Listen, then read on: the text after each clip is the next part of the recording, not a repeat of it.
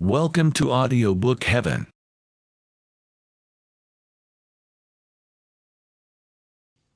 The Meditations of the Emperor Marcus Aurelius Antoninus by Marcus Aurelius.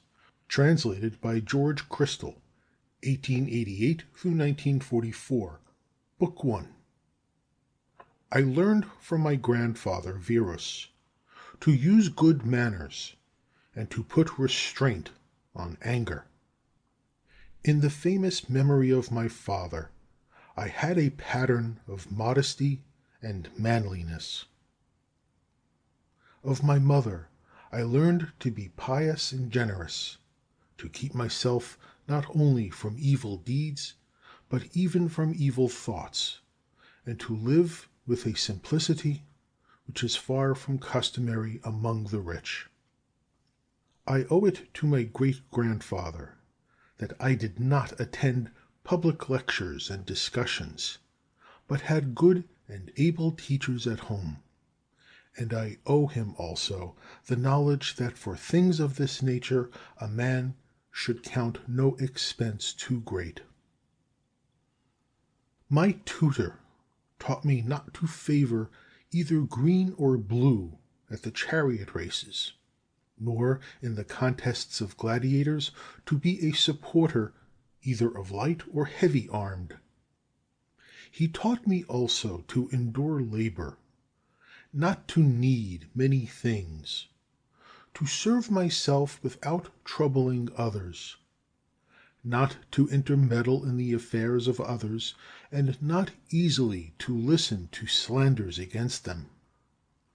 Of Diognetus I had the lesson not to busy myself about vain things, not to credit the great professions of such as pretend to work wonders, or of sorcerers about their charms, and their expelling of demons and the like, not to keep quails for fighting or divination, nor to run after such things, to suffer freedom of speech in others, and to apply myself heartily to philosophy.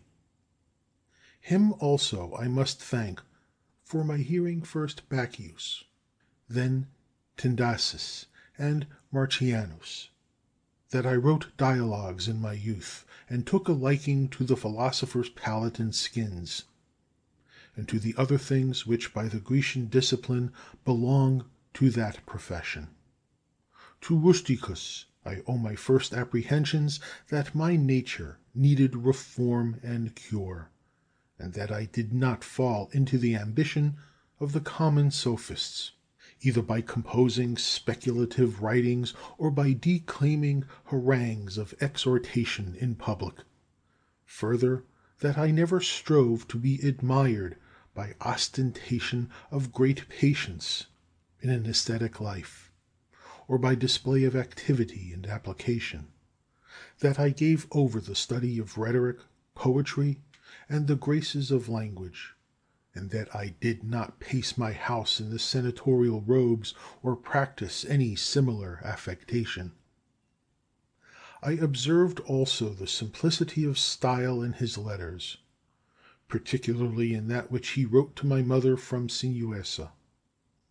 I learned from him to be easily appeased, and to be readily reconciled with those who had displeased me, or given cause of offense, so soon as they inclined to make their peace. To read with care, not to rest satisfied with a slight and superficial knowledge, nor quickly to assent to great talkers. I have him to thank that I met with the discourses of Epictetus, which he furnished me from his own library. From Apollonius I learned true liberty and tenacity of purpose, to regard nothing else even in the smallest degree, but reason always, and always to remain unaltered in the agonies of pain, in the losses of children, or in long diseases. He afforded me a living example of how the same man can upon occasion be most yielding and most inflexible. He was patient in exposition, and, as might well be seen, esteemed his fine skill and ability in teaching others the principles of philosophy as the least of his endowments. It was from him that I learned how to receive from friends what are thought favors, without seeming humbled by the giver, or insensible to the gift. Sextus was my pattern of a benign temper, and his family the model of a household governed by true paternal affection and a steadfast purpose of living according to nature. Here I could learn to be grave without affectation, to observe sagaciously the several dispositions and inclinations of my friends, to tolerate the ignorant and those who follow current opinions without examination. His conversation showed how a man may accommodate himself to all men and to all companies. For though companionship with him was sweeter and more pleasing than any sort of flattery, yet he was at the same time highly respected and reverenced. No man was ever more happy than he in comprehending, finding out, and arranging in exact order the great maxims necessary for the conduct of life. His example taught me to suppress even the least appearance of anger or any other passion, but still with all this perfect tranquility to possess the tenderest and most affectionate heart, to be apt to approve others yet without noise, to have much learning and little ostentation. I learned from Alexander the grammarian to avoid censuring others, to refrain from flouting them for a barbarism, solecism, or any false pronunciation. Rather was I dexterously to pronounce the words rightly in my answer, confining approval or objection to the matter itself, and avoiding discussion of the expression, or to use some other form of courteous suggestion. Fronto made me sensible how much of envy, deceit, and hypocrisy surrounds princes, and that generally those whom we account nobly born have somehow less natural affection. I learned from Alexander the Platonist, not often nor without great necessity, to say or write to any man in a letter that I am not at leisure, nor thus under pretext of urgent affairs to make a practice of excusing myself from the duties which, according to our various ties, we owe to those with whom we live. Of Catullus I learned not to condemn any friend's expostulation, even though it were unjust, but to try to recall him to his former disposition, to stint no praise in speaking of my masters, as is recounted of Domitius and Athenodorus, and to love my children with true affection. Of Severus, my brother, I learned to love my kinsmen, to love truth, to love justice. Through him I came to know Thrasea, Helvidius, Cato, Dion, and Brutus. He gave me my first conception of a commonwealth founded upon equitable laws and administered with equality of right, and of a monarchy whose chief concern is the freedom of its subjects. Of him I learned likewise a constant and harmonious devotion to philosophy, to be ready to do good, to be generous with all my heart. He taught me to be of good hope, and trustful of the affection of my friends. I observed in him candor in declaring what he condemned in the conduct of others, and so frank and open was his behavior that his friends might easily see without the trouble of conjecture what he liked or disliked. The counsels of Maximus taught me to command myself, to judge clearly, to be of good courage in sickness and other misfortunes, to be moderate, gentle, yet serious in disposition, and to accomplish my appointed task without repining. All men believed that he spoke as he thought, and whatever he did, they knew it was done with good intent. I never found him surprised or astonished at anything. He was never in a hurry, never shrank from his purpose, was never at a loss or dejected. He was no facile smiler, but neither was he passionate or suspicious. He was ready to do good, to forgive, and to speak the truth, and gave the impression of unperverted rectitude rather than of a reformed character. No man could ever think himself despised by Maximus, and no one ever ventured to think himself his superior. He had also a good gift of humor. I learned from my father gentleness and undeviating constancy in judgments, formed after due reflection, not to be puffed up with glory as men understand it, to be laborious and assiduous. He taught me to give ready hearing to any man who offered anything tending to the common good, to mete out impartial justice to everyone, to apprehend rightly when severity and when clemency should be used, to abstain from all impure lusts, and to use humanity towards all men. Thus he left his friends at liberty to sup with him or not, to go abroad with him or not, exactly as they inclined, and they found him still the same if some urgent business had prevented them from obeying his commands. I learned of him accuracy and patience in counsel, for he never quitted an inquiry satisfied with first impressions. I observed his zeal to retain his friends without being fickle or over fond, his contentment in every condition, his cheerfulness, his forethought about very distant events, his unostentatious attention to the smallest details, his restraint of all popular applause and flattery, ever watchful of the needs of the empire, a careful steward of the public revenue. He was tolerant of the censure of others in affairs of that kind.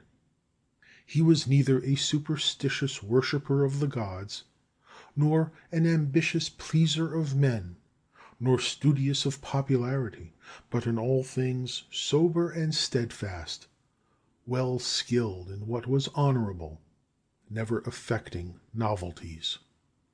As to the things which make the ease of life, and which fortune can supply in such abundance, he used them without pride, and yet with all freedom, enjoyed them without affectation when they were present, and when absent he found no want of them. No man could call him sophist, buffoon, or pedant.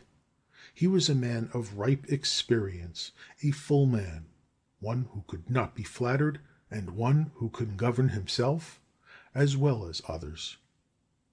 I further observed that he honored all who were true philosophers without upbraiding the rest, and without being led astray by any. His manners were easy, his conversation delightful, but not cloying. He took regular but moderate care of his body, neither as one over fond of life or the adornment of his person, nor as one who despised these things. Thus, through his own care, he seldom needed any medicines, whether salves or potions. It was his special merit to yield without envy to any who acquired any special faculty, as either eloquence or learning in the law, in ancient customs, or the like, and he aided such men strenuously, so that every one of them might be regarded and esteemed for his special excellence. He observed carefully the ancient customs of his forefathers, and preserved without appearance of affectation the ways of his native land. He was not fickle and capricious, and loved not change of place or employment. After his violent fits of headache he would return fresh and vigorous to his wonted affairs. Of secrets he had few, and these seldom, and such only as concerned public matters.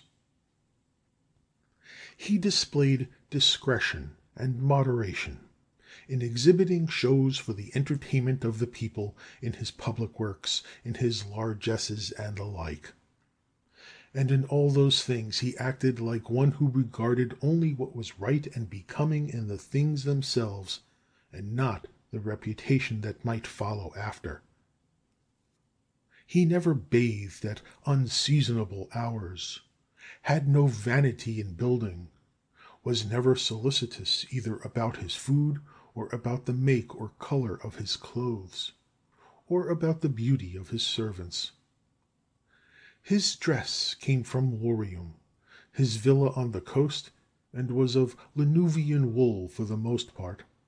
It is remembered how he used the tax collector at Tusculum, who asked his pardon, and all his behavior was of a piece with that. He was far from being inhuman or implacable or violent, never doing anything with such keenness that one could say he was sweating about it. In all things he reasoned distinctly, as one at leisure, calmly, regularly, resolutely, and consistently. A man might fairly apply to him, which is recorded of Socrates, that he could both abstain from and enjoy these things, in want whereof many show themselves weak, and in the possession intemperate. To be strong in abstinence and temperate in enjoyment, to be sober in both, these are qualities of a man of perfect and invincible soul, as was shown in the sickness of Maximus. To the gods I owe it that I had good grandfathers and parents, a good sister, good teachers, good servants, good kinsmen and friends, good almost all of them. I have to thank them that I never through haste and rashness offended any of them, though my temper was such as might have led me to it, had occasion offered. But by their goodness no such concurrence of circumstances happened as could discover my weakness. I am further thankful that I was not longer brought up with my grandfather's concubine, that I retained my modesty, and refrained even longer than need have been from the pleasures of love. To the gods it is due that I lived under the government of such a prince and father as could take from me all vainglory, and convince me that it was not impossible for a prince to live in a court without guards, gorgeous robes, torches, statues, or such pieces of state and magnificence, but that he may reduce himself almost to the state of a private man, and yet not become more mean or remiss in those public affairs wherein power and authority are requisite. I thank the gods that I have had such a brother as by his disposition might stir me to take care of myself, while at the same time he delighted me by his respect and love. I thank them that my children neither wanted good natural dispositions nor were deformed in body. I owe it to their good guidance that I made no greater progress in rhetoric and poetry, and in other studies, which might have engrossed my mind had I found myself successful in them. By the gods' grace I forestalled the wishes of those by whom I was brought up, in promoting them to the dignities they seemed most to desire. I did not put them off with the hope that since they were but young I would do it hereafter. I owe to the gods that I ever knew Apollonius, Rusticus, and Maximus, and that I have had occasion often and effectually to meditate with myself and inquire what is truly the life according to nature, and as far as lies within the dispensation of the gods to give suggestion, help, or inspiration, there is nothing to prevent my having already realized that life.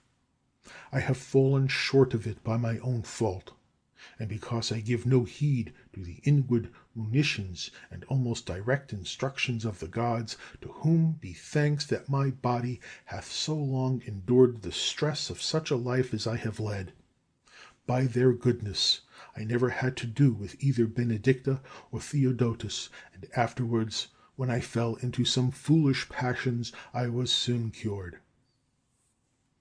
I give thanks that, having often been displeased with Rusticus, I never did anything to him which afterwards I might have had occasion to repent. That though my mother was destined to die young, she lived with me all her latter years. That, as often as I inclined to succor any who were either poor or had fallen into some distress, I was never answered that there was not ready money enough to do it, and that I myself never had need of the like succor from another. I must be grateful, too, that I have such a wife, so obedient, so loving, so ingenuous, that I had choice of fit and able men to whom I might commit the education of my children. I have received divine aids in dreams, in particular how I might stay my spitting of blood and cure my vertigo, which good fortune happily fell to me at Caieta. The gods watched over me also when I first applied myself to philosophy, for I fell not into the hands of any sophist, nor sat poring over many volumes, nor devoted myself to solving syllogisms or star-gazing.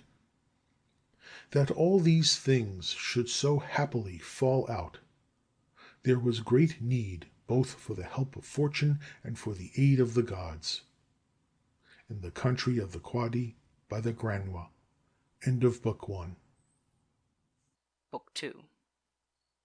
Say this to yourself in the morning: To-day I shall have to do with meddlers, with the ungrateful, with the insolent, with the crafty, with the envious and the selfish. All these vices have beset them because they know not what is good and what is evil. But I have considered the nature of the good and found it beautiful.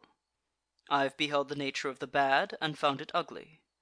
I also understand the nature of the evildoer, and know that he is my brother, not because he shares with me the same blood or the same seed, but because he is a partaker of the same mind and of the same portion of immortality. I therefore cannot be hurt by any of these, since none of them can involve me in any baseness. I cannot be angry with my brother, or sever myself from him, for we are made by nature for mutual assistance, like the feet, the hands, the eyelids, the upper and lower rows of teeth. It is against nature for men to oppose each other, and what else is anger and aversion? All that I am is either flesh, breath, or the ruling part. Cast your books from you. Distract yourself no more, for you have not the right to do so. Like one at the point of death, despise this flesh, this corruptible bone and blood, this network texture of nerves, veins, and arteries. Consider, too, what breath is: mere air, and that always changing, expelled and inhaled again every moment. The third is the ruling part. As to this take heed, now that you are old, that it remain no longer in servitude, that it be no more dragged hither and thither like a puppet by every selfish impulse. Repine no more at what fate now sends, nor dread what may befall you hereafter. Whatever the gods ordain is full of wise forethought. The workings of chance are not apart from nature, and not without connection and intertexture with the designs of Providence. Providence is the source of all things, and, besides, there is necessity, and the utility of the universe, of which you are a part. For to every part of a being that is good which springs from the nature of the whole, and tends to its preservation. Now the order of nature is preserved in the changes of the elements, just as it is in the changes of things that are compound. Let this suffice you, and be your creed unchangeable. Put from you the thirst of books, that you may not die murmuring, but meekly, and with true and heartfelt gratitude to the gods. Think of your long procrastination, and of the many opportunities given you by the gods, but left unused. Surely it is high time to understand the universe of which you are a part, and the ruler of that universe, of whom you are an emanation; that a limit is set to your days, which, if you use them not for your enlightenment, will depart, as you yourself will, and return no more. Hourly and earnestly strive, as a Roman and a man, to do what falls to your hand with perfect unaffected dignity, with kindliness, freedom, and justice, and free your soul from every other imagination. This you will accomplish if you perform each action as if it were your last, without wilfulness, or any passionate aversion to what reason approves, without hypocrisy or selfishness, or discontent with the decrees of Providence. You see how few things it is necessary to master, in order that a man may live a smooth-flowing, God-fearing life. For of him that holds to these principles the gods require no more. Go on, O my soul, to affront and dishonour thyself. The time that remains to honour thyself will not be long. Short is the life of every man, and thine is almost spent, spent not honouring thyself, but seeking thy happiness in the souls of other men. Cares from without distract you. Take leisure, then, to add some good thing to your knowledge. Have done with vacillation, and avoid the other error. For triflers too are they who, by their activities, weary themselves in life, and have no settled aim to which they may direct, once and for all, their every desire and project. Seldom are any found unhappy from not observing what is in the minds of others. But such as observe not well the stirrings of their own souls must of necessity be unhappy. Remember always what the nature of the universe is, what your own nature is, and how these are related, the one to the other. Remember what part your qualities are of the qualities of the whole, and that no man can prevent you from speaking and acting always in accordance with that nature of which you are a part. In comparing crimes together, as, according to the common idea, they may be compared, Theophrastus makes the true philosophical distinction, that those committed from motives of pleasure are more heinous than those which are due to passion. For he who is a prey to passion is clearly turned away from reason by some spasm and convulsion that takes him unawares; but he who sins from desire is conquered by pleasure, and so seems more incontinent and more effeminate in his vice. Justly then, and in a truly philosophical spirit, he says that sin, for pleasure's sake, is more wicked than sin which is due to pain. For the latter sinner was sinned against, and so driven to passion by his wrongs, while the former set out to sin of his own motion, and was led into ill-doing by his own lust. Do every deed, speak every word, think every thought, in the knowledge that you may end your days any moment. To depart from men, if there be really gods, is nothing terrible. The gods could bring no evil thing upon you. And if there be no gods, or if they have no regard to human affairs, why should I desire to live in a world void of gods and without providence? But gods there are, and assuredly they regard human affairs, and they have put it wholly in man's power that he should not fall into what is truly evil. And of other things, had any been bad, they would have made provision also, that man should have the power to avoid them altogether. For how can that make a man's life worse which does not corrupt the man himself? Presiding nature could not, in ignorance or in knowledge impotent, have omitted to prevent or rectify these things. She could not fail us so completely, that, either from want of power or want of skill, good and evil should happen promiscuously to good men and to bad alike. Now death and life, glory and reproach, pain and pleasure, riches and poverty, all these happen equally to the good and to the bad. But as they are neither honourable nor shameful, they are therefore neither good nor evil. It is the office of our rational power to apprehend how swiftly all things vanish, how the corporeal forms are swallowed up in the material world, and the memory of them in the tide of ages. Such are all the things of sense, especially those which ensnare us with pleasure, or terrify us with pain, or those things which vanity trumpets in our ears. How mean, how despicable, how sordid, how perishable, how dead are they! What are they whose opinions and whose voices bestow renown? What is it to die? Your mind can tell you that, did a man think of it alone, and by close consideration strip it of its ghastly trappings, he would no longer deem it anything but a work of nature. To dread a work of nature is a childish thing, and this is, indeed, not only nature's work, but beneficial to her. Your reason tells you how man reaches God, and through what part, and what is the state of that part, when he has attained unto him. Nothing, says the poet, is more miserable than to range over all things, to spy into the depths of the earth, and search by conjecture into the souls of those around us, yet not to perceive that it is enough for a man to devote himself to that divinity which is within him, and to pay it genuine worship.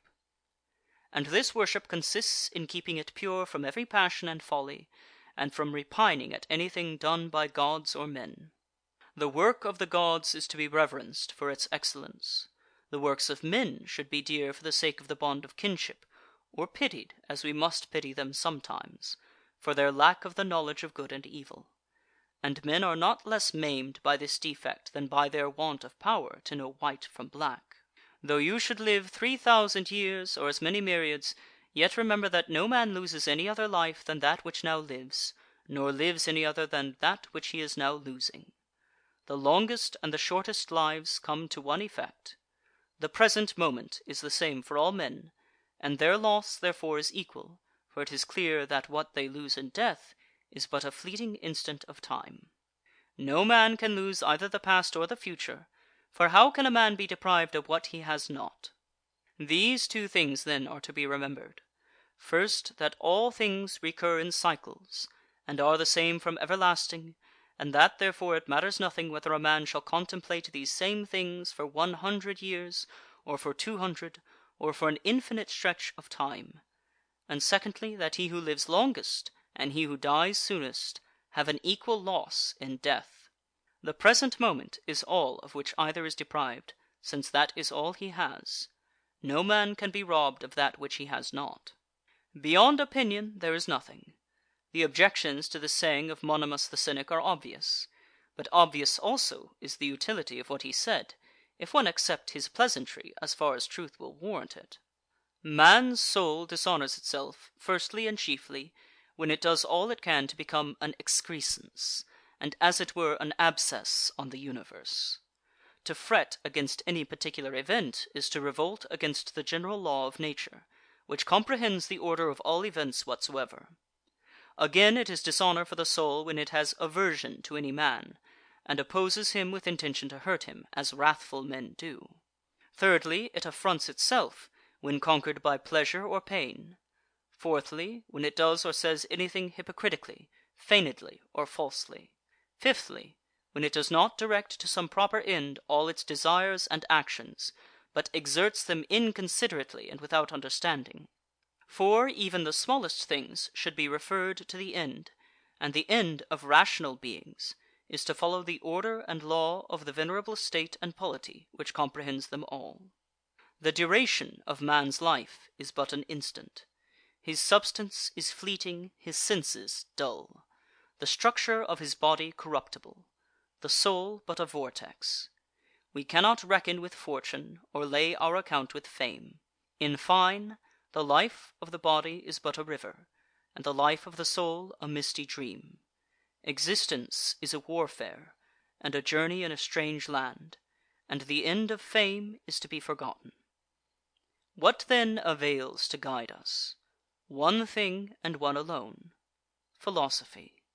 And this consists in keeping the divinity within inviolate and intact, victorious over pain and pleasure, free from temerity, free from falsehood, free from hypocrisy, independent of what others do or fail to do, submissive to hap and lot, which come from the same source as we, and above all with equanimity awaiting death, as nothing else than a resolution of the elements of which every being compounded.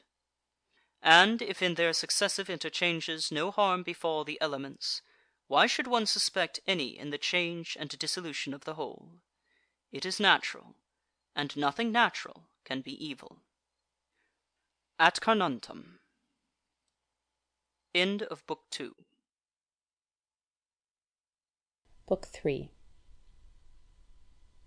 Man must consider, not only that each day part of his life is spent, and that less and less remains to him, but also that, even if he live longer, it is very uncertain whether his intelligence will suffice as heretofore for the understanding of his affairs, and for grasping that knowledge which aims at comprehending things human and divine.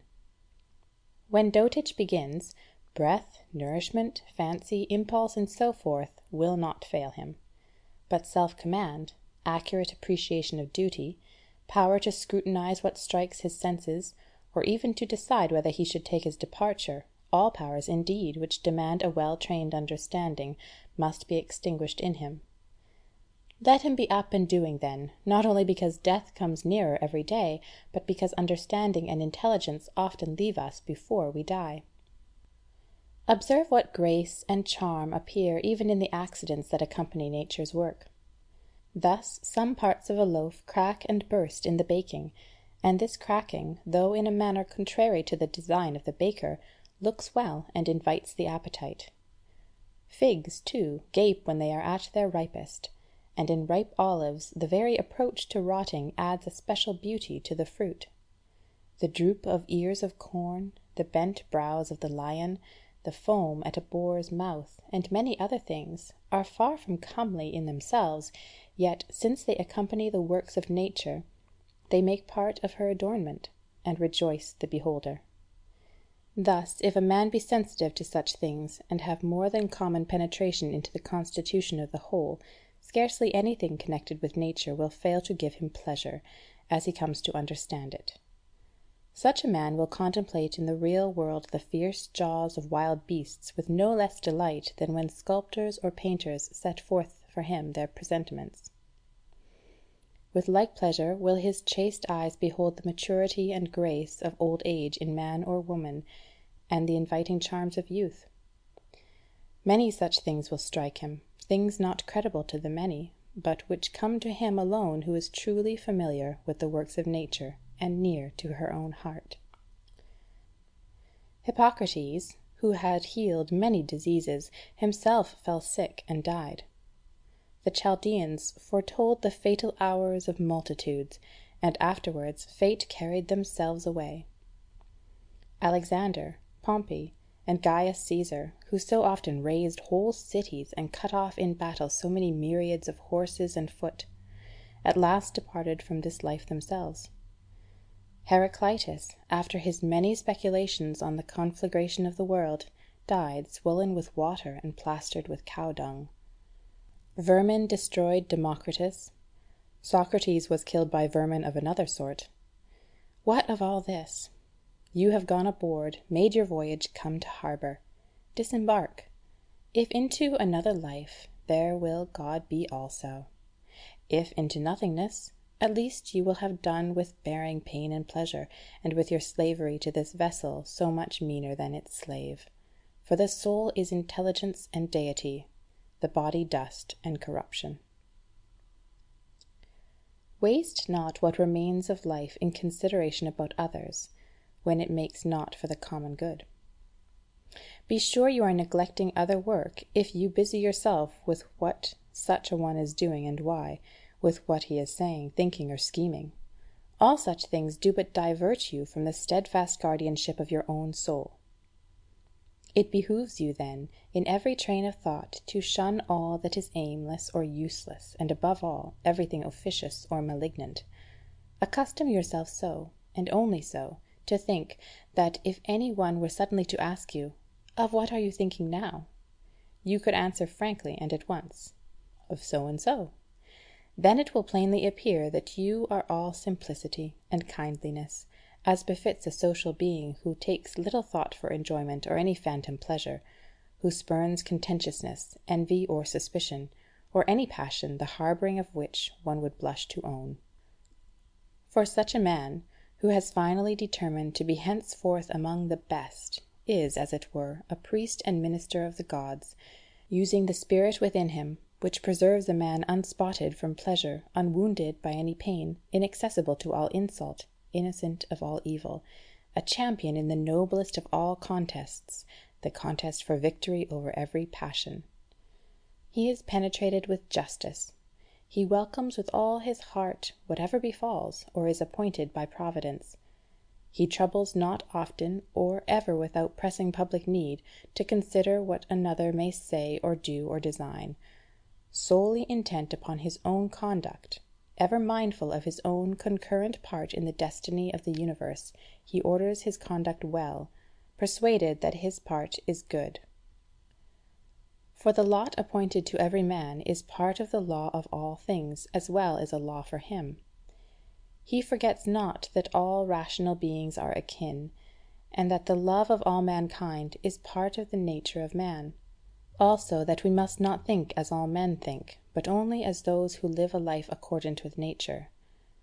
As for those who live otherwise, he remembers always how they act at home and abroad, by night and by day, and how and with whom they are found in company, and so he cannot esteem the praise of such, for they enjoy not their own approbation. In action be neither grudging, nor selfish, nor ill-advised, nor constrained. Let not your thought be adorned with overmuch nicety. Be not a babbler, or a busybody. Let the God within direct you, as a manly being, as an elder, a statesman, a Roman, and a ruler, standing prepared like one who awaits the recall from life, in marching order, requiring neither an oath nor the testimony of any man. And withal be cheerful, and independent of the assistance and the peace that comes from others, for it is a man's duty to stand upright, self-supporting, not supported. If in the life of man you will find anything better than justice, truth, sobriety, manliness, and in some anything better than the satisfaction of your soul with itself in that wherein it is given you to follow right reason, and with fate in that which is determined beyond your control, if, I say, you find aught better than this, then turn thereto with all your heart and enjoy it as the best that is to be found. But if nothing seems to you better than the divinity seated within you, which has conquered all your impulses, which sifts all your thoughts, which, as Socrates said, has detached itself from the promptings of sense and devoted itself to God and to the love of mankind, if you find every other thing small and worthless compared with this, see that you give place to no other which might turn, divert, or distract you from holding in highest esteem the good which is especially and properly your own.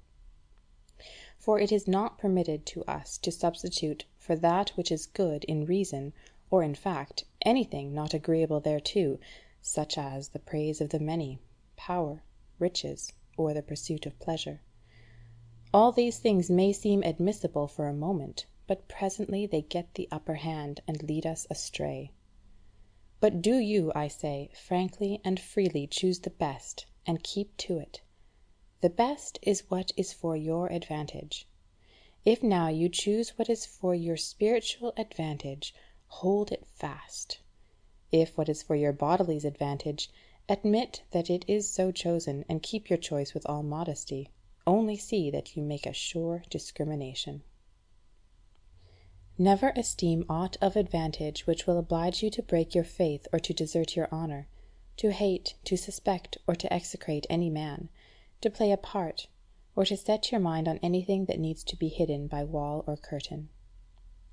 He who to all things prefers the soul, the divinity within him, and the sacred cult of its virtues, makes no tragic groan or gesture. He needs neither solitude nor a crowd of spectators, and best of all, he will live neither seeking nor shunning death. Whether the soul shall use its surrounding body for a longer or shorter space is to him indifferent.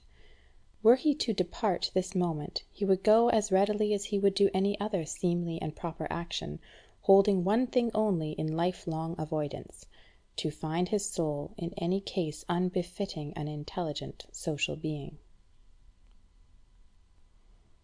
In the soul of the chastened and purified man you would find nothing putrid, foul, or festering. Fate does not cut off his life before its proper end, as one would say of an actor who left the stage before his part was ended, or he that reached his appointed exit. There remains nothing servile or affected, nothing too conventional or too seclusive, nothing that fears censure or courts concealment. Hold in honour the faculty which forms opinions. It depends on this faculty alone that no opinion your soul entertains be inconsistent with the nature and constitution of the rational being. It ensures that we form no rash judgments, that we are kindly to men and obedient to the gods. Cast from you then all other things, retaining these few. Remember also that every man lives only this present moment, which is a fleeting instant. The rest of time is either spent or quite unknown. Short is the time which each of us has to live, and small the corner of the earth he has to live in. Short is the longest posthumous fame, and this preserved through a succession of poor mortals, soon themselves to die. Men who knew not themselves, far less those who died long ago. To these maxims add this other: accurately define or describe everything that strikes your imagination, so that you may see and distinguish what it is in naked essence, and what it is in its entirety; that you may tell yourself the proper name of the thing itself, and the names of the parts of which it is compounded, and into which it will be resolved. Nothing makes mind greater than the power to inquire into all things that present themselves in life, and, while you examine them, to consider at the same time of what fashion is the universe, and what is the function in it of these things, of what importance they are to the whole, of what to man who is a citizen of that highest city, of which all other cities are but households. Consider what is this thing that now makes an impression on you, of what it is composed, and how long it is destined to endure. Consider also for what virtue it calls, whether it be gentleness, courage, truthfulness, fidelity, simplicity, independence, or any other. Say therefore of each event, this comes from God, or this comes from the conjunction and intertexture of the strands of fate, or from some chance or hazard of that kind, or this comes from one of my own tribe, from my kinsman, from my friend.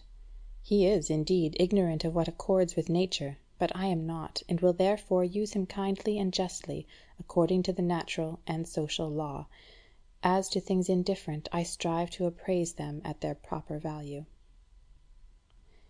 If you discharge your present duty with firm and zealous, yet kindly observance of the laws of reason, if you regard no by-gains, but keep pure within you your immortal part, as if obliged to restore it at once to him who gave it, if you hold to this with no further desires or aversions, and be content with the natural discharge of your present task, and with the heroic sincerity of all you say or utter, you will live well, and herein no man can hinder you.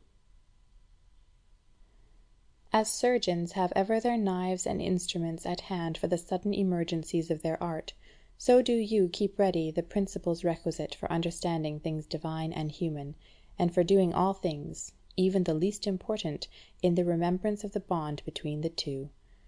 For in neglecting this you will scant your duty both to gods and men. Cease your wandering, for you are not like to read again your own memoirs, or the deeds of the ancient Greeks and Romans, or those collections from the writings of others that you laid up for your old age. Hasten then to your proper end. Fling away vain hopes, and if you have any care for yourself, fly to your own succour while yet you may. Men understand not all that is signified by the words, to steal, to sow, to buy, to rest, to see what is to be done. For it is not the bodily eye, but another sort of sight that must discern these things. We have body, soul, and intelligence. To the body belong the senses, to the soul the passions, to the intelligence principles. To be affected by the imagery of sense belongs to the beasts of the field no less than to us. To be swayed by gusts of passion is common to us with the wild beasts, with the most effeminate wretches, with Nero and with Phalaris. Moreover, the possession of a mind to guide us to what seems fitting is shared by us with the atheists, with traitors to their country, and with such as shut their doors and sin. If, then, all the rest is common, as we have seen, there remains to the good man this special excellence, to welcome with pleasure all that happens or is ordained, not to defile the divinity enthroned in his breast, not to perturb it with crowd of images, but to preserve it in tranquility, and obey it as a god, to observe truth in all he says, and justice in his every action.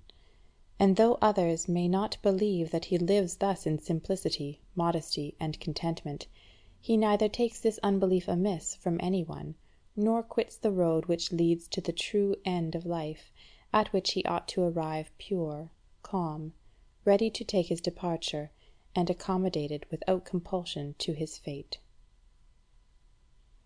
End of the third book. Book 4. The power which rules within us, when its state is accordant with nature, so acts in every occurrence as easily to adapt itself to all present or possible situations. It requires no set material to work upon, but, under proper reservation, needs but the incitement to pursue, and makes matters for its activities out of every opposition. Even so, a fire masters that which is cast upon it, and though a small flame would have been extinguished, your great blaze quickly makes the added fuel its own, consumes it, and grows mightier therefrom.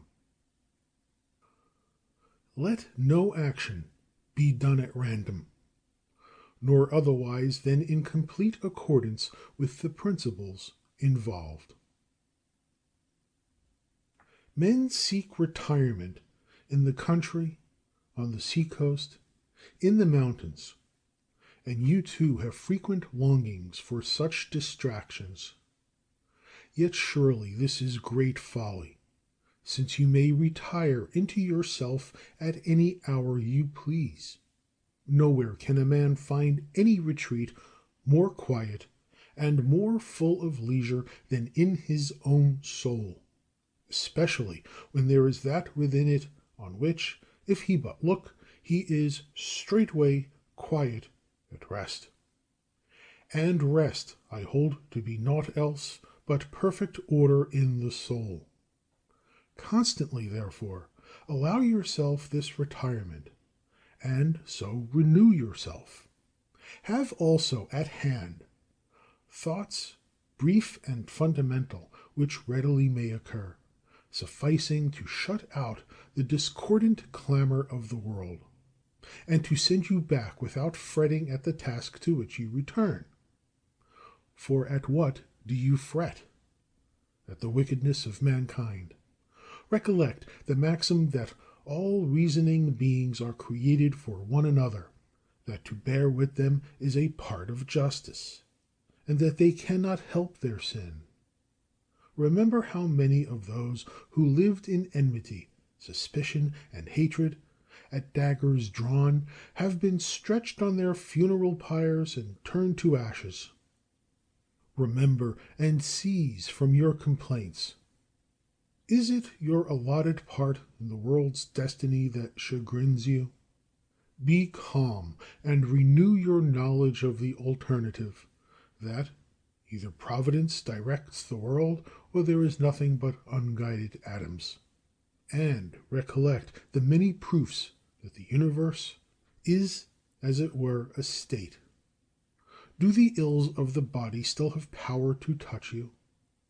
Reflect that the mind, once withdrawn within itself, once grown conscious of its own power, has no concern with the motions, rough or smooth, of the breathing body. Remember, too, all that you have heard and assented to concerning pain and pleasure. Are you distracted by the poor thing called fame?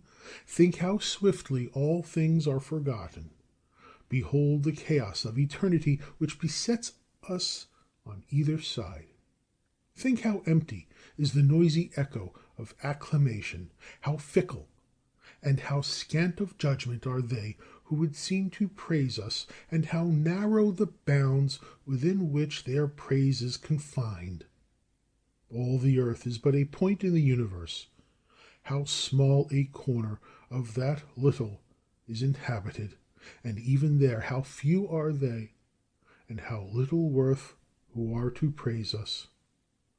Remember, then, that there ever remains for you retirement into the little field within, and above all, be neither distraught nor overstrained. Hold fast your freedom. Consider all things as a man of courage, as a human being, as a citizen, as a mortal. Readiest among the principles to which you look, let there be these two. Firstly, things external do not touch the soul, but remain powerless without, and all trouble comes from what we think of them within.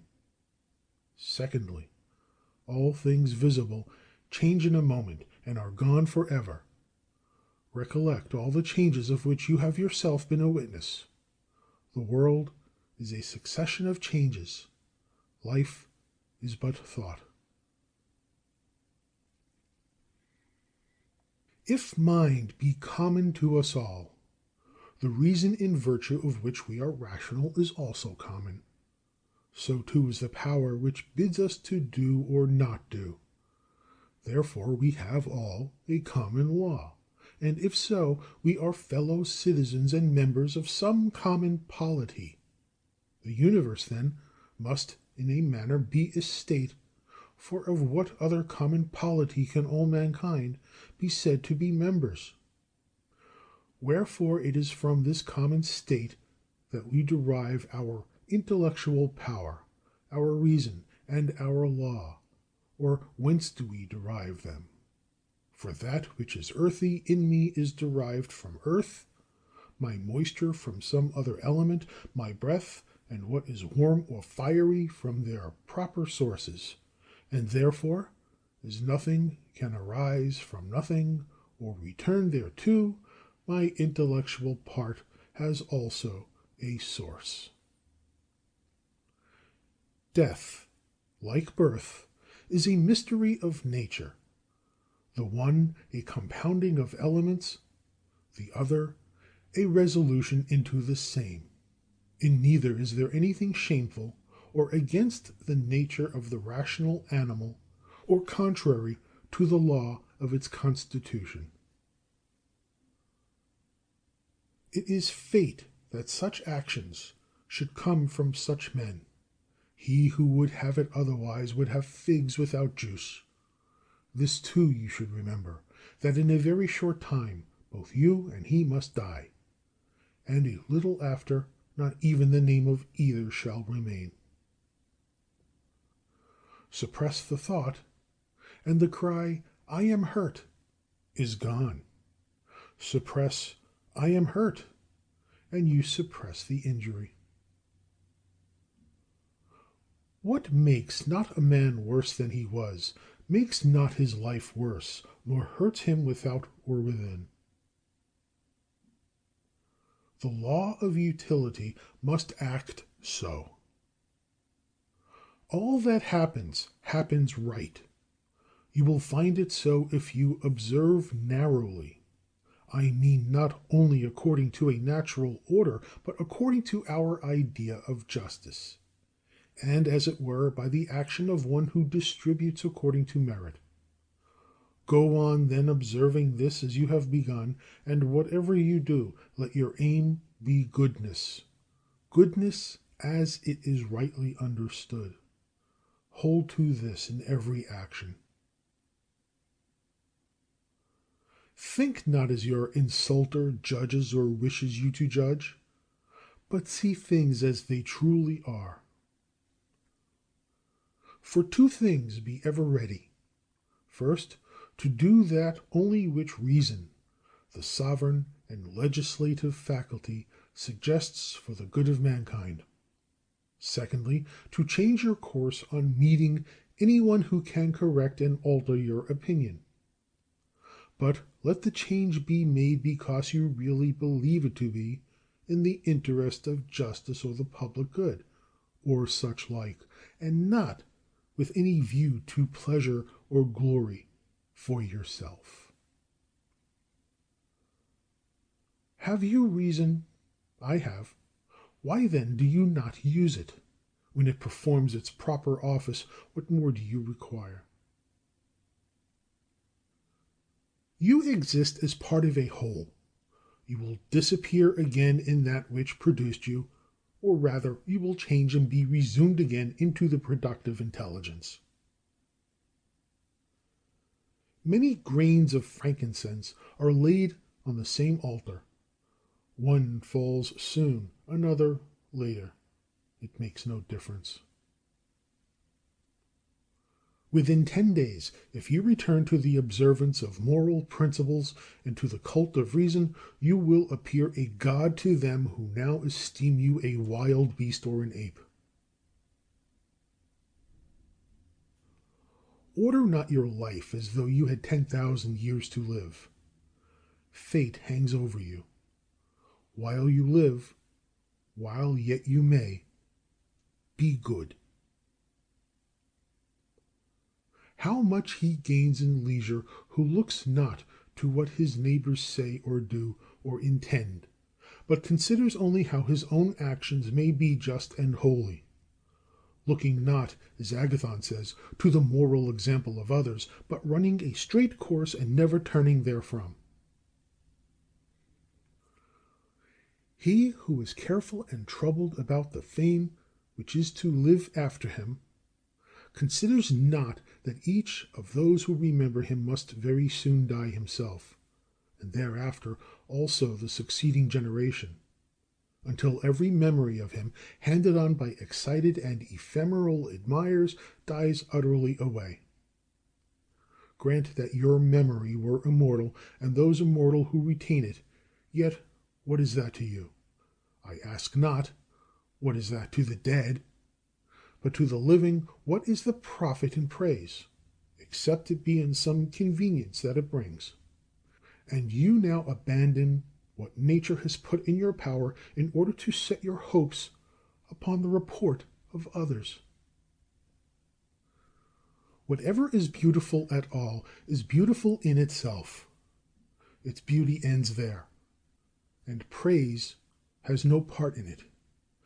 Nothing is the better or the worse for being praised. And this holds also of what is beautiful in the common estimation, of material forms and works of art. Thus, true beauty needs nothing beyond itself, any more than law, or truth, or kindness, or honor.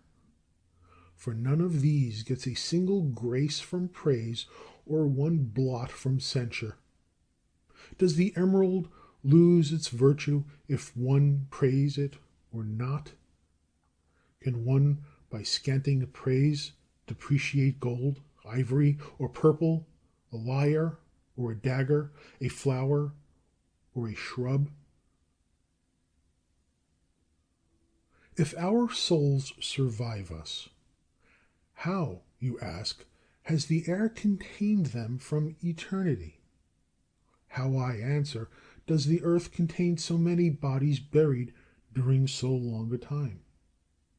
Just as corpses, after remaining for a while in the earth, change and are dissipated to make room for others, so also the souls, liberated into air, remain for a little and then are changed, diffused, rekindled, and resumed into the universal productive spirit, and so give way to others who come to take their places. This may serve for an answer on the supposition that the soul survives the body. But we have not merely to consider the number of bodies thus buried in the earth. There are also all the living creatures, eaten day by day by ourselves and other animals. How great a multitude of them is thus consumed, and as it were buried in the bodies of those who feed upon them. Yet there is ever space to contain them, owing to the changes into blood, air, and fire. What then is the key to this inquiry? Discrimination of matter and cause. Swerve not from your path. In every impulse render justice its due, and in all thinking be sure that you understand. I am in tune with all that is of thy harmony, O nature. For me nothing is too early, and nothing is too late that comes in thy good time. All is fruit to me, O nature, that thy seasons bring. From thee are all things, thou comprehendest all, and all returns to thee. The poet says, O dear city of Cecrops, shall I not say, dear city of God? Do few things, says the philosopher, if you would have quiet. This is perhaps a better saying.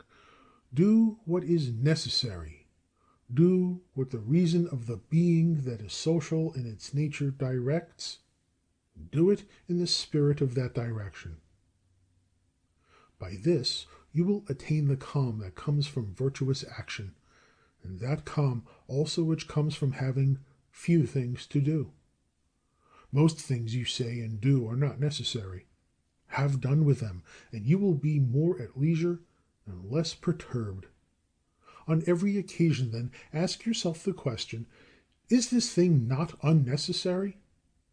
And put away not only unnecessary deeds, but unnecessary thoughts, for by doing so you will avoid all superfluous actions. Make trial how the life of a good man succeeds with you, the life of one who is content with the lot appointed him by Providence, and satisfied with the justice of his own actions and the benevolence of his disposition. Have you seen the other state? Make trial also of this. Avoid perplexity. Seek simplicity. Has a man sinned? He bears his own sin. Has aught befallen you?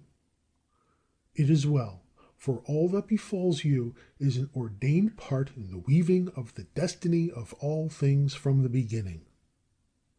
In sum, life is short. Make the best of the present in reason and in justice. Be sober in your relaxation. The universe is either an ordered whole or a confusion. But although a mixture of phenomena, it is certainly an ordered whole. Or do you think that there can be order in you and confusion in the universe? And that too in all things, though diffused and separated, are all in sympathy one with another?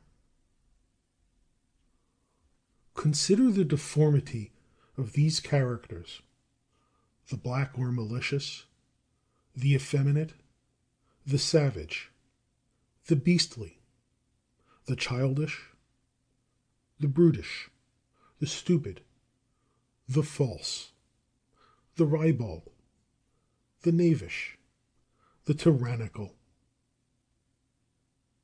He is a foreigner and not a citizen of the world, who knows not what the world contains, and he too who knows not what happens in it. He is a deserter who flies from the reason that rules this polity. He is blind whose intellectual eye is closed. He is a beggar who needs the gifts of others and has not from himself all that is necessary from life. He is an excrescence on the scheme of things, who withdraws and separates himself from the reasoned constitution of the nature in which he shares, by discontent with what befalls. The same nature which produces this event produced thee. He is the seditious citizen who separates his particular soul from the one soul of all reasonable beings. One acts the philosopher without a coat, another without books, a third half naked. Says one, I have not bread, and yet I hold to reason. Says another, I have not even the spiritual food of instruction, and yet I hold to it. Love the art which you have learned, humble though it be, and in it find your recreation, and spend the remainder of your life as one who with all his heart commits his concerns to the gods, and neither acts the tyrant nor the slave to any of mankind.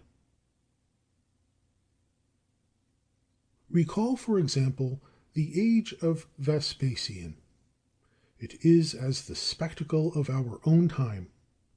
You will see men marrying, bringing up children, sick and dying, warring and feasting, trading and farming. You will see men flattering, obstinate in their own will, suspecting, plotting, wishing for the death of others, repining at fortune, courting mistresses, hoarding treasure, pursuing consulships and kingdoms. Yet all that life is spent and gone. Come down to Trajan's days. Again, all is the same. And again that life, too, is dead. Consider likewise the records of other times and nations, and see how, after their fit of eagerness, all quickly fell, and were resolved into the elements. But most of all, remember those whom you yourself have known, men who were distracted about vain things, men who neglected the course which suited their own nature, neither holding fast to it nor finding their contentment there. And herein forget not that care is to be bestowed upon any enterprise only in proportion to its proper worth. For if you keep this in mind, you will not be disheartened from over concern with things of less account. The familiar phrases of old days are now strange and obsolete, and likewise the names of such as were once much celebrated now sound strangely in our ears. Camillus, Caeso, Volesus, Leonatus, after them Scipio and Cato, lastly Augustus, Hadrian, and Antonine, all are forgotten. All things hasten to an end, shall speedily seem old fables, and then be buried in oblivion. This I say of those who have shone with the brightness of their fame. The rest of men, as soon as they expire, are unknown and forgotten. What then is it to be remembered forever? A wholly empty thing. For what should we be zealous?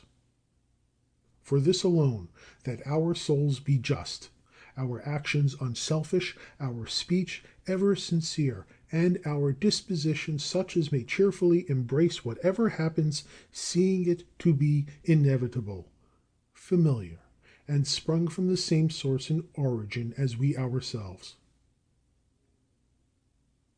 Willingly resign yourself to Clotho, permitting her to spin her thread of what yarn she may. All things are for a day, both what remembers and what is remembered. Observe continually that all things exist in change, and keep this thought ever with you, that nature loves nothing more than changing what things now are, and making others like them.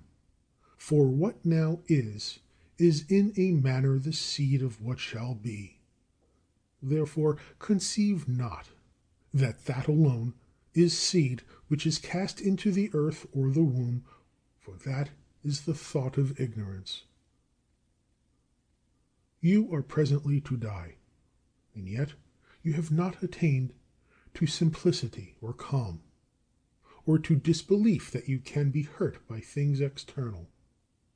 You have not learned to be kindly to all men, or to count just dealing the whole of wisdom. Scan closely that which governs men. See what are their cares, and what they pursue or shun. That which is evil for you exists not in the soul of another, nor in any change or alteration of the body which surrounds you. Where then is it? It lies in that part of you by which you apprehend what evil is. Stay the apprehension, and all is well.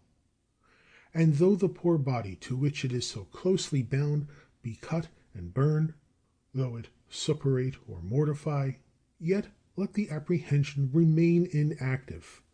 That is, let it judge nothing, either good or bad, which can happen equally to the bad man and to the good.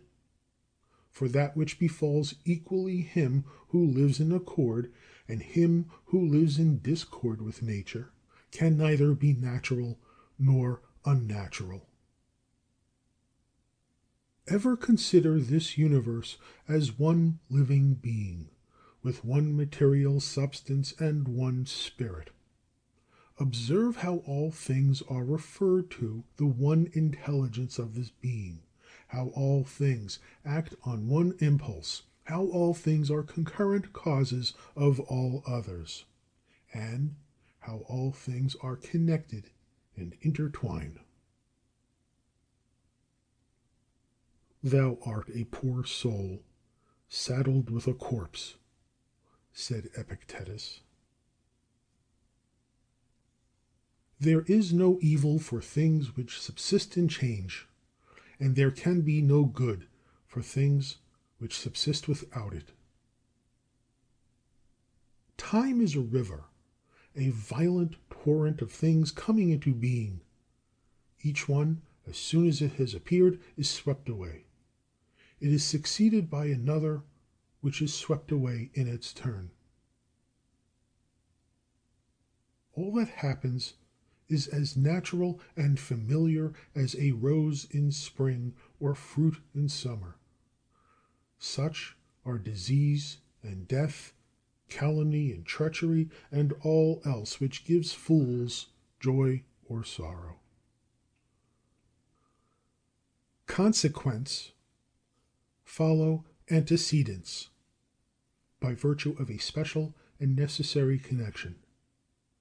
This relation is not that which exists in a mere enumeration of independent things, and depends merely on some arbitrary convention. It is a rational relationship, and just as things now existing are ranged harmoniously together, so those which come into existence display no bare succession, but a wonderful harmony with what preceded.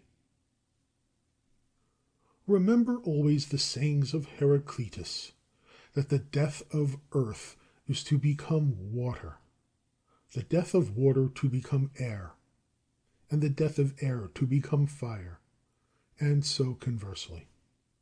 Remember in what a case he is who forgets whither the way leads, that men are frequently at variance with their close and constant companion, the reason which rules all, that men count strange that which they meet every day, that we should neither act nor speak as though in slumber, although even in slumber we seem to act and speak, nor yet like children learning from their parents, with a mere acceptance of everything just as we are told it.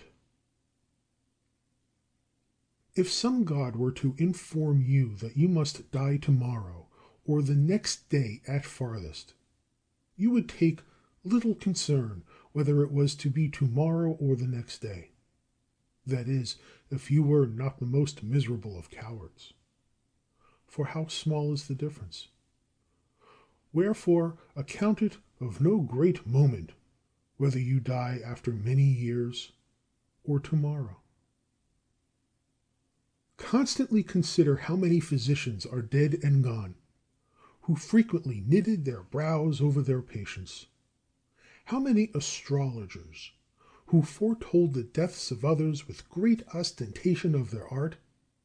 How many philosophers, who wrote endlessly on death and immortality. How many warriors, who slew their thousands. And how many tyrants, who used their power of life and death with cruel wantonness, as though they had been immortal. How many whole cities, if I may so speak, are dead. Hellas and Pompeii and Herculaneum and others past counting. Tell over next all those you have known, one after the other. Think of how one buried his fellow, then lay dead himself to be buried by a third. And all this within a little time. In sum, look upon human things, and behold how short-lived and how vile they are.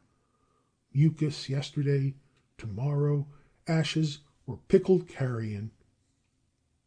Spend, then, the fleeting remnant of your time in a spirit that accords with nature, and depart contentedly. So the olive falls when it is grown ripe, blessing the ground from whence it sprung, and thankful to the tree that bore it. Be like a promontory against which the waves are always breaking. It stands fast and stills the water that rage around it. Wretched am I, says one, that this has befallen me. Nay, say you, happy am I who, though this has befallen me, can still remain without sorrow, neither broken by the present nor dreading the future. The like might have befallen any one, but every one would not have endured it unpained. Why then should we dwell more on the misfortune of the incident than on the felicity of such strength of mind? Can you call that a misfortune for a man which is not a miscarriage of his nature? And can you call anything a miscarriage of his nature which is not contrary to its purpose? You have learned its purpose, have you not? Then does this accident debar you from justice, magnanimity, prudence, wisdom, caution, truth, honor, freedom, and all else in the possession of which man's nature finds its full estate? Remember, therefore, for the future, upon all occasions of sorrow, to use the maxim, this thing is not misfortune, but to bear it bravely is good fortune. It is a vulgar meditation, and yet very effectual for enabling us to despise death, to consider the fate of those who have been most earnestly tenacious of life and enjoyed it longest. Wherein is their gain greater than that of those who died before their time? They are all lying dead somewhere or other. Cadicianus, Fabius, Julian, Lepidus, and their fellows saw the corpses of multitudes carried to their grave, and then themselves were carried thither. In sum, how small was the difference of time, spent painfully amid what troubles, among what worthless men, and in how mean a carcass! Think it not a thing of value; rather, look back into the eternity that gapes behind, and forward into the other abyss of immensity. Compared with such infinity, small is the difference between a life of 3 days and one of 3 ages, like Nestor's. Run ever the short way. The short way is the way according to nature. Therefore speak and act according to the soundest rule, for this resolution will free you from much toil and warring, and from all artful management and ostentation. End of the fourth book. Book 5. In the morning, when you find yourself unwilling to rise, have this thought at hand: I arise to the proper business of man, and shall I repine at setting about that work for which I was born and brought into the world? Am I equipped for nothing but to lie among the bedclothes and keep warm? But you say it is more pleasant so. Is pleasure then the object of your being, and not action and the exercise of your powers? Do you not see the smallest plants, the little sparrows, the ants, the spiders, the bees, all doing their part and working for order in the universe as far as in them lies? And you will refuse the part in this design which is laid on man? Will you not pursue the course which accords with your own nature? You say, I must have rest. Assuredly. But nature appoints a measure for rest, just as for eating and drinking. In rest you go beyond these limits, and beyond what is enough. But in action you do not fill the measure, and remain well within your powers. You do not love yourself. If you did, you would love your nature and its purpose. Others who love the art that they have made their own exhaust themselves with laboring at it, unwashed and unfed. But you honor your own nature less than the carver honors his carving, less than the dancer honors his dancing, the miser his gold, or the vain man his empty fame. These men, when desire takes them, count food and sleep well lost if they can better realize the object of their longings. And shall the pursuit of the common good seem less precious in your eyes and worthy of a lesser zeal? How easy it is to thrust away and blot out each impression that is disturbing and unfit, and forthwith to enjoy perfect tranquility. Judge no speech or action unworthy of you, which is consistent with nature. Be not dissuaded with any consequent criticism or censure from others, but if the speech or action be honorable, judge yourself worthy to say or do it. Those who criticize you have their own conscience and their own motives. Those you are not to regard, but follow a straight course, guided by your own nature and the nature of the universe, both of which point the same way. I walk the way which is nature's, until at last I shall fall and be at rest.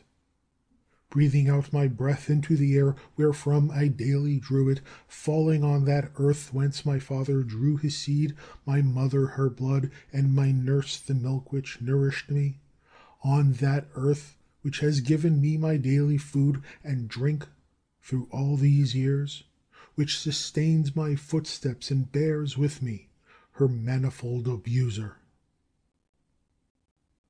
Men cannot admire you for your shrewdness. Be it so. But there is many another quality of which you cannot say, it is not in me. Display these. They are wholly in your power. Be sincere. Be dignified. Be painstaking. Scorn pleasure. Repine not at fate. Need little. Be kind and frank.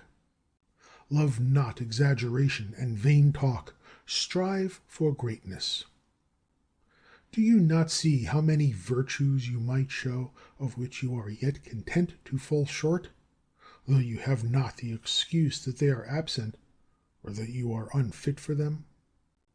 Are you driven by some want in your equipment to be querulous, to be miserly, to be a flatterer, to reproach your body with your own faults, to cringe to others, to be vainglorious, to have all this restlessness in your soul? No, by the gods, you might have escaped these vices long ago. All your fault, then, is that you are somewhat slow and dull of comprehension. This you should strive to correct by exercise, neither neglecting your dullness nor taking a mean pleasure in it. Some men, when they have done you a favor, are very ready to reckon up the obligation they have conferred. Others again are not so forward in their claims, but yet in their minds consider you their debtor, and well know the value of what they have done. A third sort seem to be unconscious of their service. They are like the vine, which produces its clusters and is satisfied when it has yielded its proper fruit. The horse when he has run his course, the hound when he has followed the track, the bee when it has made its honey, and the man when he has done good to others. Make no noisy boast of it, but set out to do the same once more, as the vine in its season produces its new clusters again. Should we then be among those who, in a manner, not know what they do?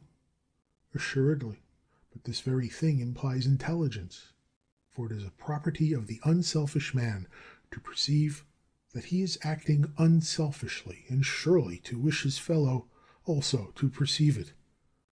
True, but if you misapprehend my saying, you will enter the ranks of those of whom I spoke before. They too are led astray by specious reasonings. But if you have the will to understand what my principle truly means, fear not that in following it you will neglect the duty of unselfishness. This is a prayer of the Athenians. Rain, rain, dear Zeus, on the plains and plowlands of the Athenians. Man should either not pray at all, or pray after this frank and simple fashion. Just as one says that Aesculapius had prescribed a course of riding for someone, or the cold bath, or walking barefooted, so it may be said that the guiding mind prescribes for a man disease, or mutilation, or losses, or the like. Prescribed, in the first case, means that such treatment was enjoined on the patient as might coincide with the needs of his health. In the second, it means that each man's fortune is appointed to coincide with the purposes of fate. Now, the very word coincidence implies something like that correspondence of squared stones in a wall or pyramid, which workmen speak of when they fit them together in some structure. All things are united in one bond of harmony, and just as all existing bodies go to make the visible world what it is, so destiny, as the general cause, is compounded of all particular causes. The most unphilosophical grasp my meaning, for they say, fate gave this to so-and-so. This was appointed or prescribed for him. Let us then receive the decrees of fate as we receive the prescriptions of Aesculapius. He prescribes many things for us, and some of them are harsh medicines. Yet we obey him gladly in the hope of health. Conceive, therefore, that, for nature, the doing of her work and the fulfilling of her purposes are, as it were, her health, and welcome all that happens, even should it seem hard fortune, because it tends to the health of the universe, and to the prosperity and felicity of Zeus. He would not have brought this or that on any man did it not contribute to the good of the whole. Nor does any part of nature's system bring aught to pass which suits not with her government. For two reasons then you should content yourself with what befalls you. The first is that it was created and ordained for you, and was in a manner related to you from the beginning, in the weaving of all destinies from the great first causes. The second is that even what happens severally to each man contributes to the well-being and prosperity of the mind which governs all things, and indeed even to its continued existence.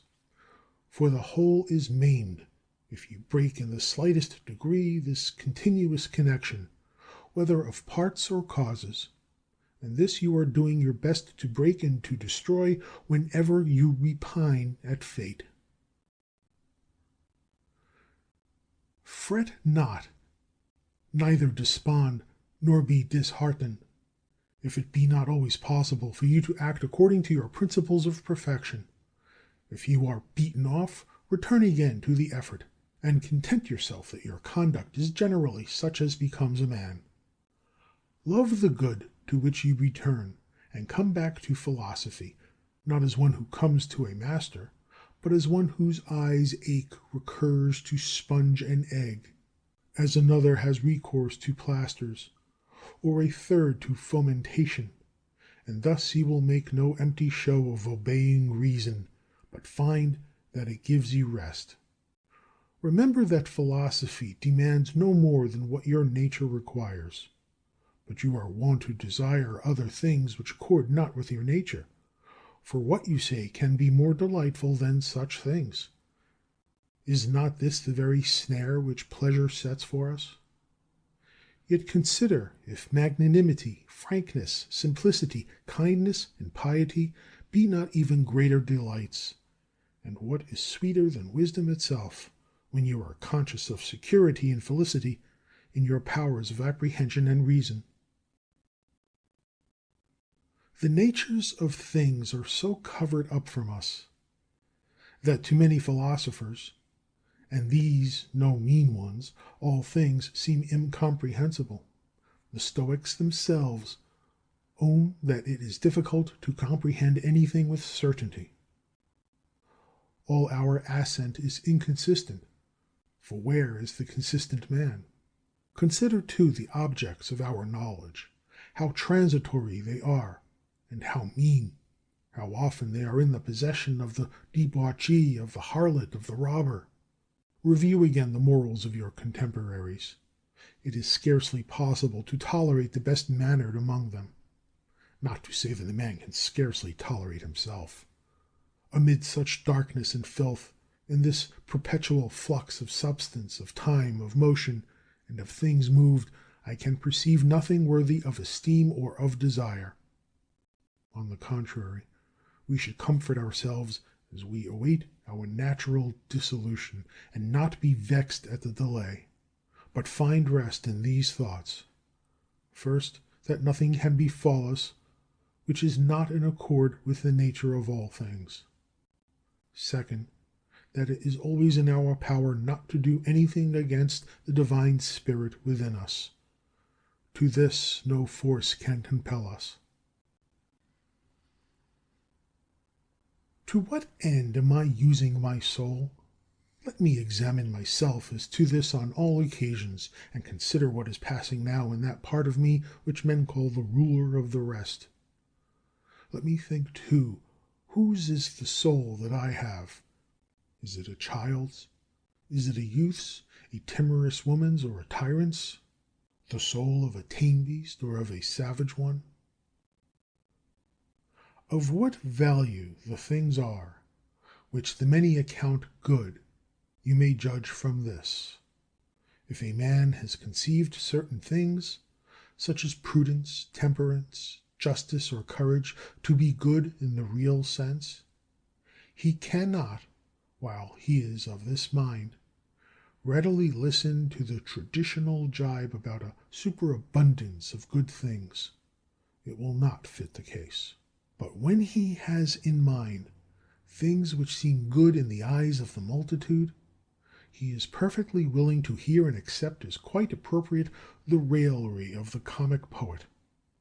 Thus even the ordinary mind perceives the difference, for if this were not so, we would not in the first case repudiate the jest as offensive, nor would we salute it as a happy witticism when applied to wealth, or to the opulence which produces luxury and ostentation.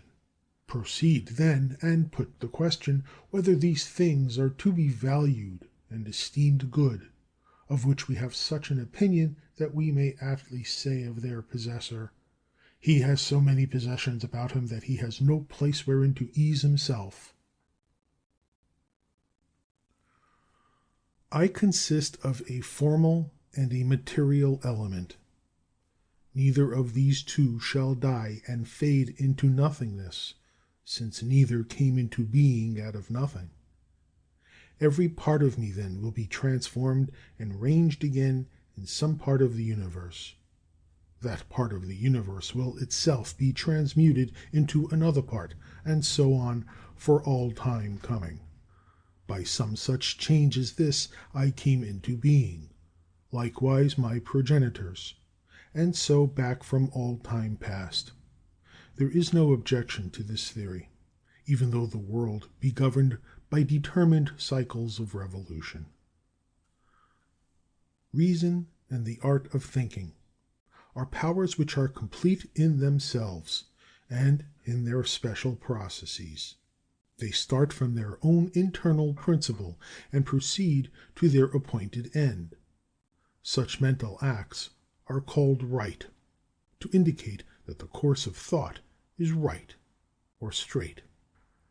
Nothing should be said to be part of a man which is not part of his human nature. Things that are not part of his essence cannot be required of him, and have no part in the promise or the fulfillment of his nature.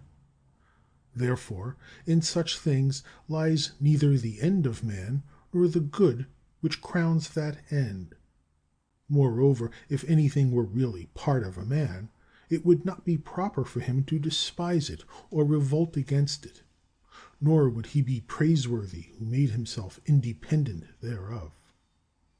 If non-essential things were indeed good, he could be no good man who stinted himself in the use of them. But, as we see, the more a man goes without them, and the more he endures the want of them, the better a man he is. The character of your most frequent impressions will be the character of your mind. The soul takes color from its impressions. Therefore, steep in it such thoughts as these. Wherever a man can live, he can live well. A man can live in a court, therefore he can live well there. Again, everything works towards that for which it was created, and that to which anything works is its end, and in the end of everything is to be found the advantage and the good of it. Now, for reasoning beings, society is the highest good, for it has long since been proved that we were brought into the world to be social. Nay, was it not manifest that the inferior kinds were formed for the superior, and the superior for each other? Now the animate is superior to the inanimate, and beings that reason to those that only live. To pursue impossibilities is madness, and it is impossible that the wicked should not act in some such way as this. Nothing can befall any man which he is not fitted by nature to bear. The like events befall others, and either through ignorance that the event has happened, or from ostentation of magnanimity, they stand firm and unhurt by them. Strange, then, that ignorance or ostentation should have more strength than wisdom. Material things cannot touch the soul at all, nor have any access to it. Neither can they bend or move it. The soul is bent or moved by itself alone, and remodels all things that present themselves from without in accordance with whatever judgment it adopts within. In one respect, man is nearest and dearest to me, in so far, that is, as I must do good to him and bear with him. But in so far as some men obstruct me in my natural activities, man enters the class of things indifferent to me, no less than the sun, the wind, or the wild beast. By these, indeed, some special action may be impeded, but no interference with my purpose or with my inward disposition can come from them, thanks to my acceptive and modifying powers. For the mind can convert and change everything that impedes its activity into matter for its action. Hindrance in its work becomes its real help, and every obstruction makes for its progress. Reverence that which is most excellent in the universe, and the most excellent is that which employs all things and rules all. Likewise, reverence that which is most excellent in yourself. It is of the same nature as the former, for it is that which employs all else that is in you, and that by which your whole life is ordered. That which harms not the city cannot harm the citizen.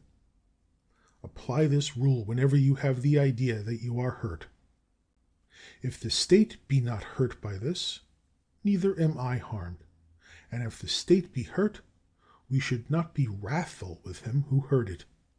Consider where lay his oversight. Consider frequently how swiftly things that exist or are coming into existence are swept by and carried away. Their substance is a river perpetually flowing. Their actions are in continual change, and their causes subject to 10,000 alterations. Scarcely anything is stable, and the vast eternities of past and future, in which all things are swallowed up, are close upon us on both hands. Is he not then a fool who is puffed up with success in the things of this world, or is distracted or worried, as if he were in a time of trouble likely to endure for long? Keep in mind the universe of being in which your part is exceedingly small, the universe of time of which a brief and fleeting moment is assigned to you, the destiny of things, and how infinitesimal your share therein. Does another wrong me? Let him look to that. His character and his actions are his own. So much is in my present possession, and is dispensed to me by the nature of things, and I act as my own nature now bids me. Let the leading and ruling part of your soul stand unmoved by the stirrings of the flesh, whether gentle or rude. Let it not commingle with them, but keep itself apart, and confine these passions to their proper bodily parts. And if they rise into the soul by any sympathy with the body to which it is united, then we must not attempt to resist the sensation, seeing that it is of our nature. But let not the soul, for its part, add thereto the conception that the sensation is good or bad. Live with the gods. And he lives with the gods who continually displays to them his soul, living in satisfaction with its lot, and doing the will of the inward spirit, a portion of his own divinity which Zeus has given to every man for a ruler and a guide. This is the intelligence, the reason that abides in us all. Are you angry with one whose armpits smell, or whose breath is foul? What is the use? His mouth or his armpits are so, and the consequence must follow. But you say man is a reasonable being, and could by attention discern in what he offends. Very well, you too have reason. Use your reason to move his, instruct, admonish him. If he listens, you will cure him, and there will be no reason for anger. You are neither actor nor harlot. As you intend to live at your going, so you can live here. But if men do not permit you, then depart from life. yet so as if no misfortune had befallen you. If my house be smoky, I go out, and where is the great matter? So long as no such trouble drives me out, I remain at my will, and no one will prevent me from acting as I will. And my will is the will of a reasonable and social being. The intelligence of the universe is social. It has therefore made the inferior orders for the sake of the superior, and has suited the superior beings for one another. You see how it hath subordinated and coordinated and distributed to each according to its merit, and engaged the nobler beings to a mutual agreement and unanimity. How have you behaved towards the gods, towards your parents, your brothers, your wife, your children, your teachers, those who reared you, your friends, your intimates, your slaves? Can it be said that you have ever acted towards all of them in the spirit of the line, "He wrought no harshness, spoke no unkind word"? Recollect all you have passed through, all that you have had strength to bear. Your life is now a tale that is told, and your service is all discharged. Recall the fair sights you have seen, the pleasures and the pains you have despised, the so-called glory that you have foregone, the unkindly men to whom you have shown kindness. How is it that unskilled and ignorant souls disturb the skillful and intelligent? What, I ask, is the skillful and intelligent soul? It is that which knows the beginning and the end, and the reason which pervades all being, and by determined cycles rules the universe for all time. In a little space you will be only ashes, and dry bones, and a name, perhaps not even that. A name is but so much empty sound and echo, and the things which are so much prized in life are empty, mean, and rotten. We are as puppies that snap at one another, as children that quarrel, laugh, and presently weep again. But integrity, modesty, justice, and truth, up from the wide-wayed earth, have soared to heaven. What then should detain you here? Things sensible are ever changing and unstable. The senses are dull and easily deceived. The poor soul itself is a mere exhalation from blood. Fame is such a world as a thing of naught. What then? You await calmly extinction or transformation, whichever it may be. Until the fullness of the time be come, what is to suffice you? What else then a life spent in fearing and praising the gods, and in the practice of benevolence, toleration, and forbearance towards men? And whatsoever lies beyond the bounds of flesh and breath, remember that it is neither yours nor in your power. A prosperous life may be yours if only you can take the right path and keep to it in all you think or do. Two advantages are common to gods, to men, and to every rational soul. In the first place, nothing external to themselves has power to hinder them. In the second, their happiness lies in having mind and conduct disposed to justice, and in the power to make that the end of all desire. If the fault be not my sin, nor a consequence of it, if there be no damage to the common good, why am I perturbed about it? Wherein is the harm to the common good? Be not incautiously carried away by sentiment, but aid him that needs it according to your power and his desert. If his need be of the things which are indifferent, think not that he is harmed thereby, for so to think is an evil habit. But, as in the comedy, The old man begs to have his foster child's top for a keepsake, though he knows well that it is a top and nothing more. So should you act also in the affairs of life. You mount the rostra and cry aloud, "O man, have you forgotten what is the real value of what you seek?" No, but the many are keen in their pursuit of it. Are you then to be a fool because they are? In whatever case I had been left, I could have made my fortune. For what is it to make a fortune but to confer good things upon one's self?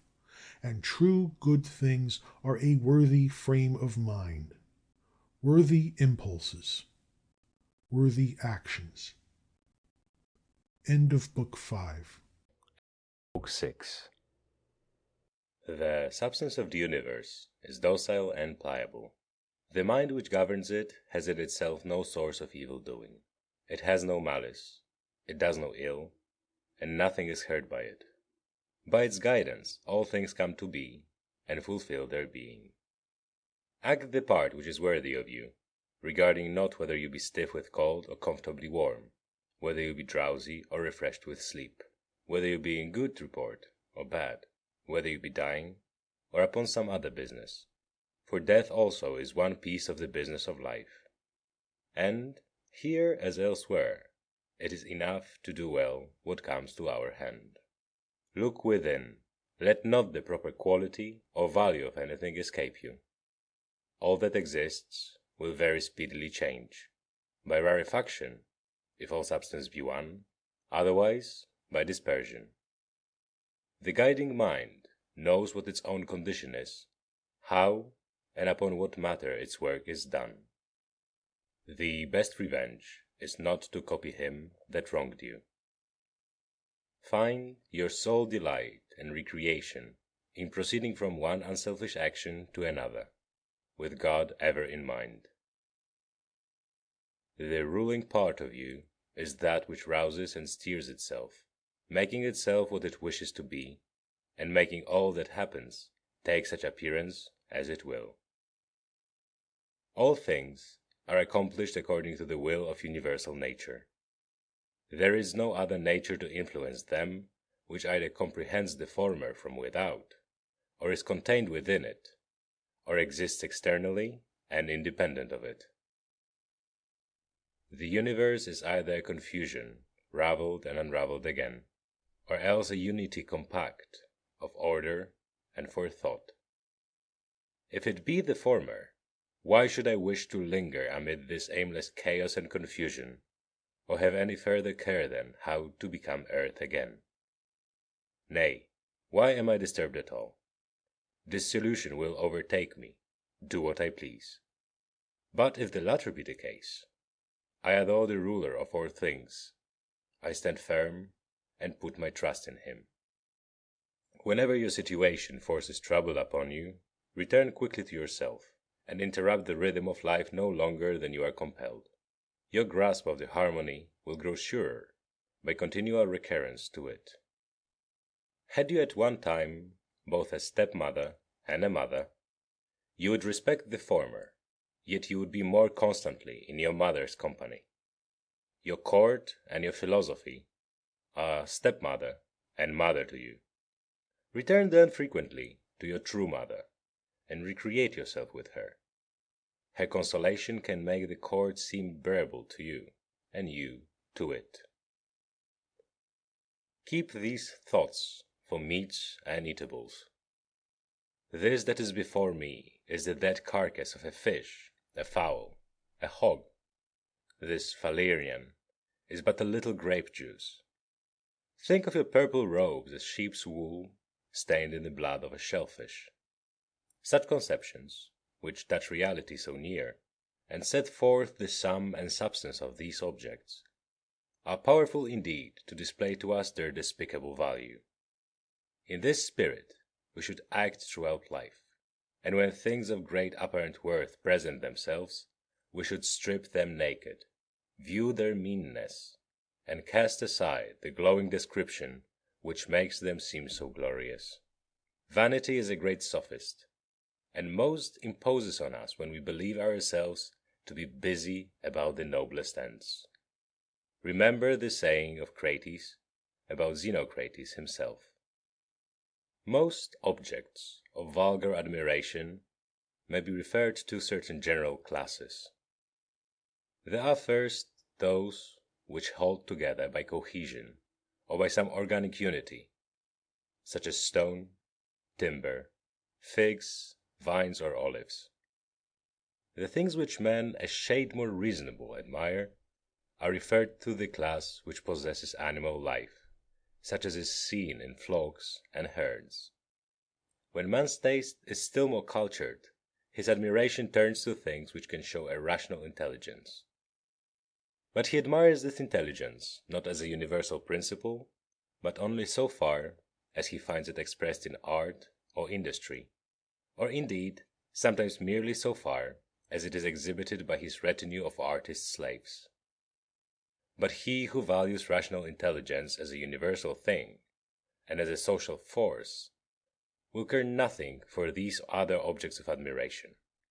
He will, above all things, strive to preserve his own mind in all its rational and social instincts and activities, and to this end he will cooperate with any of his kind. Some things hasten into being, some hasten to be no more. Even as a thing is born, some part of it is already dead. Flux and change are constantly renewing the world, just as the unbroken flow of time ever presents to us some new portion of eternity.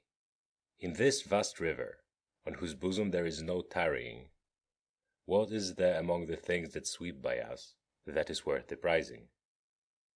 It is as if a man grew fond of one among a passing flight of sparrows, when already it had vanished from his sight. Our life itself is much like a vapor of the blood, or a drawing in of air. Our momentary actions of inhalation and exhalation are one in kind with that whole power of breathing which, yesterday and the day before, we received at birth, and which we must restore again to the source from whence we drew it. It is a small privilege to transpire like plants, or even to breathe as cattle or wild beasts do, to feel the impressions of sense, to be swayed like puppets by passion, to herd together and to live by bread. All this is no great thing. There is nothing here superior to our power of discharging our superfluous food. What then is of value? To be received with clapping of hands? No. Neither therefore is the applause of tongues more valuable, for the praises of the multitude are not by the idle clapping of tongues. Dismiss the vanity called fame, and what remains to be prized? This, I think: in all things to act, or to restrain yourself from action, as best suits the particular structure of your nature. This is the end of all arts and studies, for every art aims at making what it produces well adapted to the work for which it was designed. The gardener, the vine dresser, the horsebreaker, the dog trainer, all try for this. And what else is the aim of all education and teaching? Here then is what you may truly value. This well won, you will seek nothing more. Will you then cease valuing the multitude of other things? If you do not, you will never attain to freedom, self-sufficiency, or tranquility. You cannot escape envying, suspecting, and striving against those who have the power to deprive you of your cherished objects, nor plotting against men who are in possession of that on which you set your heart. The man who lacks any of these things must of necessity be distracted, and be forever complaining against the gods. But reverence and respect for your own intelligence will bring you to agreement with yourself, into concord with mankind, and into harmony with the gods, whom you will praise for all their good gifts and guidance. Upward, downward, round and round the courses of the elements. But the course of virtue is like none of these. It follows a diviner path, well directed in a way that is hard for us to understand. Strange are the ways of men.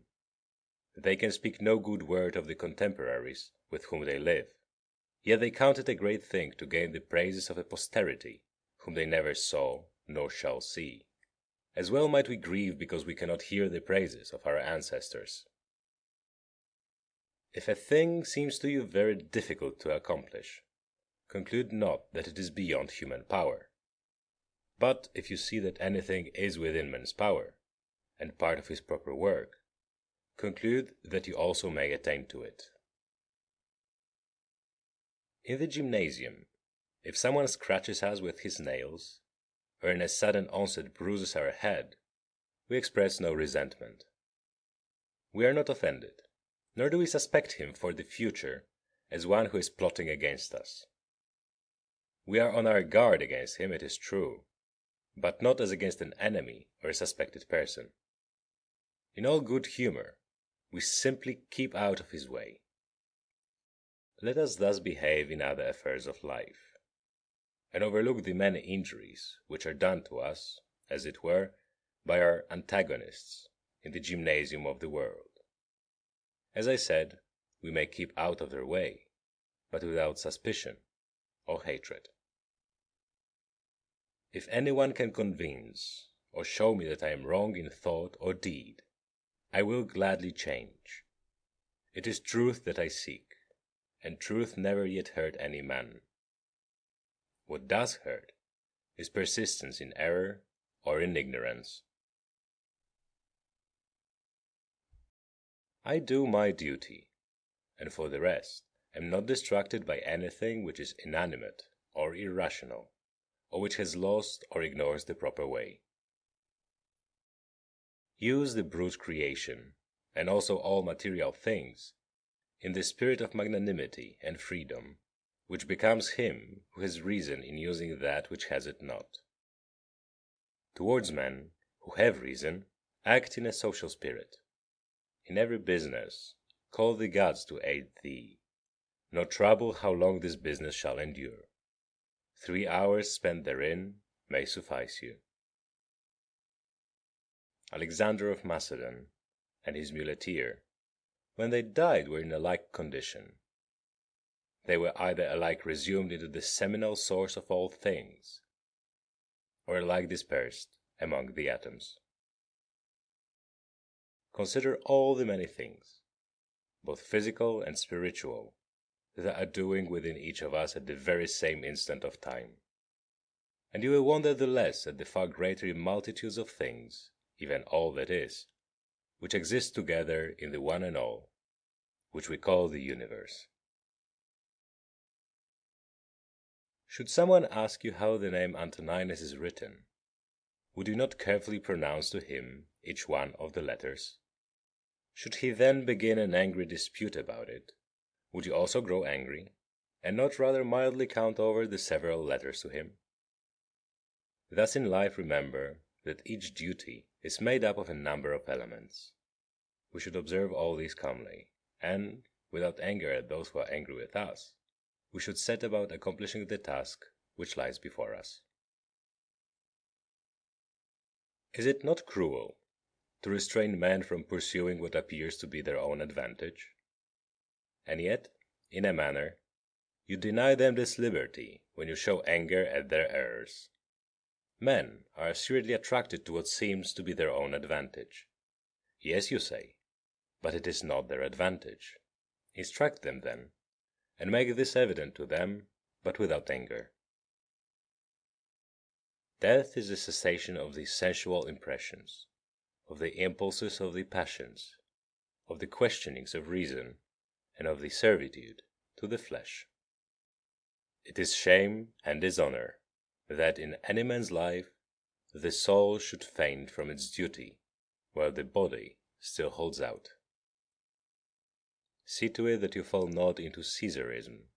Avoid that stain, for it may come to you. Guard your simplicity, your goodness, your sincerity, your dignity, your reticence, your love of justice, your piety, your kindliness, your affection for your kin, and your constancy to your duty. Endeavor earnestly to continue such as philosophy would make you. Reverence the gods, and help mankind. Life is short. and the one fruit of it in this world is a pure mind and unselfish conduct. Be in all things the disciple of Antonine. Imitate his resolute constancy to rational action, his level equability, his godliness, his serenity of countenance, his sweetness of temper, his contempt of vainglory, his keen attempts to comprehend things. Remember how he never quitted any subject till he had thoroughly examined it and understood it, and how he bore with those who blamed him unjustly without making any angry retort, how he was never in a hurry, how he discouraged calumny, how closely he scanned the manners and actions of men, how cautious he was in reproaching any man, how free from fear, suspicion, or sophistry, how little contented him in the matter of house, furniture, dress, food, servants, how patient he was of labor, and how slow to anger. So abstemious was his life that he could hold out until evening without relieving himself except at the usual hour. What a firm and loyal friend he was! How patient of frank opposition to his opinions! How glad if any one could set him right! How religious he was, and yet how free from superstition! Follow in his steps, that your last hour may find you with a conscience as easy as his. Sober yourself, recall your senses, shake sleep from you, and know that it was a dream that troubled you. And, now that you are broad awake again, regard the waking world as you did the dream. I am made up of a frail body and a soul. To the body all things are indifferent, because it cannot distinguish them. And to the mind all things are indifferent also, which arise not from its own activities. All these are indeed in its own power, but it is concerned with only such of them as are present. Its past and future activities are indifferent to it now. No toil for hand or foot is against nature, so long as it is proper for hand or foot to do.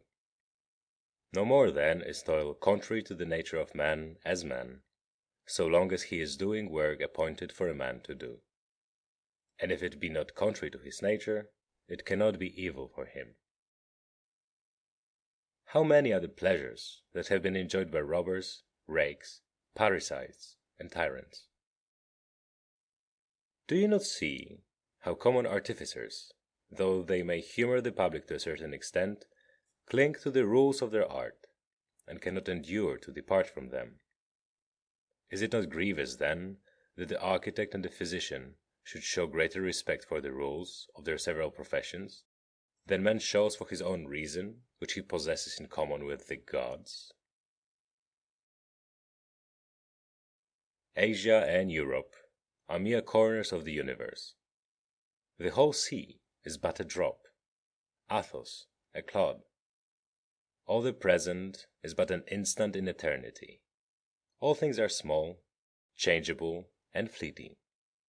Everything proceeds from the universal intelligence, either directly or as a consequence. Thus the jaws of lions, poisons, all evil things such as thorns or mire, are the consequences of the grand and the beautiful. Do not then imagine that they are foreign to that which you revere, but consider well the source of all things. He who has seen the present has seen all that either has been from all eternity or will be to all eternity, for all things are alike in kind and form.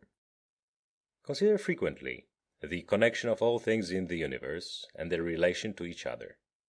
All things are in a manner intermingled with one another, and are therefore mutually friendly.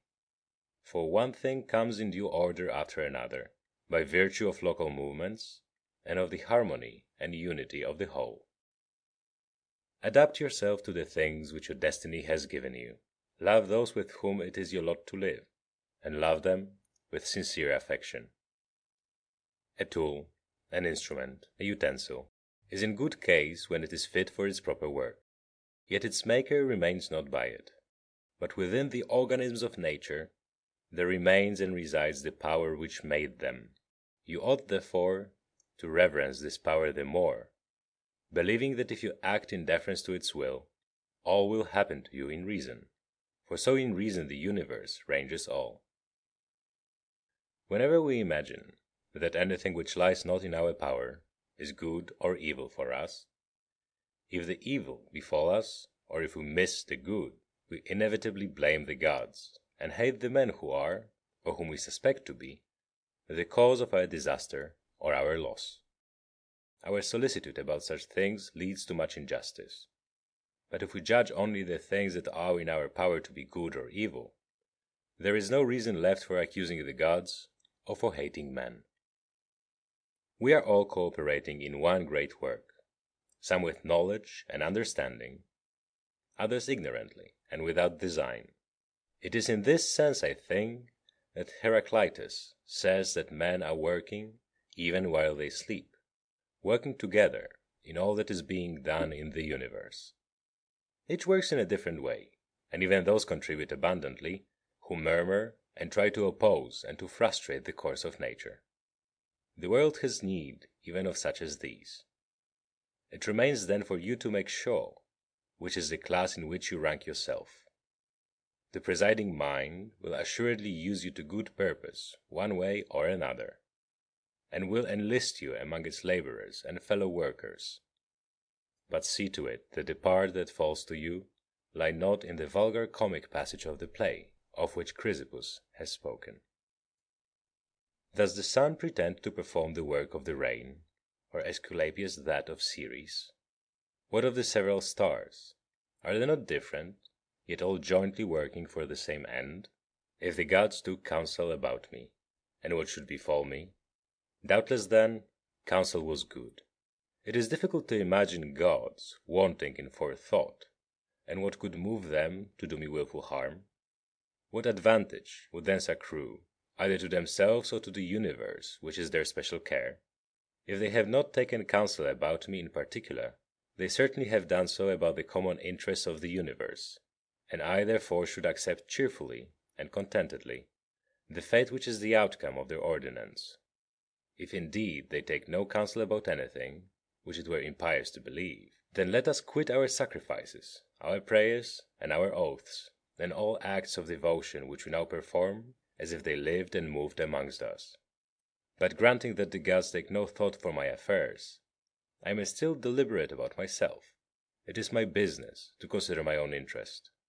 Now, each man's interest is that which agrees with the structure of his nature, and my nature is rational and social. As Antoninus, my city and my country is Rome. As a human being, it is the world. That alone, then, which profits these two cities can profit me. All that happens to the individual is of profit to the whole. This would suffice. But if you consider closely, you will see that it is also a general truth that all that happens to one man is of profit to the rest of mankind. Profit here should be taken in a somewhat general sense, as referring to things indifferent. In the amphitheatre and other such resorts the same or similar spectacles, continually presented, cloy at last. It is even so in all our experience of life. All things, first and last, are alike and like derived. When shall the end be? Think continually of all the men that are dead and gone, men of every sort and condition, of all manner of pursuits, and of every nation, returned back to Philistion, Phoebus, and Origanian, passed down to other generations of the dead. We must all change our habitation, and go to that place whither so many great orators, so many venerable philosophers, Heraclitus, Pythagoras, Socrates, and so many heroes have gone before, and so many generals and princes have followed. Add to these Eudoxus, Hipparchus, Archimedes, and other keen, great, laborious, cunning, and arrogant spirits, yea, such as have wittily derided this fading mortal life, which is but for a day, as did Menippus and his brethren. Consider that all these are long since in their graves, and wherein here is the harm for them? or even for men whose names are not remembered. The one precious thing in life is to spend it in a steady course of truth and justice, with kindliness, even for the false and the unjust. When you would cheer your heart, consider the several excellencies of those that live around you. Consider the activity of one, the modesty of another, the generosity of a third, and the other virtues of the rest. Nothing rejoices the heart so much as instances, the more the better, of goodness manifested in the characters of those around us. Let us therefore have such instances ever present for reflection. Are you grieved that you weigh only these few pounds and not 300? If not, is there greater reason to sorrow if you live only so many years, and no longer? You are satisfied with your allotted quantity of matter. Content yourself then likewise with the span of time appointed you. Try to persuade men to agree with you, but whether they agree or not, pursue the course you have marked out when the principle of justice point that way. Should one oppose you by force, act with resignation, and show not that you are hurt. Use the obstruction for the exercise of some other virtue, and remember that your purpose involved the reservation that you were not to aim at impossibilities. What after all was your aim? To make some good effort, such as this. Well, then you have succeeded, even though your first purpose be not accomplished. The vainglorious man places his happiness in the actions of others. The sensualist finds it in his own sensations. The wise man realizes it in his own work. You have it in your power to form no opinion about this or that, and so to have peace of mind. Things material have no power to form our opinions for us. Accustom yourself to attend closely to what is said by others, and as far as possible to penetrate into the mind of the speaker. What profits not the swarm, profits not the bee. If the sailors revile their pilot, or the sick their physician, whom will they follow or obey? And how will the one secure safety to the crew, or the other health to the patients? How many who entered the world with me are already departed? To the jaundiced, honey seems bitter, and water is a thing of dread to those bitten by mad dogs. To boys a ball is a glorious thing. Why then am I angry? Has error in the mind less power than little bile in the jaundiced, or little poison in him who is bitten? No man can prevent you from living according to the plan of your nature, and nothing can befall you which is contrary to the plan of the nature of the universe. Consider what men are, whom they seek to please, what they expect to gain, and how they go about to compass their ends. Think how soon eternity will shroud all things, and how much is already shrouded. End of Book 6. Book 7. What is vice? It is what you have often seen. In every instance of it, keep in mind that you have often seen the like before. Search up and down, and you will find sameness everywhere. Among the events which fill the history of ancient, middle, and present ages, among the things of which our cities and our households are full today, nothing is new, all is familiar and fleeting. How can the great principles of life become dead if the impressions which correspond to them be not extinguished? These impressions you may still rekindle. I can always form the proper opinion of this or that, and, if so, why am I disturbed? What is external to my mind is of no consequence to it. Learn this, and you stand upright. You can always renew your life, see things again as once you saw them, and your life is made new again. Your vain concern for shows, for stage plays, for flocks and herds, your little combats are as bones cast for the contention of puppies, as baits dropped into a fish pond, as the toil of ants and the burden that they bear, as the scampering of frightened mice or the antics of puppets jerked by wires. It is then your duty amid all this to stand firm, kindly and not proud, yet to understand that a man's worth is just the worth of that which he pursues. In conversation we should give good heed to what is said, and in every enterprise we should attend to what is done. In the latter case, at once look to the end in view, and in the former note the meaning intended. Is my understanding sufficient for this business or not? If it be sufficient, I use it for the work in hand as an instrument given to me by nature.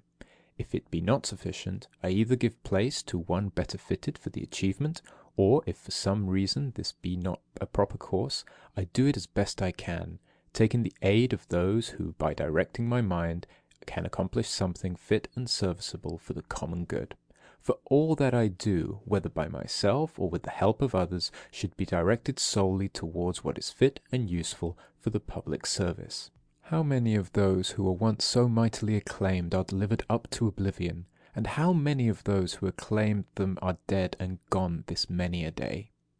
Be not ashamed of taking assistance. It is laid upon you to do your part, as on a soldier when the wall is stormed. What then if you are lame and cannot scale the battlements alone, but can with another's help? Be not troubled about the future. You will come to it, if need be, with the same power to reason as you use upon your present business. All things are twined together in one sacred bond. Scarce is there one thing quite foreign to another. They are all ranged together, and leagued to form the same ordered whole. The universe compact of all things is one. Through all things runs one divinity. Being is one, and law, which is the reason common to all intelligent creatures. And truth is one as well. That is, if there be but one sort of perfection possible to all beings which are of the same nature and partake of the same rational power. Everything material is soon engulfed in the matter of the whole, and every active cause is swiftly resumed into the universal reason. The memory of all things is quickly buried in eternity. In the reasoning being to act according to nature is to act according to reason. Be upright either by nature or by correction. In an organic unity, bodily members play the same part as reasoning beings among separate existences, since both are fitted for one joint operation. This thought will come home to you more vividly if you say often to yourself, I am a member of the mighty organism which is made up of reasoning beings. If instead of a member you say that you are merely a part, you have not as yet attained to a heartfelt love of mankind. As yet you love not well-doing for its own sake alone, and you still perform your bare duty with no thought that you are your own benefactor by the deed. From the world without let what will affect whatever parts are subject to such affection. Let the part which suffers complain, if it will, of the suffering. But I, if I admit not that the hap is evil, remain uninjured. Not to admit it is surely in my power. Let any one say or do what he pleases. I must be a good man. It is just as gold or emeralds or purple might say continually, let men do or say what they please. I must be an emerald and retain my lustre. The soul which rules you vexes not itself. It does not, for example, awake its own fears or arouse its own desires. If another can raise grief or terror in it, let him do so. By its own impressions it will not be led into such emotions. Let the body take thought, if it can, for itself, lest it suffer anything and complain when it suffers. The soul, by means of which we experience fear and sorrow, and by means of which indeed we receive any impression of these, will admit no suffering. You cannot force it into any such opinion. The ruling part is in itself free from all dependence, unless it makes itself dependent.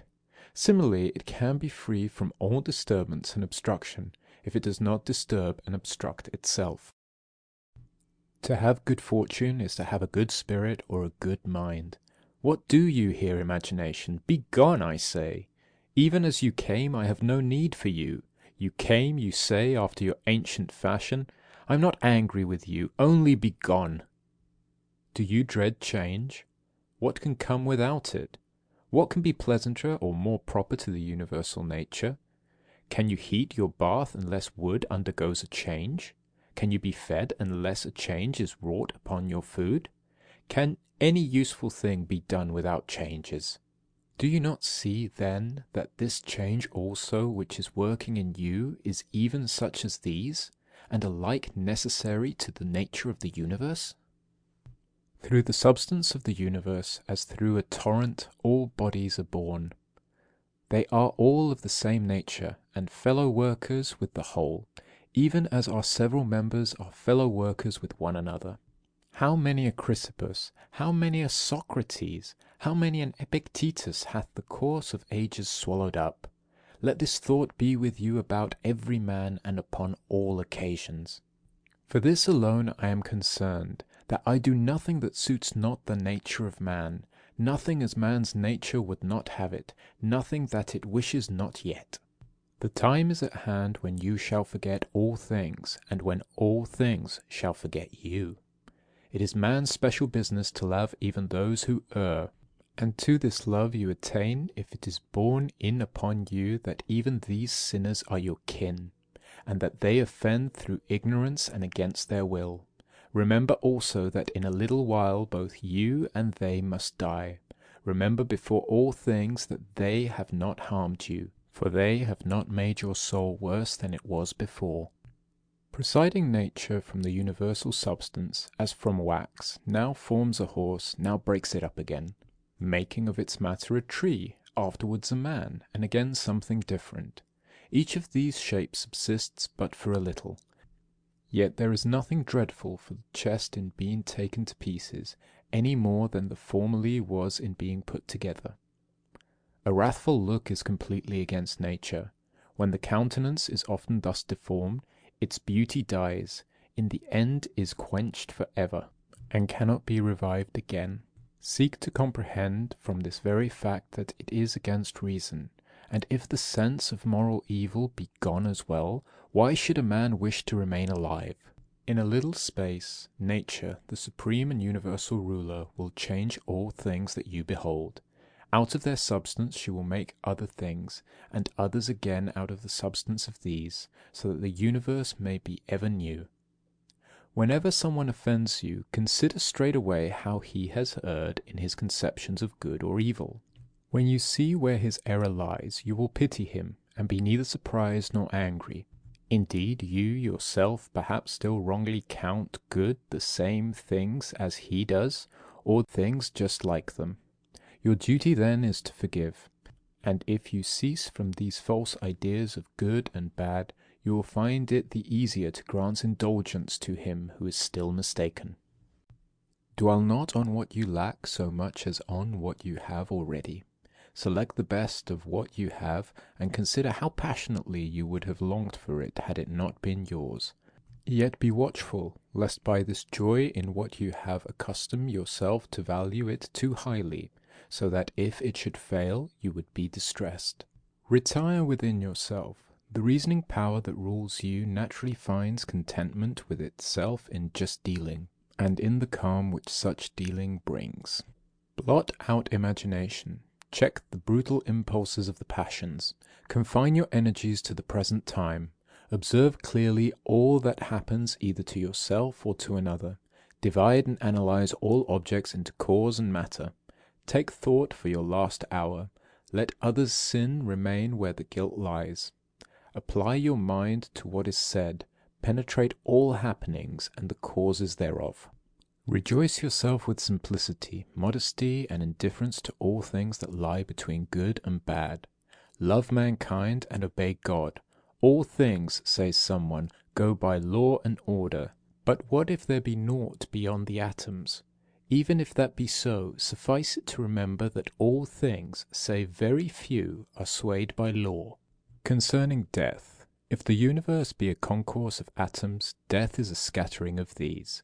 If it be an ordered unity, death is an extinction, or a translation to another state.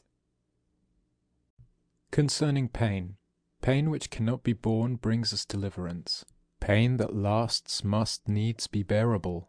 The mind can abstract itself from the body, and the soul takes no hurt. as to the parts which suffer by pain, let them, if they can, make their own protest. Concerning glory, consider the understanding of men, what they shun and what they pursue, and reflect that, as heaps of sand are driven one upon another, and the latter drifts bury and hide those that went before, so, too, in life the former ages are soon buried by the next. This from Plato. To the man who has true grandeur of mind, and who contemplates all time and all being, can human life appear a great matter? Impossible, says the other. Can then such a one count death a thing of dread? No, indeed. It is the saying of Antisthenes, that it is the part of a king to do good and reap reproach. It is a shameful thing that the countenance should obey the mind, should compose and order itself as the mind bids it, while the mind cannot compose and order itself as it wills. Vain is all anger at external things, for they regard it nothing. Give joy to us and the immortal gods, for life is like the laden ear cut down, and some must fall and some unreaped remain. Me and my children, if the gods neglect, it is for some good reason. For I keep right and justice on my side. Weep not with them, and still these throbs of woe. From Plato. I would make him this just answer. You are mistaken, my friend, to think that a man of any worth should count these chances of living and dying. Should he not rather, in all he does, consider simply whether he is acting justly or unjustly, whether he is playing the part of a good man or a bad? He says again, in truth, Athenians, the matter stands thus. Wheresoever a man has chosen his stand, judging it the fittest for him, or wheresoever is he stationed by his commander, there I think he should stay at all hazards, make no account of death or any other evil but dishonour. Again, consider, my friend, whether the truly noble and the truly good be not something quite apart from saving and being saved. The man who is a man indeed should not set his heart on living through a few more years of life, nor should he make that the end of his desire. Rather he should commit the matter to the will of God, assenting to the maxim which even women use, that no man can elude his destiny, and studying in addition how he may spend the life that remains to him for the best. Contemplate the courses of the stars as one should do that revolves along with them. Consider also without ceasing the changes of elements one into another. Speculations upon such things cleanse away the filth of this earthly life. It is a good thought of Plato's that when we discourse of men we should look down as from a high place, on all things earthly, on herds and armies, on husbandry and marriage, on partings, births and deaths, on the tumults of the courts of justice, on the desert places of the earth, on the varied spectacle of savage nations, on the feasting and lamentation, on traffic, on the medley of all things, and the order which emerges from their contrariety. Consider the past and the revolutions of so many empires, and thence you may foresee what shall happen hereafter. It will be ever the same in all things, nor can events leave the rhythm in which they are now moving. Wherefore it is much the same to view human life for 40 as for a myriad of years. What more is there to see? To earth returns whatever sprang from earth, but what's of heavenly seeds remounts to heaven. This imports either the losing of a knot of atoms or a similar dispersion of immutable elements. By meats and drinks and charms and magic arts, death's course they would divert and thus escape. The gale that blows from God we must endure, toiling but not repining. He is a better wrestler than you, but not more public-spirited, more modest, or better prepared for the accidents of fate, not more gentle towards the shortcomings of his neighbours. Wherever we can act comfortably to the reason which is common to gods and men, there we will have nothing to dread. Where we can profit by prosperous activity which proceeds in agreement with the constitution of our nature, we need suspect no harm. In all places and at all times you may devoutly accept your present fortune, and deal in justice with your present company. You may take pain to understand all arising imaginations, that none may steal upon you before you comprehend them. Pry not into the souls of others, but rather look straight to the goal whither nature is leading you, whither the nature of the universe by external events, and whither your own nature by the tendency of your own action. Each being must perform the part for which it was created. Now all other beings are created for the sake of those among them which have reason, as all lower things exist for the sake of things superior to them, and reasoning beings were created for one another. The leading principle in man's nature, then, is the social spirit, and the second is the victory over the solicitations of the body.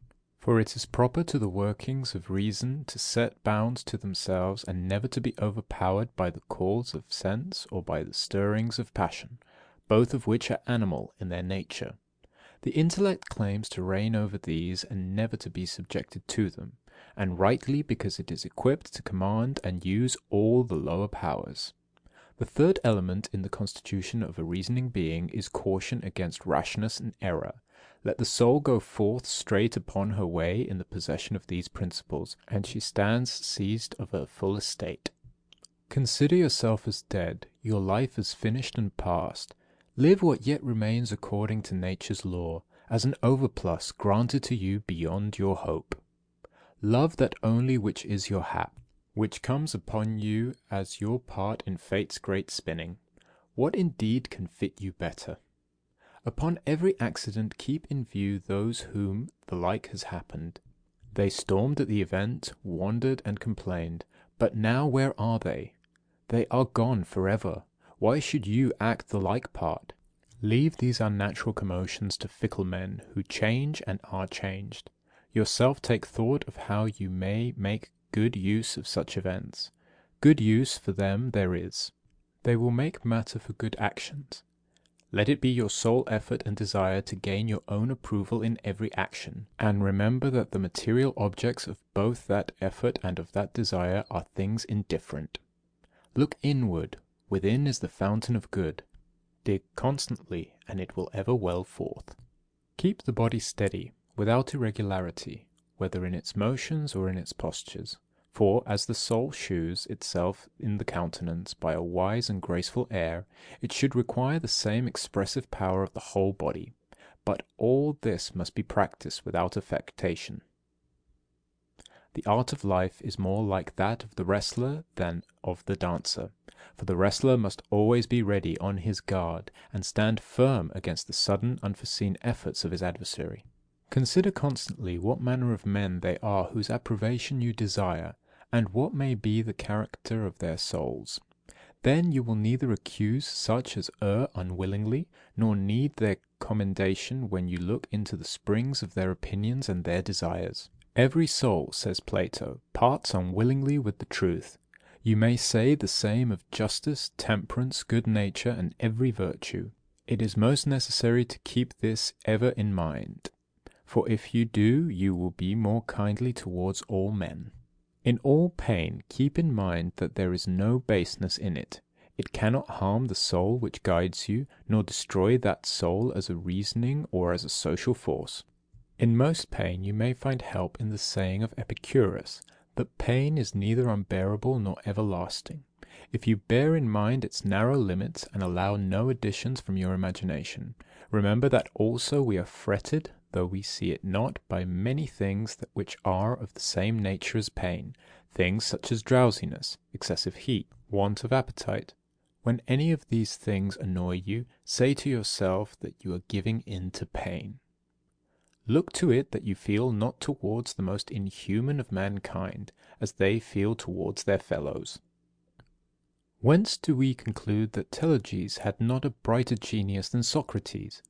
'Tis not enough that Socrates died more gloriously, or argued more acutely with the sophists, or that he kept watch more patiently through a frosty night, or because, when ordered to arrest the innocent Salaminian, he judged it more noble to disobey, or because of any stately airs and graces he assumed in public, in which we may very justly refuse to believe. But assuming all this true, when we consider Socrates, we must ask what manner of soul he had. Could he find contentment in acting with justice towards men, and with piety towards the gods, neither vainly provoked by the vices of others, nor servilely flattering them in their ignorance, counting nothing strange that the ruler of the universe appointed, not sinking under anything as intolerable, and never yielding up his soul in surrender to the passions of the flesh? Nature has not so blended the soul with the body that it cannot fix its own bounds, and execute its own office by itself. It is very possible to be a god among men, and yet be recognized by none. Remember that always, and this as well, that happiness of life lies in very few things, and though you despair of becoming great in logic or in science, you need not despair of becoming a free man, full of modesty and unselfishness, and of obedience unto God. It is in your power to live superior to all violence, and in the greatest calm of mind. Were all men to rail against you as they pleased, and though wild beasts were to tear asunder the wretched members of this fleshly mass which has grown with your growth, what is to hinder the soul amid all this form preserving itself in all tranquility, in just judgments about surrounding things, and in ready use of whatever is cast in its way?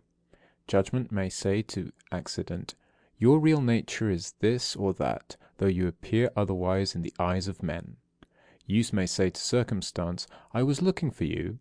To me all that is present is ever matter for rational and social virtue, in sum, for that art which is proper to both man and God. All that befalls is fit and familiar for the purpose of God or man. Nothing is either new or intractable, but everything is well known and fit to work upon. It is the perfection of morals to spend each day as if it were the last of life, without excitement, without sloth, and without hypocrisy. The gods, who are immortal, are not vexed in that in a long eternity they must ever bear with the wickedness and the multitude of sinners. Nay, they even lavish on them all manner of loving care. But you, who are presently to cease from being, can forsooth endure no more, though you are one of the sinners yourself. It is ridiculous that you flee not from the vice that is in yourself, as you have it in your power to do, but are still striving to flee from the vice in others, which you can never do. Whatever the rational and social faculty finds fit neither for rational nor for social ends, it justly ranks as inferior to itself. When you have done a kind action, another has benefited. Why do you, like the fools, require some third thing in addition, a reputation for benevolence, or a return for it? No man wearies of what brings him gain, and your gain lies in acting according to nature. Be not weary, therefore, of gaining by the act which gives others gain. Nature is set about making an ordered universe, and now either all that is follows a law of necessary consequence and connection, or we must admit that there is least rationality in the things which are most excellent, and which appear to be most special objects for the impulses of the universal mind. Remembrance of this will give you calmness on many an occasion. End of the 7th book. Book 8.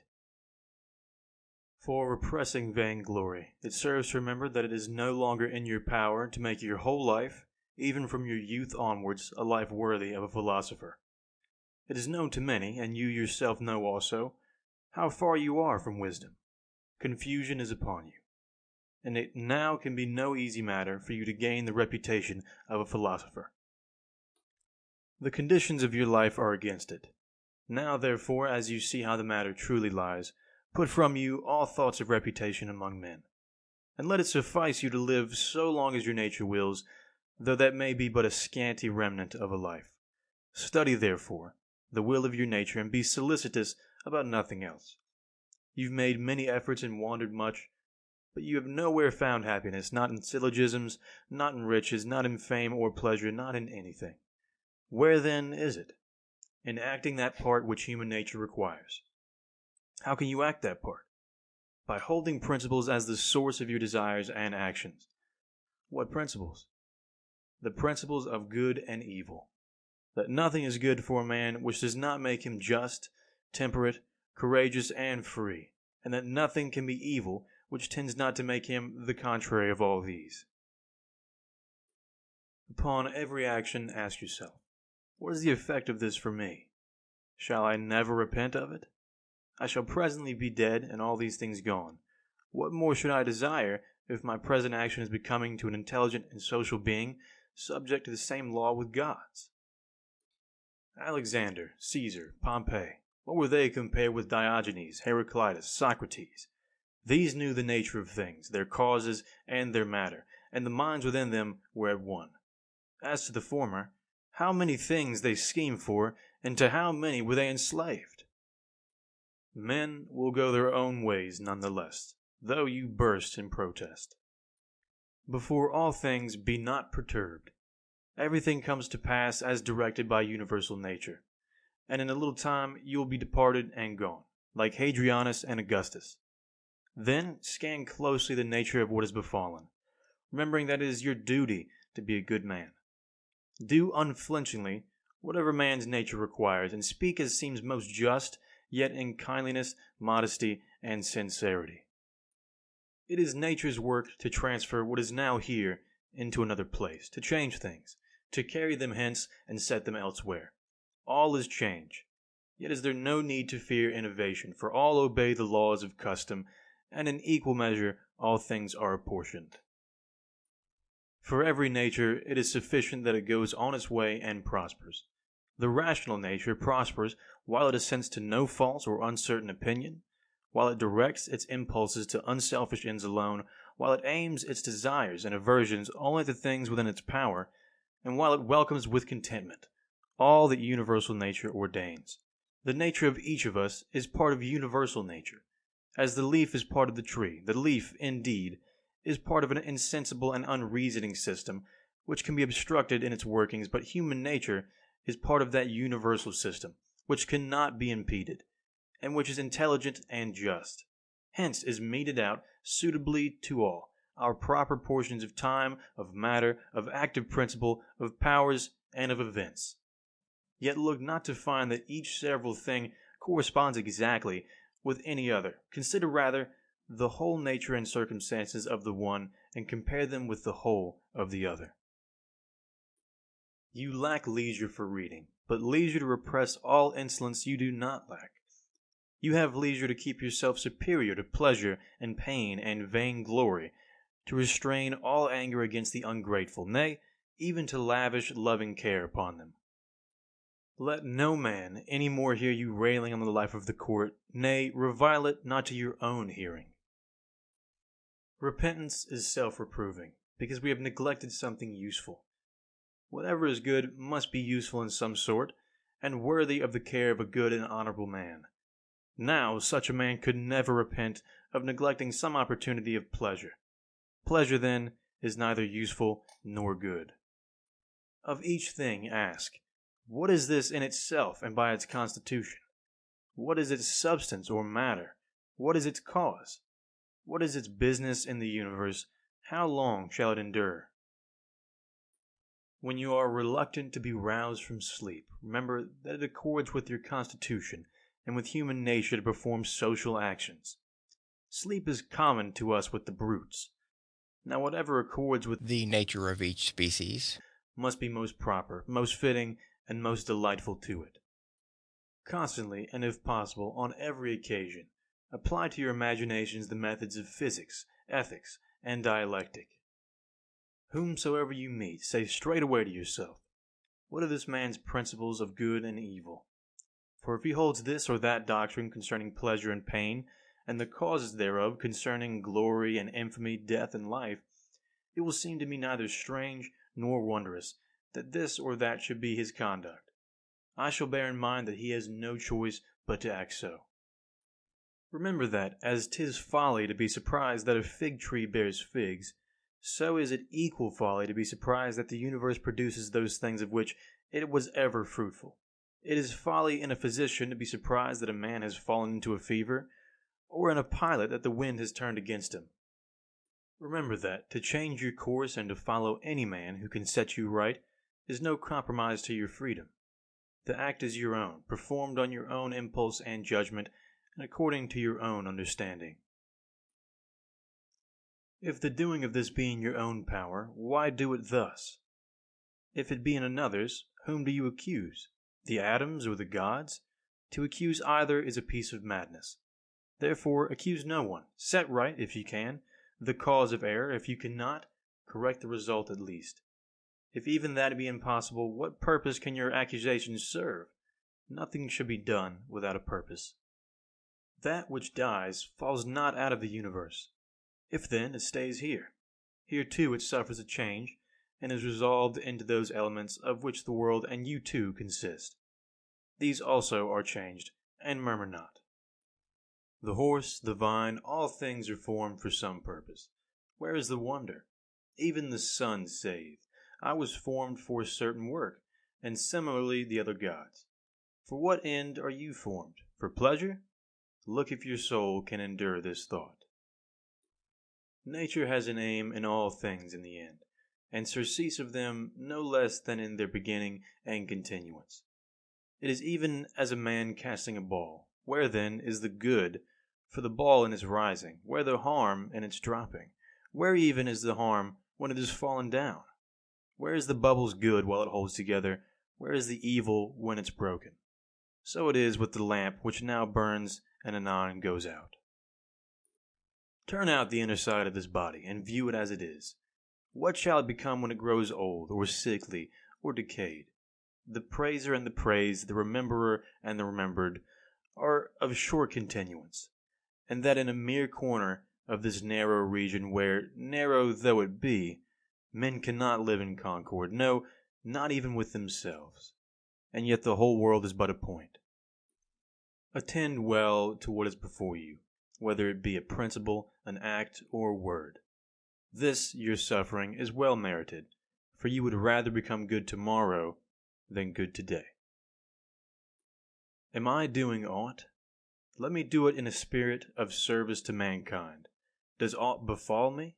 I accept it and refer it to the gods, the universal source from which come all things in the chain of consequence. The accompaniments of bathing, oil, sweat, filth, foul water, how nauseous are they all? Even so is every part of life, and everything that meets us. Lucilla buried Verus, and soon followed him to the grave. Secunda saw the death of Maximus, and soon herself died. Epitynchanus buried Diotimus, and then Epitynchanus was buried. Antoninus mourned Faustina, and thereafter Antoninus was mourned. Celer buried Hadrian, and then Celer was buried. All go the same way. The cunning men who foretold the fates of others, or who swell with pride, where are they now? Where are these keen wits? Charax and Demetrius the Platonist, and Eudaimon and their like. All were for a day, and are long dead and gone. Some scarce remembered even for a little after death. Some turned to fables, some faded even from the memory of tales. Wherefore remember this: either the poor mixture which is you must be dispersed, or the faint breath of life must be quenched or removed and brought into another place. The joy of man is to do his proper business, and his proper business is to be kindly to his fellows, to rise above the stirrings of sense, to be critical of every plausible imagination, and to contemplate universal nature and all her consequences. We have all of us three relations. The first, to the manifold occasions of our state. The second, to the supreme divine cause from which proceed all things unto all men. The third, to those with whom we live. Pain is either an evil to the body, and then let the body so declare it, or an evil to the soul. But the soul can maintain her own serenity and calm, and refuse to conceive pain as an evil. All judgment, intention, desire, and aversion are within the soul, to which no evil can ascend. Blot out false imaginations, and say often to yourself, it is now in my power to preserve my soul free from all wickedness, all lust, all confusion or disturbance. And then, as I truly discern the nature of things, I can use them all in due proportion. Be ever mindful of this power which nature has given you. Speak, whether in the Senate or elsewhere, with dignity rather than elegance, and let your words ever be sound and virtuous. The court of Augustus, his wife, his daughter, his descendants, and his ancestors, his sister, and Agrippa, his kinsmen, familiars, and friends, Arius and Maecenas, his physicians and his flamens, Death has them all. Think next of the death of a whole house, such as Pompey's, and of what we meet sometimes inscribed on tombs. He was the last of his race. Last of all, consider the solicitude of the ancestors of such men to leave a succession of their own posterity. Yet, at the end, one must come the last, and with him dies all that house. Order your life in its single acts, so that if each, as far as may be, attains its end, it will suffice. In this no one can hinder you. But you say, may not something external withstand me? Nothing can keep you from justice, temperance, and wisdom. Yet perhaps some other activity of mine may be obstructed. True, but by yielding to this impediment, and by turning with calmness to that which is in your power, you may happen on another course of action equally suited to the ordered life of which we are speaking. Receive the gifts of fortune without pride, and part with them without reluctance. You have seen a hand, a foot, or a head cut off from the rest of the body, and lying dead at a distance from it. Even such as these as he makes himself, so far as he can, who repines at what befalls, who severs himself from his fellow men, or who does any selfish deed. Are you cast forth from the natural unity? Nature made you to be a part of the whole, but you have cut yourself off from it. Yet here there is a glorious provision that you may reunite yourself if you will. In no other case has God granted you the privilege of reunion to a separate or severed part. Yet behold the goodness and bounty with which God hath honored mankind.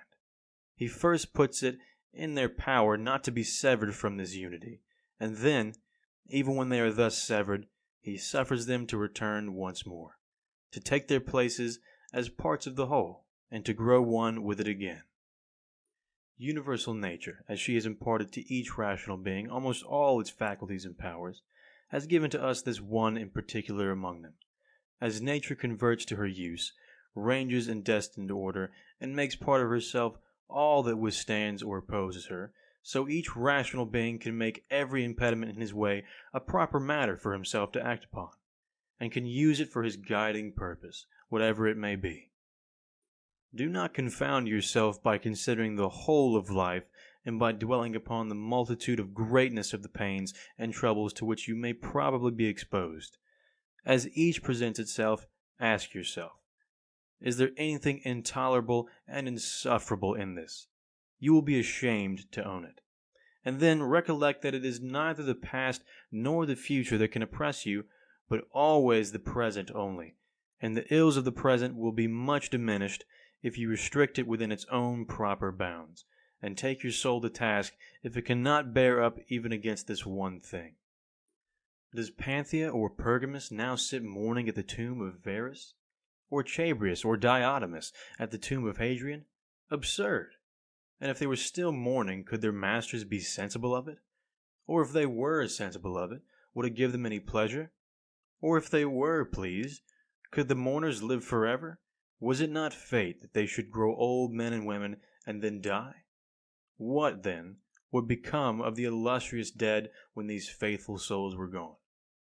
And all this toil for a vile body, naught but blood and corruption. If you have keen sight, says the philosopher, use it in discretion and in wisdom. In the constitution of the rational being I discern no virtue made to restrain justice, but I see continence made to restrain sensual pleasure. Take away your opinion about the things that seem to give you pain, and you stand yourself upon the surest ground. What is that self? It is reason. I am not reason, you say. So be it. Then let not reason pain itself, but leave any part of you which suffers to its own opinions of the pain. Obstruction of any sense is an evil for the animal nature. So is the obstruction of any of its impulses. There are other kinds of obstruction which are evil for the nature of plants, for the rational nature in like manner. Therefore, obstruction of the understanding is evil. Apply all this to yourself. Do pain and pleasure affect you? Let the senses look to it. Does anything hinder your designs? If you have designed without the proper reservation, that in itself is an evil for you as a reasoning being. If you designed under the general reservation, You are neither hurt nor hindered. No man can hinder from the proper work of the mind. Nor fire, nor sword, nor tyrant, nor calumny can reach it, nor any other thing, when it has become even as a sphere, complete and perfect within itself. I have no right to vex myself, who never yet willingly vexed anyone. Each man has his own pleasure. Mine lies in having my ruling part sound, without aversion to any man, or to any hap that may befall mankind. Yet let me look on all things with kindly eyes. Let me accept and use them all according to their worth. See that you secure the benefit of the present time. They who pursue a fame which is to live after them, reflect not that posterity will be men even as are those who vex them now, and that they too will be mortal. And afterwards, what shall signify to you the clatter of their voices, or the opinions they shall entertain about you? Take me up and cast me where you will.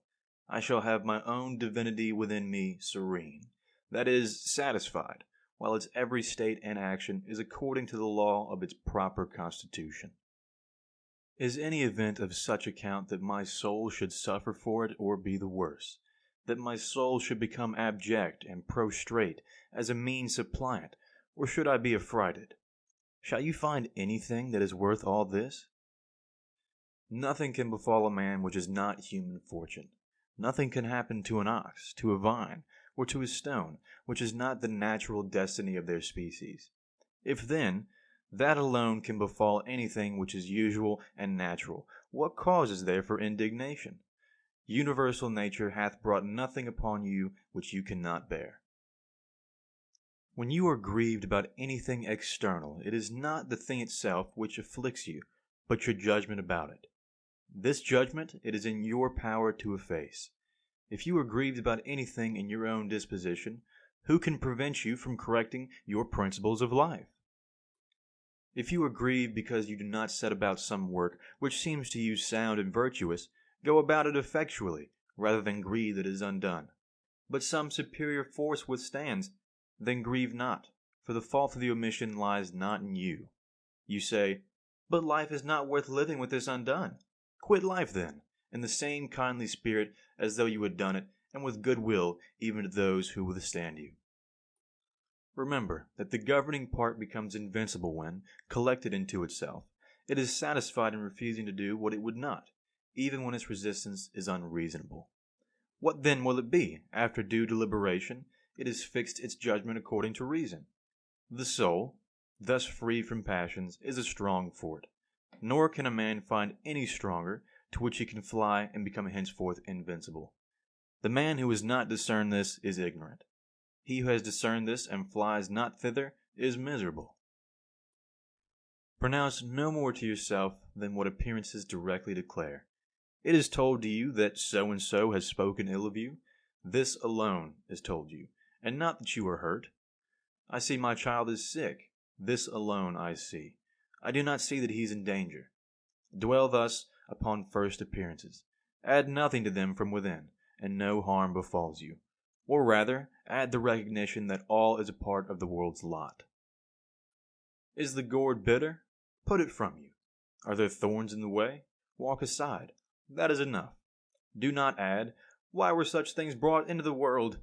The naturalist would laugh at you, just as would a carpenter or a shoemaker, if you began fault-finding because you saw shavings and parings from their work strewn about the workshop. These craftsmen have places where they can throw away this rubbish, but universal nature has no such place outside her sphere. Yet the wonder of her art is that, having confined herself within certain bounds, she transforms into herself all things within her scope which seem to be corrupting or waxing old and useless, and out of them she makes other new forms, so that she neither needs matter from without, nor place where to cast out her refuse. She is satisfied with her own space, her own material, and her own art. Be not languid in action, nor confused in conversation, nor vague in your opinions. Let there be no sudden contractions or forth-sallyings of your soul. In your life be not over-hurried. Men slay you, cut you to pieces, pursue you with curses. What has this to do with your soul remaining pure, prudent, temperate, and just? What if someone, standing by a clear, sweet fountain, should reproach it? It would not cease to send forth its refreshing waters. Should he throw into it mud or dung, it will speedily scatter them and wash them away, and be in no wise stained thereby. How then shall you get this perpetual living fount within you? If you reserve yourself unto liberty every hour you live, in a spirit of calmness, simplicity, and modesty. He who knows not what the universe is, knows not what is his place therein.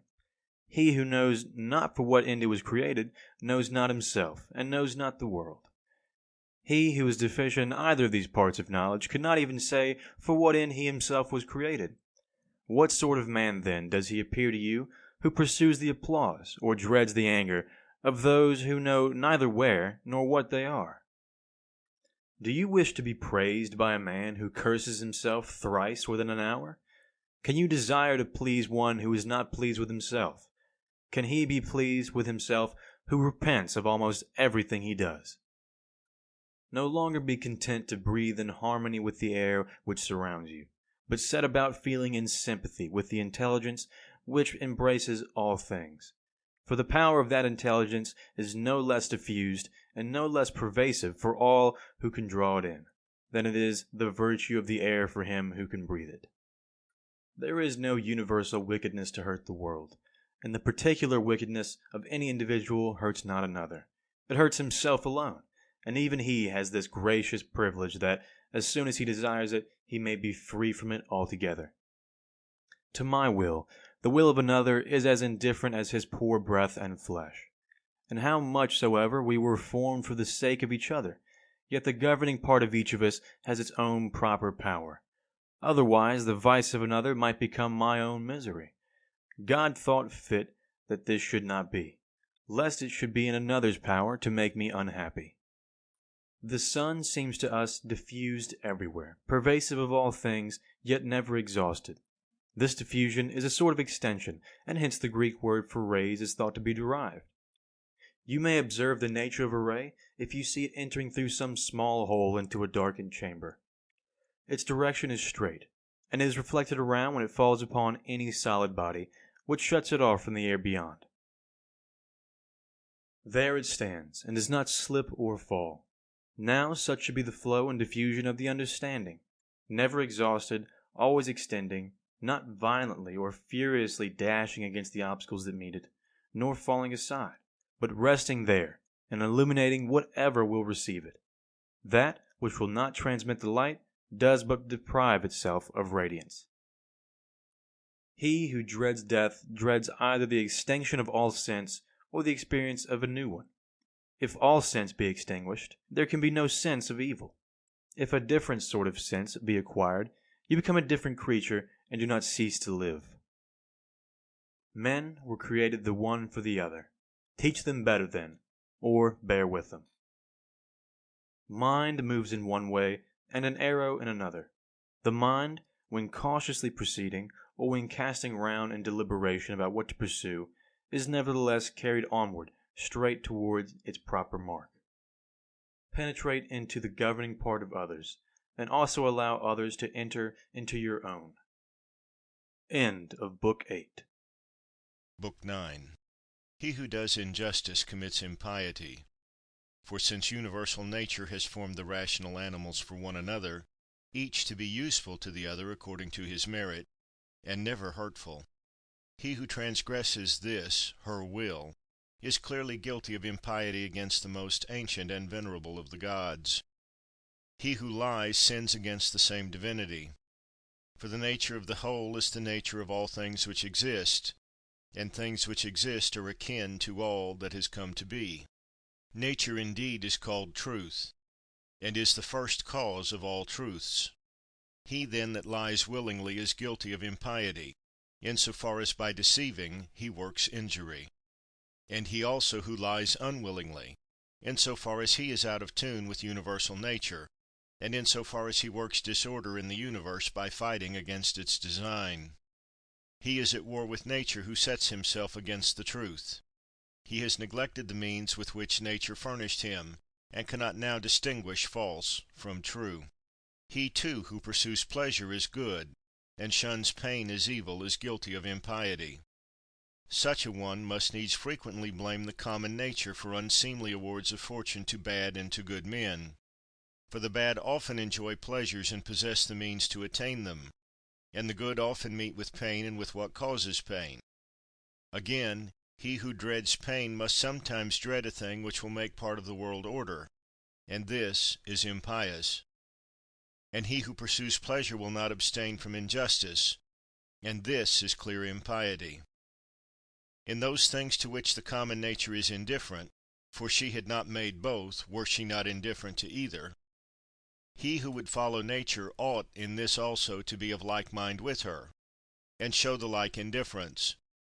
And whoever is not indifferent to pain and pleasure, life and death, glory and ignominy, all of which universal nature uses indifferently, is clearly impious.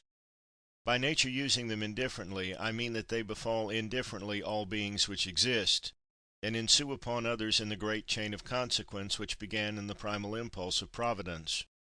Providence, in pursuance of this impulse, and starting from a definite beginning, set about this fair structure of the universe when she had conceived the plan of all that was to be, and appointed the distinct powers which were to produce the several substances, changes, and successions.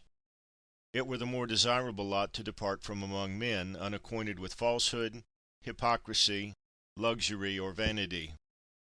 The next choice were to expire when cloyed with these vices. Have you then chosen rather to abide in evil, or has experience not yet persuaded you to fly from amidst the plague? For a corruption of the mind is far more a plague than any pestilential distemper or change in the surrounding air we breathe. The one is pestilence to animals as animals, but the other to men as men. Despise not death, but receive it well content as one of the things which nature wills. For even as it is to be young, to be old, to grow up, to be full grown, even as it is to breed teeth and beard, and to grow gray, to beget, to go with child, to be delivered, and to undergo all the effects of nature which life's seasons brings, such is it also to be dissolved in death. It becomes not, therefore, a man of wisdom to be careless, or impatient, or ostentatiously contemptuous about death. He should rather await its coming as one of the operations of nature.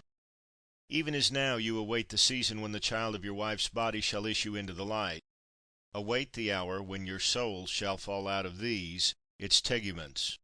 If you wish for the common sort of comfort, here is a thought which goes to the heart. You will be completely resigned to death if you consider the things you are about to leave, and the morals of that confused crowd from which your soul is to be disengaged.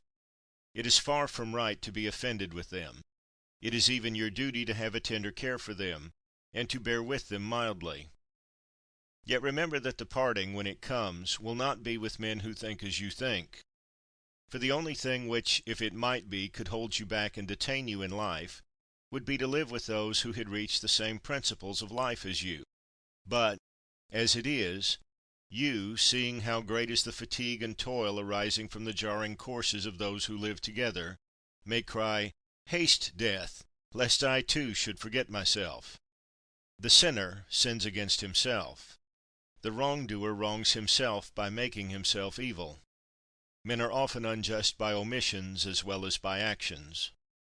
Be satisfied with your present opinion if certain, with your present course of action if social, with your present mood if well pleased with all that comes upon you from without. Wipe out impression, stay impulse, quench desire, and keep the governing part master of itself. The soul distributed among the irrational animals is one. Rational beings, on the other hand, partake of one reasoning intelligence. Even so, there is one earth to all things earthy, and for all of us who are endowed with sight and breath, there is one light by which to see, one air to breathe. All things that share a common quality are strongly drawn to that which is of their own kind. The earthy tends towards the earth, fluids flow together, aerial bodies likewise, and naught but force prevents their confluence. Fire rises upward on account of the elemental fire, and it is so ready to join in kindling with all the fire that is here, that any matter pretty dry is easily set on fire, because that which hinders its kindling is the weaker element in its composition. Thus also, then, whatever partakes of the common intellectual nature, hastens in like manner, or even more markedly, towards that which is akin to it. For the more it excels other natures, the stronger is its tendency to mix with and adhere to its kind. Accordingly, among irrational creatures we find swarms of bees, herds of cattle, nurture of the young, and love, of a sort. For even in animals there is a soul, and in the more noble animals a mutual attraction is to be found at work, such as does not exist in plants, or stones, or wood. Among the rational animals, again, there are societies and friendships, families and assemblies, and, in war, treaties and truces. Among beings still more excellent there subsists, though they be placed far asunder, a certain kind of union, as among the stars. Thus, ascent in the scale can produce a sympathy even in things that are widely distant. But mark what happens among us. It is only intellectual beings who forget the social concern for one another, and the mutual tendency to union. Here alone the social confluence is not seen. Yet are they environed and held by it, though they strive to escape, and nature always prevails. Observe, and you will see my meaning. For sooner may one find some earthy thing which joins with nothing earthy, than a man severed and separate from all men. Man, God, and the universe all bear fruit, and each in their own season. Custom indeed has appropriated the expression to vines and the like, but that is nothing. Reason has its fruit both for all men and for itself, and produces just such other things as reason itself is. If you can, teach men better. If not, remember that the virtue of charity was given you to be used in such a case. Nay, the gods are patient with them, and even aid them in their pursuit of some things, such as health, wealth, and glory. So gracious are they. You may be so too. Who hinders you? Bear toil and pain, not as if wretched under it, nor as courting pity or admiration. Wish for one thing only, always to act or to refrain as social wisdom requires. Today I have escaped from all trouble, or rather I have cast out all trouble from me, for it was not without but within in my own opinions. All things are, in our experience, common, in their continuance but for a day, and in their matter sordid. All things now are as they were in the times of those we have buried. Things stand without, by themselves, neither knowing or declaring aught to us concerning themselves. What is it then that pronounces upon them? The ruling part. It is not in passive feeling, but in action, that the good and evil of the rational animal formed for society consists. Similarly, his virtue or vice lies not in feeling, but in action. To the stone thrown up it is no evil to fall, no good to rise. Penetrate the souls of men, and you will see what judges you fear, and how they sit in judgment on themselves. All things are in change. You yourself are under continual transmutation, and in some sort corruption. So is the whole universe. Another's sin you must leave with himself. The ceasing of any action, the extinction of any keen desire or of any opinion, is as it were a death to them. This is no evil. Think again of the ages of your life, childhood, youth, manhood, old age. Each change of these was a death. Is there anything to dread here? Think now of your life as it was, first under your grandfather, then under your mother, then under your father, and as you find there many other alterations, changes, and endings, ask yourself, is there anything to dread here? Thus neither is there anything to dread in the cessation, ending, and change of your whole life. Make swift appeal to your own ruling part, to that of the universe, and to his who has offended you. To your own, that you may make it a mind disposed to justice; to that of the universe, that you may remember of what you are a part; and to his, that you may know whether he has acted in ignorance or by design, and that you may also reflect that he is your kinsman. You yourself are a part of a social system necessary to complete the whole. Accordingly let your every action be a similar part of the social life. And if any action has not its reference, either immediate or distant, to the common good as its end, this action disorders your life and frustrates its unity. It is sedition like that of the man who, in a commonwealth, does all in his power to sever himself from the general harmony and concord. Children's quarrels, child's play, poor spirits carrying about dead corpses. Such is our life. The mask of the dead is intelligible by comparison. Go to the quality of the cause, abstract it from the material, and contemplate it by itself. Determine then the time, how long at furthest this thing of this peculiar quality can naturally subsist. You have endured innumerable sufferings by not being satisfied with your own ruling part when it does the things which it was formed to do. Enough, then, of that. When another reproaches or hates you, or utters anything to that purpose, go to his soul, enter in there, and look what manner of man he is. You will see that you need not trouble yourself to make him think well or ill of you. Yet you should be kindly towards such men, for they are by nature your friends, and the gods too aid them in all ways, by dreams, by oracles, and even in the things about which they are most eager. The course of things in the world is ever the same, a continual rotation up and down from age to age. Either the universal mind exerts itself in every particular event, in which case you must accept what comes immediately from it, or it has exerted itself once and for all, and as a result all things go on forever, in a necessary chain of consequence. Or again, atoms and indivisible particles are the origin of all things. In fine, if there be a God, all is well; and if there be only chance, you at least need not act by chance. The earth will presently cover us all, and then this earth will itself be changed into other forms, and these again into others, and so on without end. And if any one considers how swiftly those changes and transmutations roll on, like one wave upon another, he will despise all things mortal. The universal cause is like a winter torrent. It sweeps all along with it. How very little worth are those poor creatures who pretend to understand affairs of state, and imagine they unite in themselves the statesman and the philosopher. The frothy fools! Do you, O man, that which nature now requires of you.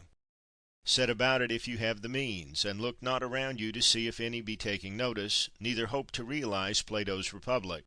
Be satisfied if the smallest thing go well. Consider even such an event as no small matter, for who can change the opinions of men? And without change of opinion, what is their state but a slavery under which they groan, while they pretend to obey? Come now, speak of Alexander, Philip, and Demetrius of Phalerum. They know best whether they understood what the common nature required of them, and whether they trained themselves accordingly. But if they designed only to play the tragic hero, no one has condemned me to do the like. The work of philosophy is simple and modest. Lead me not astray in pursuit of a vainglorious stateliness. Look down as from some eminence upon the innumerable herds, the countless solemn festivals, the voyaging of every sort in tempests and in calms, the different states of those who come into life, enter upon life's associations, and leave it in the end. Consider, too, the life which others have lived formerly, the life they will live after you, and the life that barbarous peoples are now living. How many of these know not even your name? How many will quickly forget it? How many are there who perhaps praise you now, but will shortly blame you? Reflect then that neither is surviving fame a thing of value, nor present glory, nor anything at all. Let nothing due to a cause outside yourself disturb your calm. In the workings of the active principle within you let there be justice. That is a bent of will and a course of action which have social good as their one end, and so are suited to your nature. You can suppress many of the superfluous troubles which beset you, for they lie wholly in your own opinion. By this you will give ample room and ease to your life. You may compass this end by comprehending the whole universe in your judgment, by contemplating eternity, and by reflecting on the swift changes of individual things, thinking how short is the time from their birth to their dissolution, how immense the space of ages before that birth, how equally infinite the eternity which shall succeed that dissolution. All things that you see will quickly perish, and those who behold them perishing are very soon themselves to die. And he who dies oldest will be in like case with him who dies before his time. What manner of souls have these men? What is the end of their striving, and on what accounts do they love and honor? Imagine their souls naked before you. When they fancy that their censures hurt, or their praises profit us, how great is their self-conceit! Loss is naught but change. In change is the joy of universal nature, and by her all things are ordered well. From the beginning of ages they have been shaped alike, and to all eternity they will be the same. How then can you say that all things have been, and ever will be, evil? That among so many gods there has been found no power to rectify, but that the universe is condemned to endure the burden of never-ending ill? How corrupt is the material substance of every thing! Water, dust, bones, and foulness. Again, marble is but the concrete humour of the earth, gold and silver its heavy dregs. Our garments are but hair, the purple dye, blood. All else is of a like nature. Breath too is just the same, ever changing from this to that. Enough of this wretched life. Enough of repining and apish trifling. Why are you disturbed? Are any of these troubles new? What excites you so? Is it the cause? Then view it well. Is it the matter? View it also well. Besides these there is nothing. Wherefore at last act with more simplicity and goodness towards the gods. Whether you look on this spectacle for 100 years or for 3, it is the same. If he has done wrong, the evil is with him, and perhaps too he has not done wrong. Either all things proceed from one source of intelligence and come together in one body, in which case the part must not complain of what comes about for the benefit of the whole, or all is atoms, and there is nothing else but confused mixture and dissipation. Why then are you disturbed? Say to your soul, thou art dead, thou art rotten, thou hast turned beast, joined the herd, and dost feed along with them.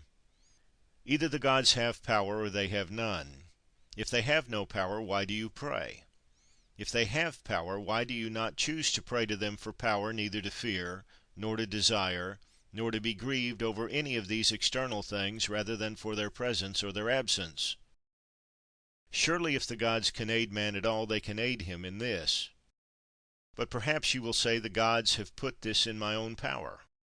Then is it not better to use that which is in your own power, and preserve your liberty, than to set your heart on what is beyond your power, and become an abject slave?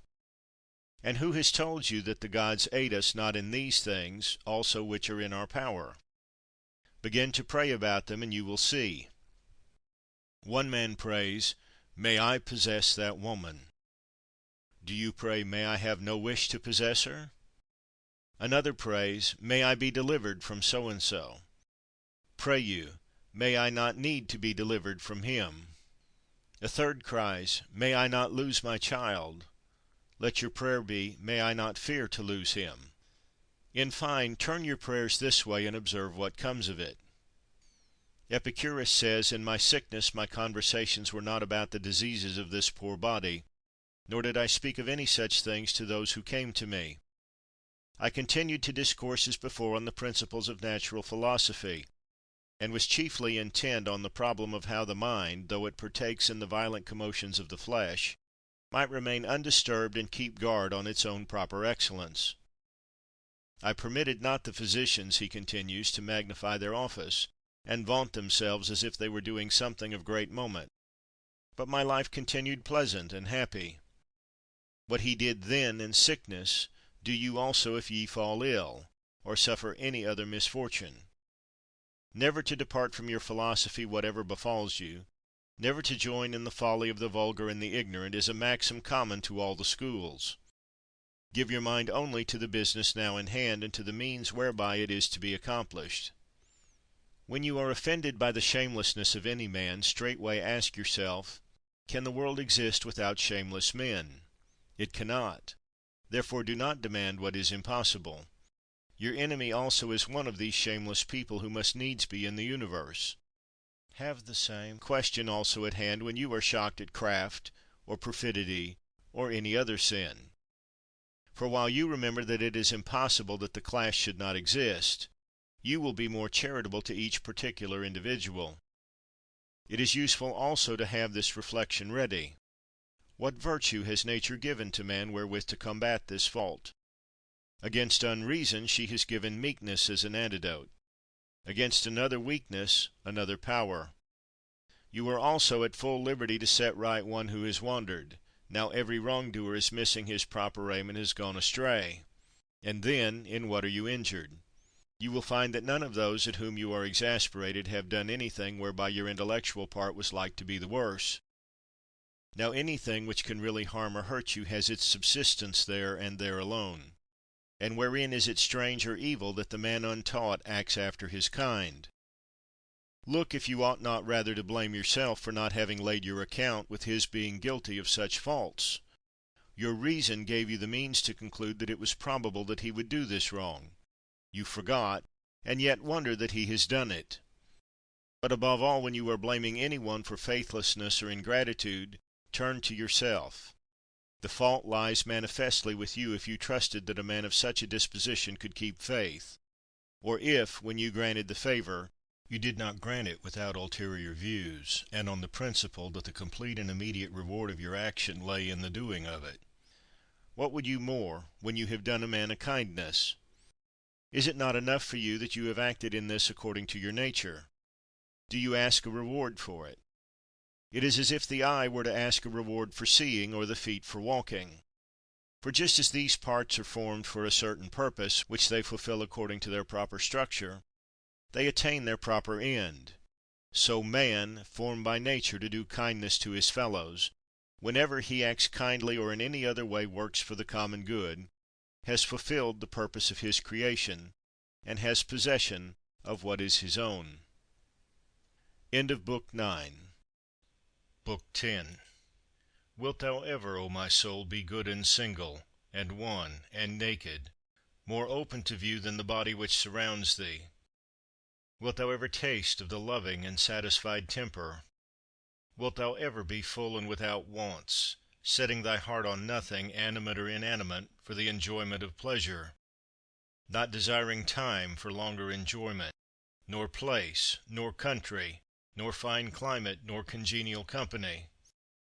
Wilt thou be satisfied with thy present state, and well pleased with every present circumstance?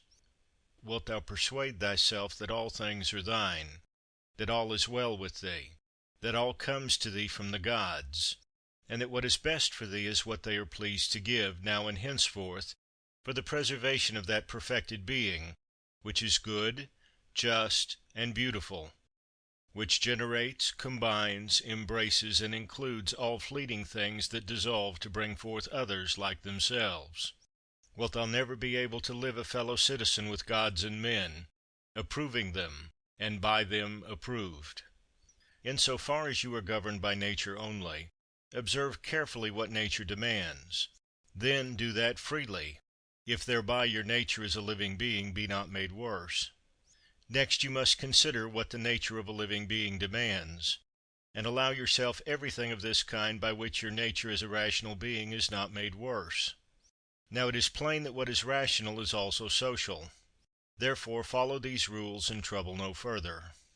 Whatever happens, nature has either formed you able to bear it or unable. If able, then bear it as nature made you able, and fret not. If unable, yet do not fret, for when the trial has consumed you, it too will pass away. Remember, however, that nature has made you able to bear whatever it is in the power of your own opinion to make endurable or tolerable, if only you conceive it profitable or fit to be borne. If a man is going wrong, instruct him kindly, and show him his mistake. If you are unable to do this, blame yourself, or none. Whatever happens to you was prearranged for you from all eternity, and the concatenation of causes had from eternity interwoven your existence with this contingency. Whether all be atoms, or there be a universal law of nature, let it be laid down first that I am a part of the whole which is governed by nature. Secondly, that I am associated with other parts like myself. Mindful of this, since I am a part, I shall not be dissatisfied with anything appointed me by the whole. For nothing is hurtful to the part which is profitable to the whole, since the whole contains nothing unprofitable to itself. All natural systems have this law in common, and the system of the universe has another law besides, namely, that it cannot be forced by any external cause to produce anything hurtful to itself. If therefore I remember that I am part of such a whole, I shall be satisfied with all that flows therefrom. And inasmuch as I am associated with parts like myself, I will do nothing unsocial, but rather draw to my kind, turn my every endeavor to the public good, and shun the contrary. In such a course my life must needs run well, just as you would hold that the life of a citizen runs well when he passes on from one public spirited action to another, and throws himself heartily into every task appointed him by the state. The parts of the whole, I mean the parts which are contained in the universe, must necessarily perish. Perish, let us say, meaning change. Now, if it be a necessary evil for the parts to perish, it could not be well for the whole that its parts should tend to change, and be constructed to perish in various ways. Did nature then set out to injure her own constituent parts, making them so that they are liable to evil and of necessity fall into it, or did it escape her notice that this comes to pass? Both suppositions are incredible. And if, dropping the notion of nature, one were merely to put it that things are constituted so, then how ridiculous at the same time to say that the parts of the universe are constituted so as to change, and also to wonder and fret at change or dissolution, as if it were something against the course of nature, especially as everything is dissolved into the elements out of which it arose. For there is either a scattering of the elements of which a thing was constructed, or a conversion of these, of the solid into earth, of the spiritual into air, so that these constituents are resumed into the system of the universe, which either undergoes periodic conflagration, or is renewed by never-ending changes. And do not imagine that you had all your earthly and aerial matter from your birth. For the whole of this was an accession of yesterday or the day before, from your food and from the air you breathed. It is this accession which changes, and not what your mother bore. And granting that this recent accession may incline you more to what is individual in your constitution, yet, I think, it alters nothing of what has just been said. Having taken to yourself these titles, good, modest, true, prudent, even-tempered, and magnanimous, look to it that you change them not, and if you should come to lose them, seek them straightway again. And remember that prudence means for you reasoned observation of all things, and careful attention, even temper, cheerful acceptance of the lot appointed by universal nature. Magnanimity, the exaltation of the thinking part above any pleasant or painful commotions of the flesh, above vainglory, above death, and all such things. If you steadfastly maintain yourself in these titles, with no hankering after hearing them given to you by others, you will be a new man, and a new life will open for you.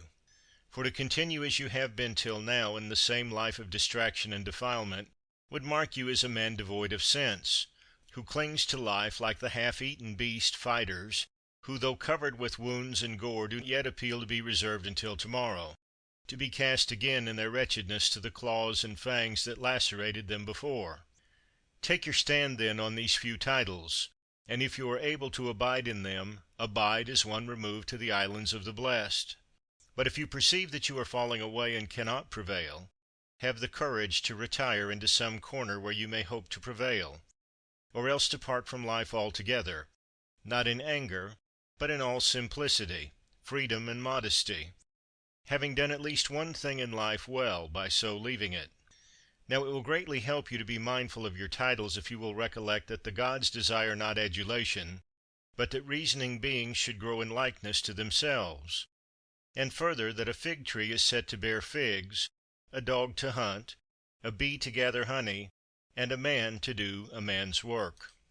Mimes, war, panic, sloth, servility, will wipe out the sacred maxims which you have gathered by observing nature and stored in your mind.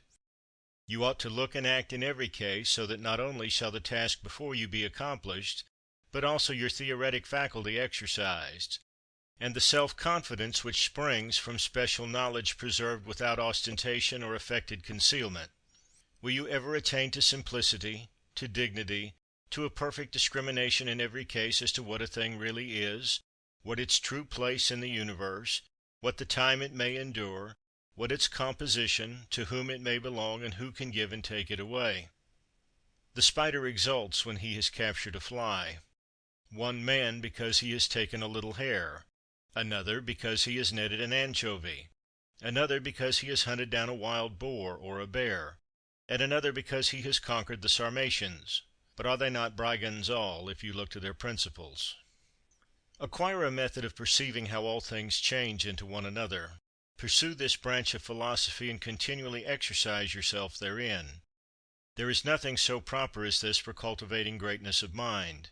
He who does so has already put off the body, and, having realized how soon he must depart from among men and leave all earthly things behind him, he resigns himself entirely to justice in all his own actions, and to the law of the universe in everything else which happens.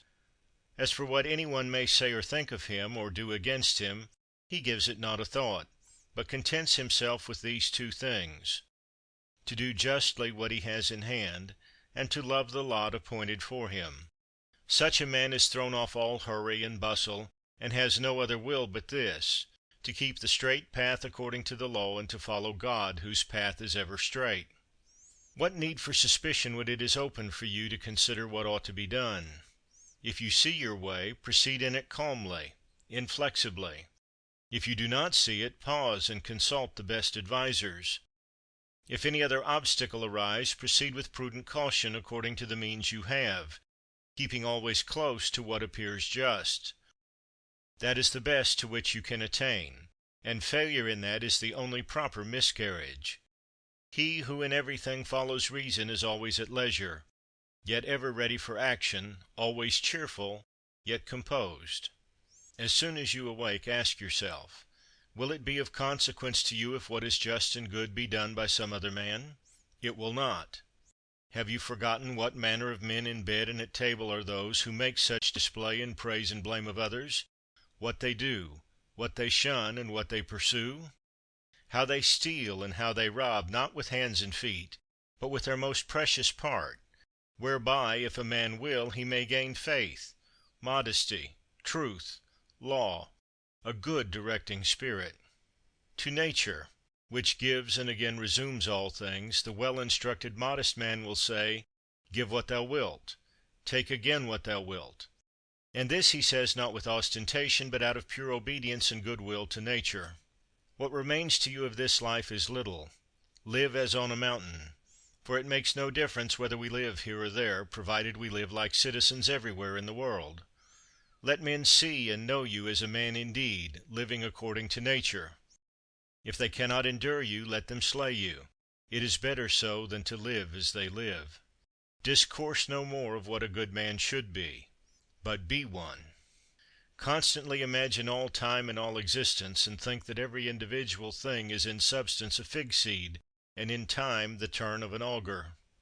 Consider each of the things around you as already dissolving, in a state of change, and as it were corrupting and being dissipated, or as one and all formed by nature to die. What sort of men are they when they are eating, sleeping, procreating, easing nature, and the like? Then see them lording it over their fellows, puffed up with pride, angry, or issuing judgments from on high. To how many were they slaves but lately? And why? And in what case will they shortly be? That is for the advantage of every man which is brought by universal nature, and for his advantage at the very time at which she brings it. Earth loves the rain, and the majestic ether loves. The universe loves to bring about whatever is coming to be. I then will say to the universe, what thou lovest I love. Is it not a common saying that so and so loves to happen? Either you are living here your accustomed life, or you are going abroad, and that at your own will, or you are dying, and your public office is discharged. Now besides these there is nothing. Be therefore of good courage. Keep this ever clear before you, that a country retreat is just like any other place. All things here go the same as on a mountain top, or on the sea beach, or where you will. you may always find that life of the wise man who in Platonic phrase makes the city wall serve him for a shepherd's fold on the mountains. What is my soul to me? What am I making of it, and to what purpose am I now using it? Is it void of understanding? Is it loosened and rent from the great community? Is it glued to and mingled with the flesh so as to follow each fleshly motion? Whoever flies from his master is a runaway. Our master is the law, and the lawbreaker is a runaway. And so is he also who through grief or anger or fear will not acquiesce in something that has happened, is happening, or will happen, in the course of things predestined by the all-ruling power which is the law, laying down for every man what is proper for him. He then who is afraid or grieved or angry is a runaway. He who has cast seed into the womb departs. Another cause takes and works upon it and completes the child. How wonderful the result from such a beginning! The child again takes food down its throat. Another cause takes and transforms it into sensation, motion, in a word, into life and strength and other things. How many and surprising! Consider then these things happening in such hidden ways, and view the power which produces them, just as we perceive the gravitation and levitation of bodies. Not indeed with our eyes, yet none the less clearly. Continually reflect that all that is happening now happened exactly in the same way before, and reflect that the like will happen again. Place before your eyes all that you have ever known from your own experience or from ancient history, dramas and scenes all similar, such as the whole court of Hadrianus, the whole court of Antoninus, the whole court of Philip, of Alexander, of Croesus. All these were similar, only the actors different. Imagine every one who is grieved or storms about anything whatever to be like the pig in a sacrifice, which kicks and screams under the knife. Such too is he who on his couch deplores in silence by himself that we are all tied to our fate. Reflect also that only to a rational being is it given to submit to what happens willingly. The bare submission is a necessity upon all. Look attentively on each particular thing you do, and ask yourself if death be a terror because it deprives you of this. When you are offended at any one's fault, turn at once to yourself and consider of what similar fault you yourself are guilty, such as esteeming for good things, money, pleasure, a little glory, or the like. By fixing your attention on this, you will speedily forget your anger, especially if it occur to you that he acts under compulsion and cannot do otherwise. Else, if it be in your power, relieve him from the compulsion. When you have seen Satyrio the Socratic, think of Eutychus or Hymen. When you have seen Euphrates, think of Eutychio or Silvanus. When Alcephoron comes before you, think of Tropiophorus, and when Xenophon, think of Crito or Severus. When you look upon yourself, think of any of the Caesars, and with every man likewise. Then let this occur to you: where now are these? Nowhere, or who can tell? For thus you will see all human things to be smoke and nothingness, especially if you call to mind that what has once been changed will never exist again through all the infinity of time. Why then this concern? And why does it not suffice you to live out your short span in well-ordered wise? What material, what a subject for philosophy you are shunning! For what are all earthly things but exercises for the rational power, when it has viewed all things that occur in life accurately and in their natural order?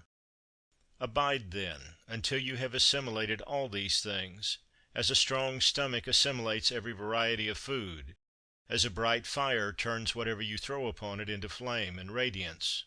Let no man have it in his power to say with truth of you that you are not a man of simplicity, candor, and goodness. But let him prove to be mistaken who holds any such opinion of you. This is quite in your power, for who shall hinder you from being good and single-hearted?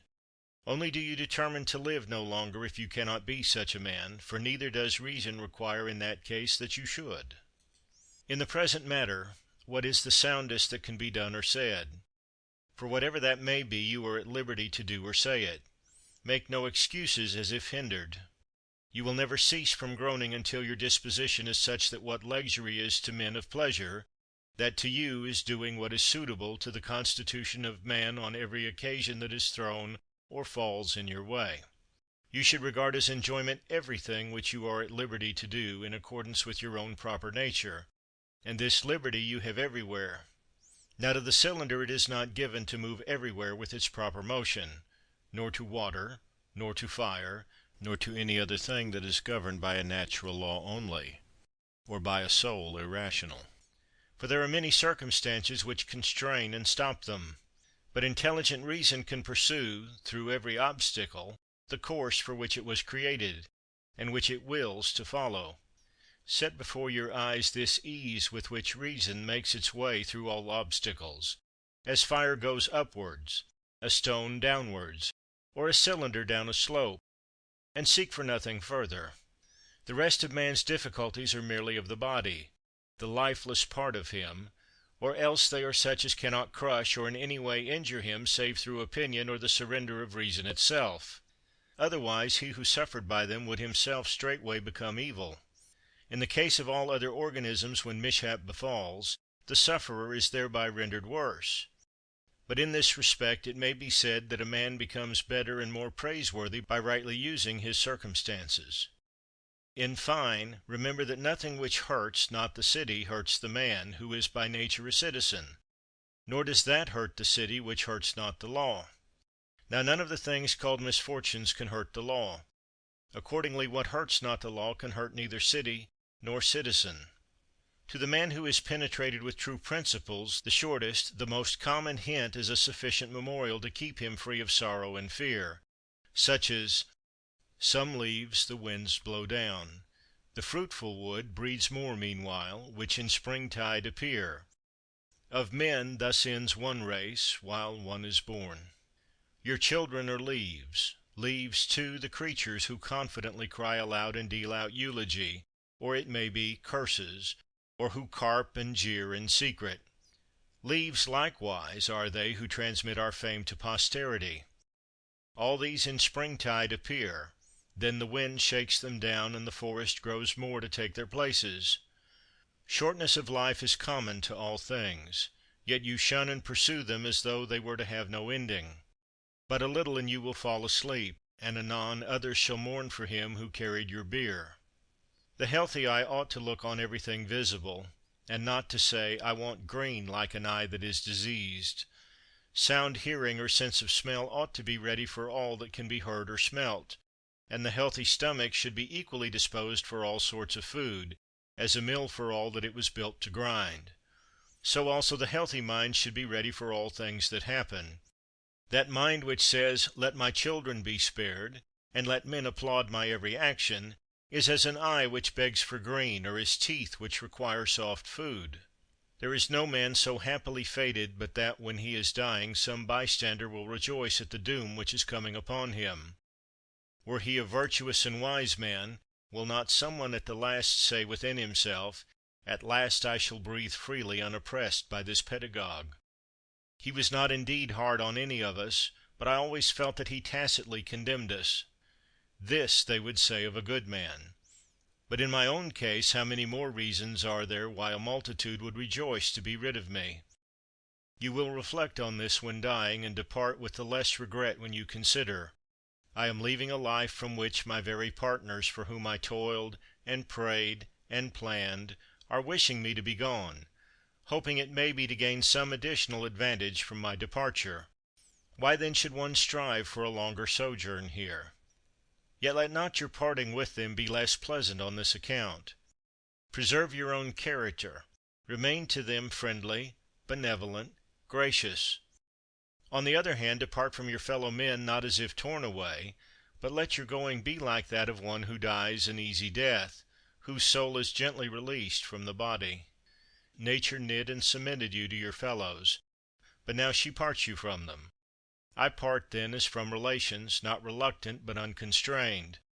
For death too is a thing accordant with nature.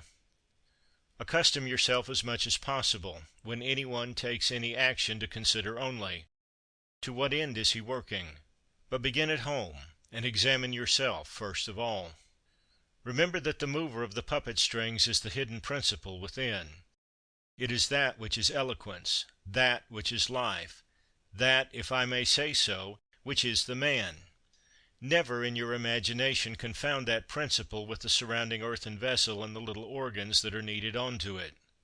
Excepting that they grow upon us, they are like the carpenter's axe, since without the moving and restraining principle, none of these parts in itself is of any greater service than the shuttle to the weaver, the pen to the writer, or the whip to the charioteer.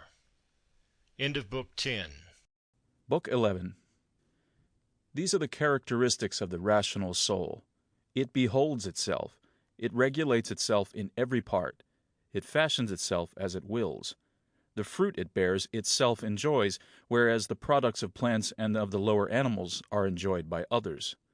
It reaches its individual end, wheresoever the close of life may overtake it. In a dance or an actor's part, any interruption spoils the completeness of the whole action. Not so with the rational soul. At whatever point in its action, or wheresoever it is overtaken by death, it makes its part complete and all-sufficient, so that it can say, I have received what is mine. Also it ranges through the whole universe, and the void around it, and discerns its plan. It stretches forth into limitless eternity, and grasps the periodical regeneration of all things, seeing and comprehending that those who come after us will see nothing new, and that those that went before saw no more than we have seen. Nay, a man of 40, of any tolerable understanding, has, because of the uniformity of things, seen in a manner all that has been or will be. Characteristic of the rational soul also are love to all around us, truth, modesty, and respect for itself above all other things, which is characteristic also of the general law. Thus there is no discordance between right reason and the reason of justice.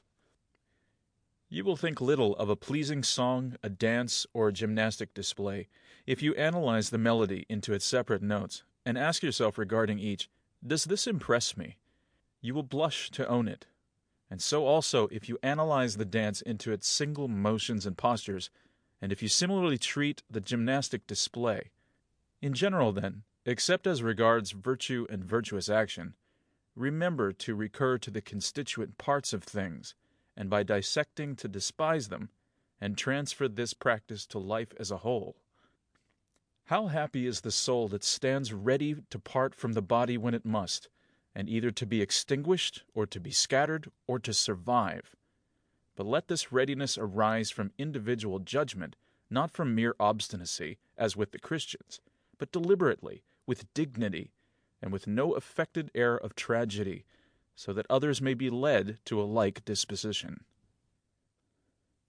Have I done anything for the common good? Is not this itself my advantage? Let this thought ever be with you, and desist not. What is your art? Well-doing. And how else can this come from sound general principles regarding nature as a whole, and the constitution of man in particular? First of all, tragedy was introduced to remind us that certain events happen, and are fated to happen as they do, and to teach us that what entertains us on the stage should not grieve us on the greater stage of the world. You see that such things must be accomplished, and that even they bore them who cried aloud, O Citharon! Our dramatic poets have said some excellent things, especially the following: Me and my children, if the gods neglect, it is for some good reason. And again, vain is all anger at external things. And to reap our life like ears of ripened corn, and the like. And after tragedy came the old comedy, using a schoolmaster's freedom of speech, and employing plain language with great profit to inculcate the duty of humility. To this end Diogenes used a method much the same.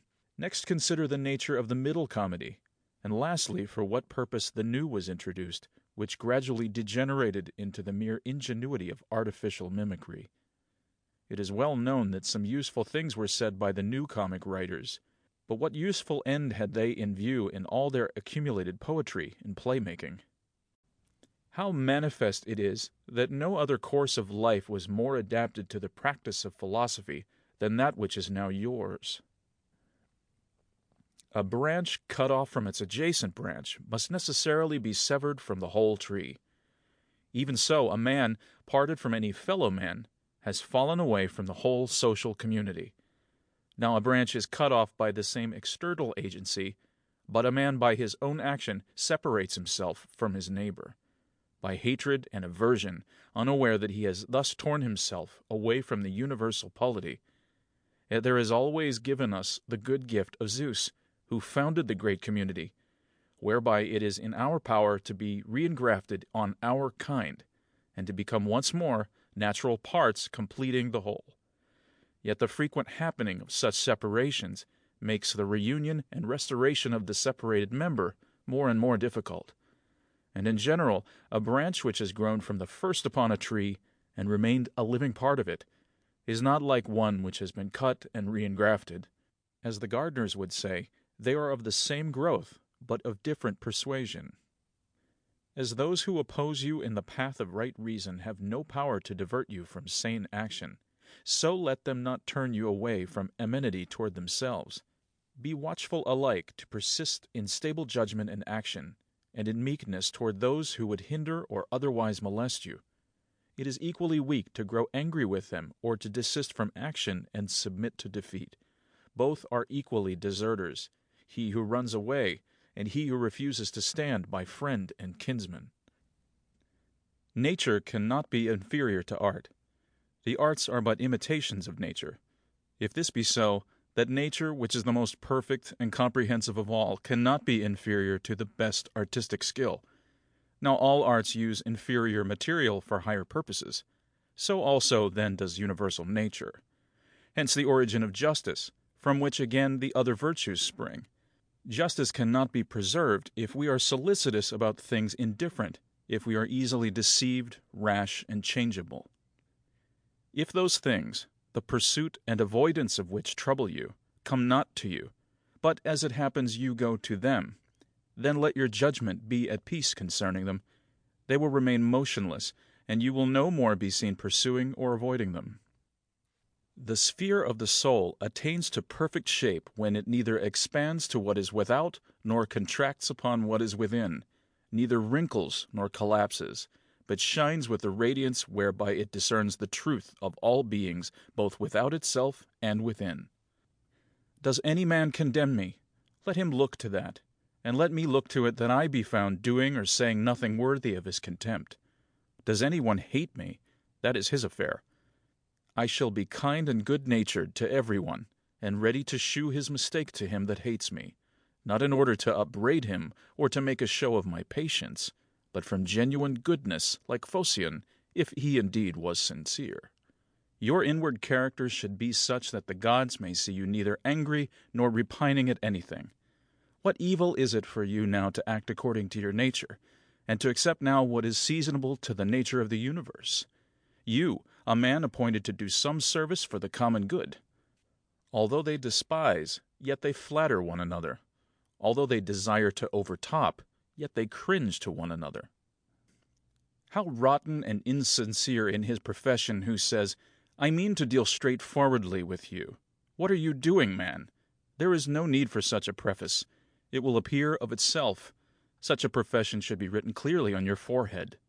A man's character should shine forth clearly from his eyes, as the beloved sees that he is so in the glances of those that love him. The straightforward good man should be like one of rank odor who can be recognized by the passer as soon as he approaches, whether he will or no. The ostentation of straightforwardness is the knife under the cloak. Nothing is baser than a wolf friendship. Shun it above all things. The good, straightforward, kindly man bears all of these qualities in his eyes, and is not to be mistaken. To live the best life is within the power of the soul, if it be indifferent to indifferent things, and it will be indifferent if it looks on all such things severally and wholly with discrimination, mindful that not one of them can impose upon us an opinion of concerning itself, or can come of itself to us. Things stand motionless without, and it is we that form opinions about them within, and, as it were, write these opinions upon our hearts. We may avoid so writing them, or if one has crept in unawares, we may instantly blot it out. 'Tis but for a short time that we shall need this vigilance, and then life will cease. For the rest, why should we hold this to be difficult? If it be according to nature, rejoice in it, and it will become easy for you. If it be contrary to nature, search out what suits your nature, and follow it diligently, even though it be attended with no glory. For every man will be forgiven for seeking his own proper good. Consider whence each thing came, of what it was compounded, into what it will be changed, how it will be with it when changed, and that it will suffer no evil. As to those who offend me, let me consider. First, how am I related to mankind, that we are formed the one for the other, and that, in another respect, I was set over them as the ram over the flock, and the bull over the herd. Consider yet more deeply thus. There is neither an empire of atoms or an intelligent nature governing the whole. If the latter, the inferior beings are created for the superior, and the superior for each other. Secondly, consider what manner of men they are at table, in bed, or elsewhere, and especially by what principles they hold themselves bound, and with what arrogance they entertain them. Thirdly, if they act rightly, we ought not to take it amiss, and if not rightly, manifestly they do so without intention and in ignorance. For no soul is willingly deprived of truth, or of the faculty of treating every man as he deserves. Accordingly, men are grieved to be called unjust, ungrateful, greedy, and, in short, sinners against their neighbors. Fourthly, you yourself do often sin, and are no better than another. And if you abstain from certain sins, still you have the disposition to commit them, even if through cowardice, fear of your character, or other meanness, you hold back. Fifthly, you cannot even be perfectly sure that wrong has been done, for many things admit of justification, and generally speaking, a man must have learned much before he can pronounce surely upon the conduct of others. Sixthly, when you are vexed or worried overmuch, remember that man's life is but for a moment, and that in a little we shall all be laid to rest. Seventhly, it is not the acts of others that disturb us. Their actions reside in their own souls. Our own opinions alone disturb us. Away with them, then. Will that you entertain no thought of calamity befallen you, and the anger is gone. But how remove them? By reasoning that there is no dishonor. For if you hold not that dishonor alone is evil, verily you must fall into many crimes, you may become a robber or any sort of villain. Eighthly, how much worse evils we suffer from anger and grief about certain things than from the things themselves about which these passions arise. Ninthly, meekness is invincible if it be genuine, without simper or hypocrisy. For what can the most insolent man do to you, if you persist in civility towards him? And if occasion offers, admonish him gently and deliberately. Shew him the better way at the very moment that he is endeavoring to harm you. Nay, my son, we were born for something better. No hurt can come to me. It is yourself you hurt, my son. And point out to him delicately, and as a general principle, how the matter stands, that bees and other gregarious animals do not act like him. But this must be done without irony or reproach, rather with loving kindness and no bitterness of spirit, not as though you were reading him a lesson or seeking admiration from any bystander, but as if you designed your remarks for him alone, though others may be present. Remember these 9 precepts as gifts received from the Muses, and begin now to be human for the rest of your life. Beware equally of being angry with men and of flattering them. Both are unsocial and lead to mischief. In all anger, recollect that wrath is not becoming to a man, but that meekness and gentleness, as they are more human, are also more manly. Strength and nerves and courage are the portion of the meek and gentle man, and not of the irascible and impatient. For the nearer a man attains to freedom from passion, the nearer he comes to strength. A weak man in grief is like a weak man in anger. Both are hurt, and both give way. If you want a 10th gift, from the leader of the Muses, take this. To expect the wicked not to sin is madness. It is to expect an impossibility. But to allow them to injure others, and to forbid them to injure you, is foolish and tyrannical. There are 4 states of the soul against which you must continually and especially be upon your guard, and which, when detected, should be effaced by remarking thus of each. This thought is unnecessary. This tends to social dissolution. You could not say this from your heart, and to speak otherwise than from the heart you must regard as the most absurd conduct. And fourthly, whatever causes self-reproach is an overpowering or subjection of the diviner part within you to the less honorable and mortal part, the body, and to its grosser tendencies. The serial and igneous parts of which you are compounded, although they naturally tend upwards, nevertheless obey the general law of the universe, and are retained here in composition. The earth and humid parts of you, though they naturally tend downwards, are nevertheless supported and remain where they are, although not in their natural situation. Thus the elements, wheresoever placed by the superior power, obey the whole, waiting till the signal shall sound again for their dissolution. Is it not grievous that the intellectual part alone should be disobedient and fret at its function?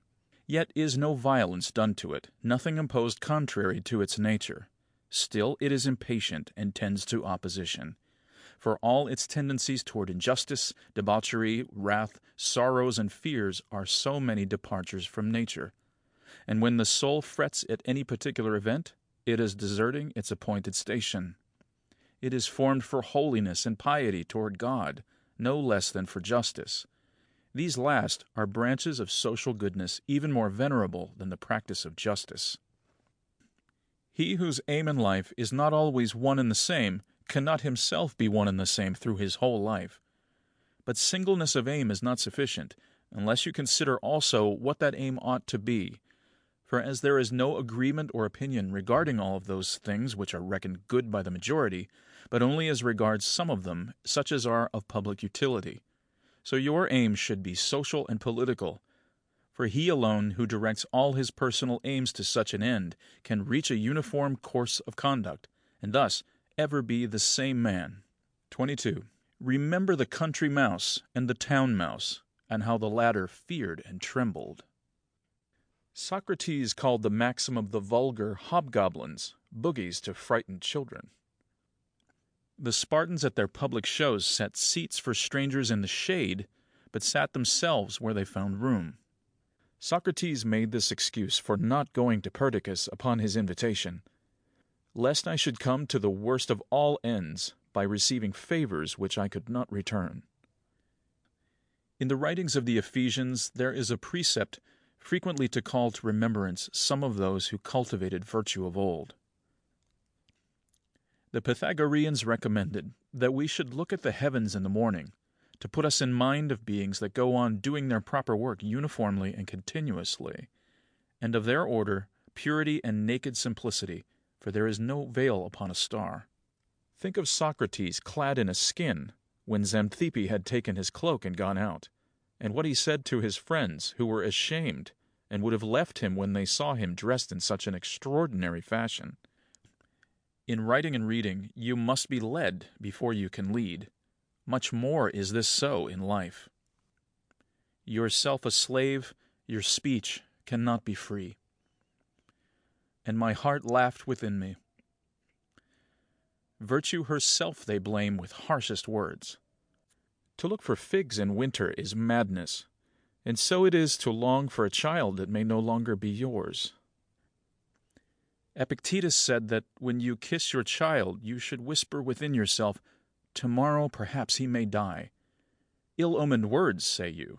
The words have no evil omen, says he, but simply indicate an act of nature.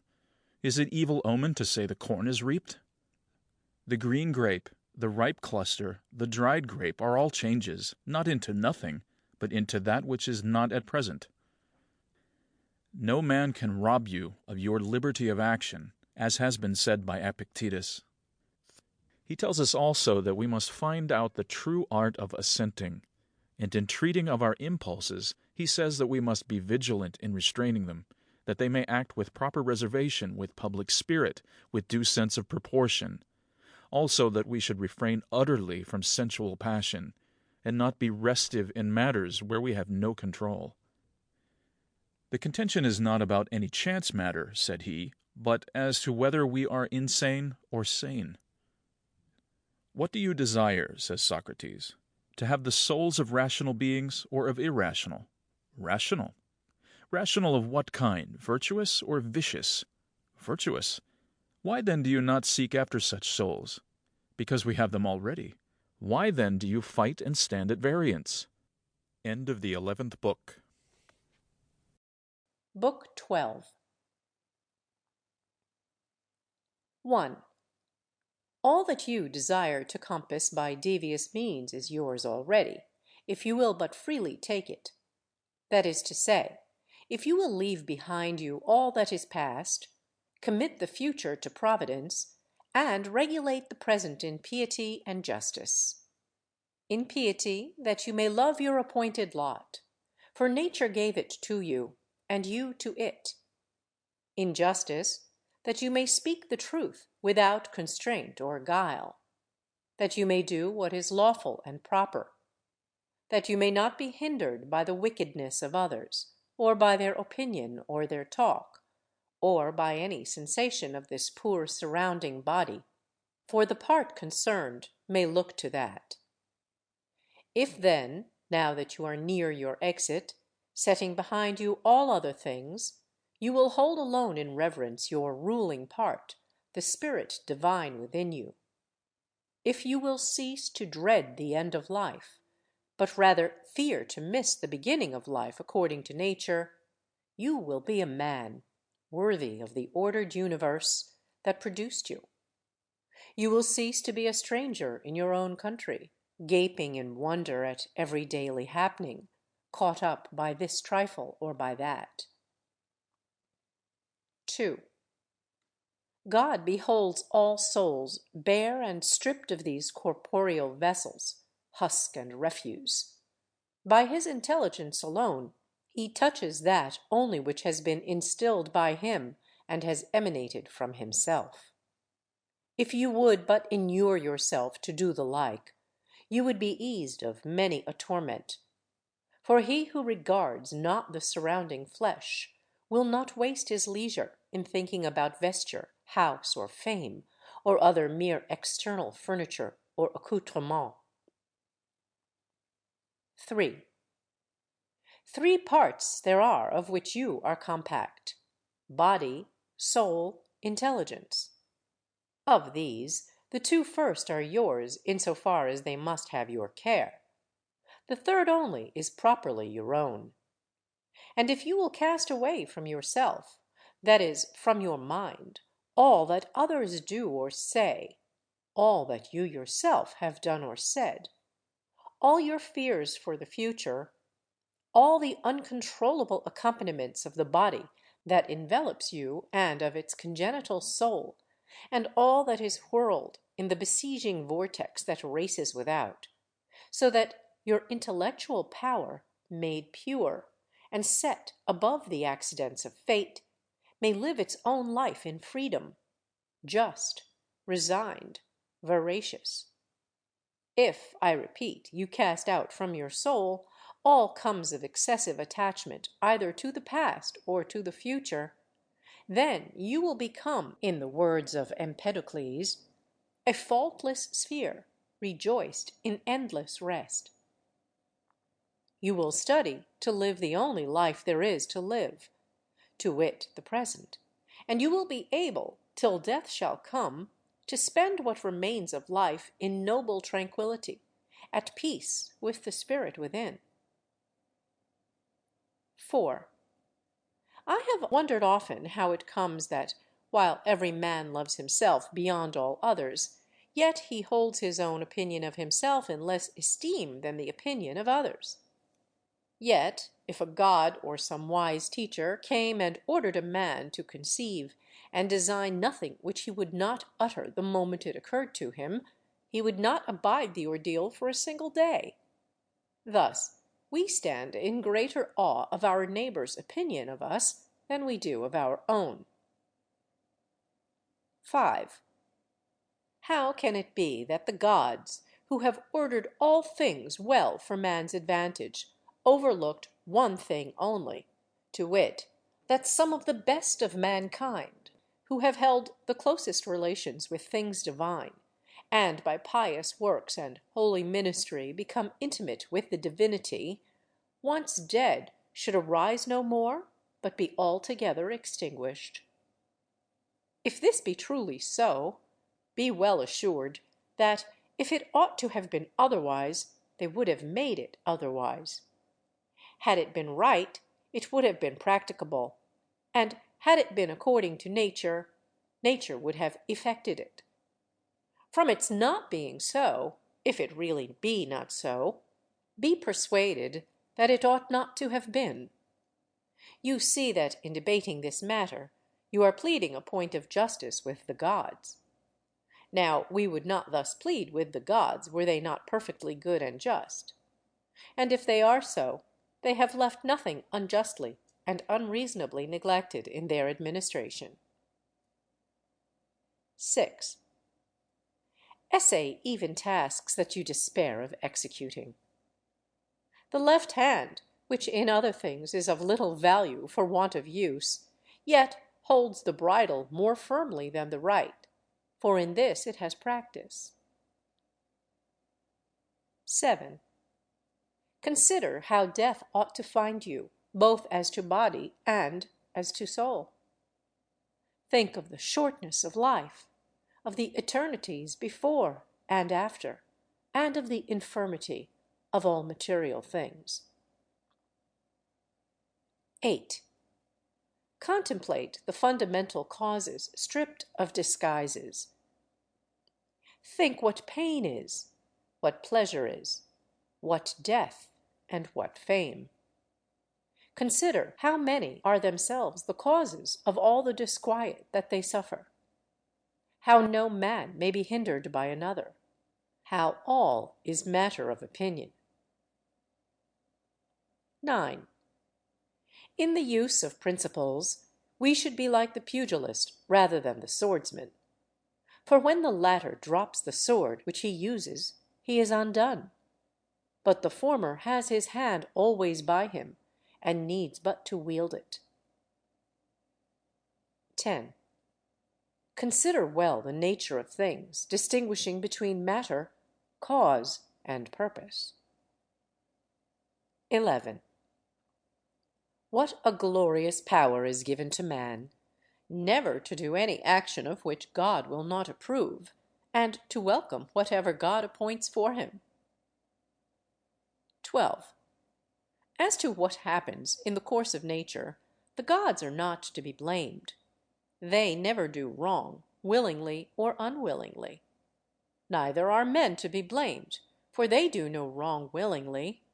There is therefore none to blame. 13. How ridiculous and how like a foreigner is he who is surprised at anything which happens in life! 14. There is either a fatal necessity, an unalterable order, or a placable providence, or a blind confusion without a governor. If there be an unalterable necessity, why strive against it? If there be a providence admitting of propitiation, make yourself worthy of the divine aid. If there be an ungoverned confusion, be comforted, seeing that in this tempest you have within yourself a guiding intelligence. And if the wave should carry you away, let it carry away the carcass and the animal life, for the intellectual part of you it will not carry away. 15. If the light of a lamp shine, and lose not its radiance until it be extinguished, shall truth, justice, and temperance be extinguished in you before your own extinction? 16. When you have the impression that a man has sinned, say to yourself, how do I know that this is sin? And if he has sinned, consider that he stands self-condemned, and thus, as it were, has torn his own face. He that would wish the wicked not to sin is like one who would have the fig tree not have juice in its figs, would have infants not cry, horses not neigh, and other inevitable things not happen. What shall the wicked man do, having a wicked disposition? If you are so keen, cure it. 17. If a thing be not becoming, do it not. If not true, say it not. 18. Endeavor always to see in everything what it is that causes your impression, and unfold it by distinguishing the cause, the matter, the relation to other things, and the period within which it must cease to exist. 19. Perceive at last that there is within you something better and more divine than the immediate cause of your sensations of pleasure and pain. Something, in short, beyond the strings which move the puppet. What is now my thought? Is it fear, suspicion, lust, or any such passion? 20. In the first place, let nothing be done at random or without an object. In the second, let your object never be other than the common good. 21. Yet a little, and you shall be no more. Nor shall any of these things remain which you now behold, nor any of those who are now living. It is the nature of all things to change, to turn, and to corrupt, in order that other things may, in their course, spring out of them. 22. Reflect that everything is matter of opinion, and opinion rests with yourself. Suppress then your opinion what time you will, and like one who has doubled the cape and reached the bay, you will have calm and stillness everywhere, never a wave. 23. Any one natural operation, ending at its proper time, suffers no ill by ceasing, nor does the agent therein suffer any ill by its thus ceasing. In like manner, as to the whole series of actions which is life, if it ends in its season, it suffers no ill by ceasing, nor is he who thus completes his series in any evil case. The season and the term are assigned by nature, sometimes even by your own nature, as in old age, but always by the nature of the whole, by the interchange of whose parts the universe still remains fresh and in its bloom. Now, that is always good and seasonable which is advantageous to the nature of the whole.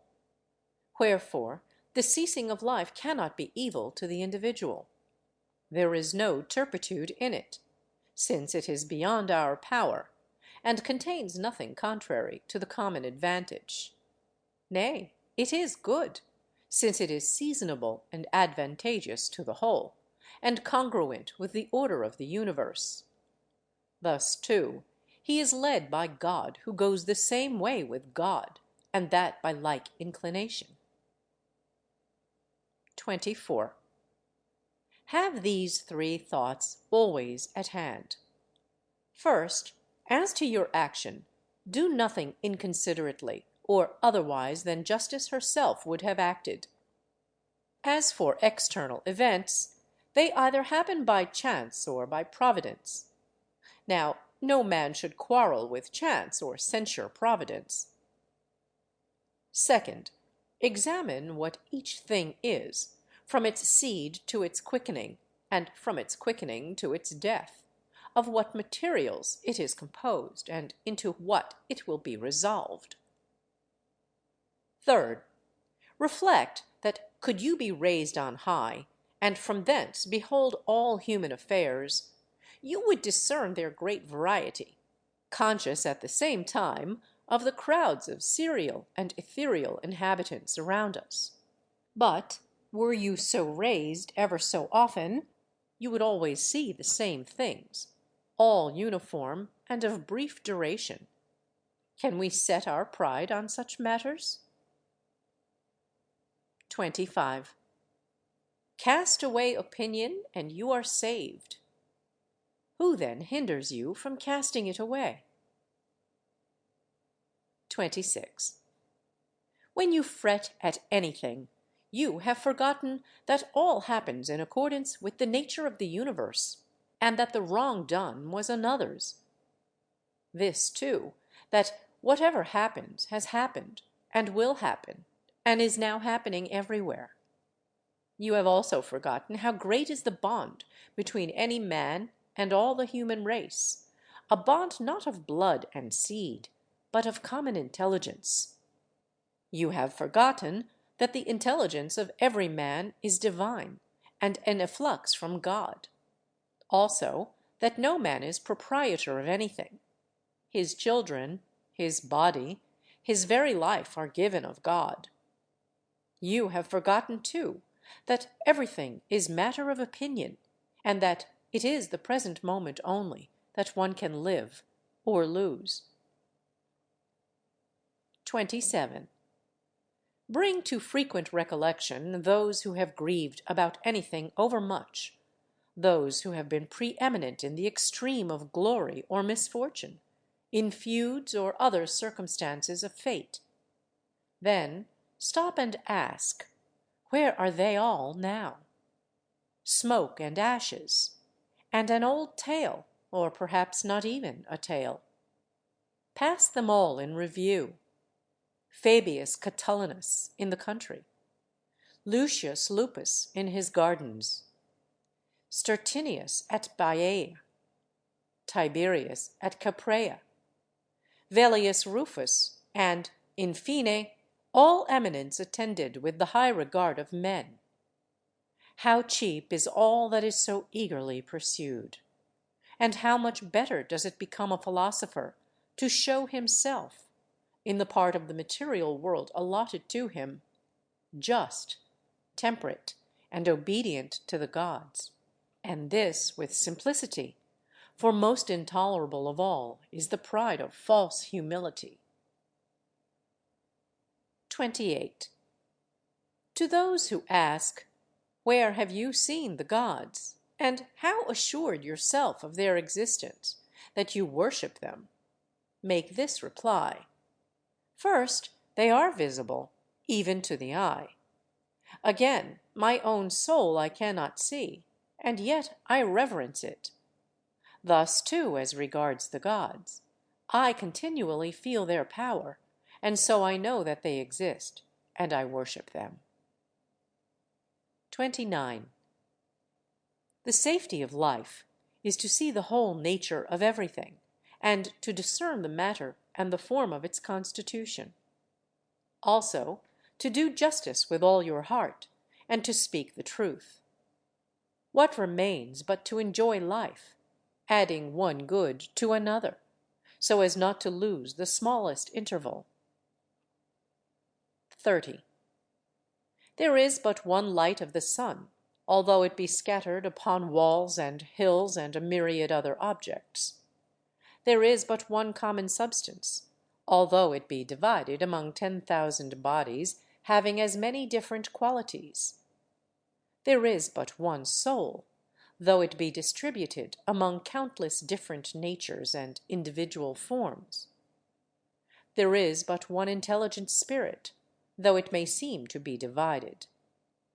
The other parts of these individuals of which we have spoken, such as breath and matter, are void of perception and of mutual affection. Yet even they are held together by the intelligent spirit, and gravitate together. But intelligence has a special tendency to its kind, and unites therewith, and the community of feeling is not broken. 31. What do you desire? To live on? Or is it to feel or to desire? To grow and to decay again? To speak or think? Which of all these seems worthy to be desired?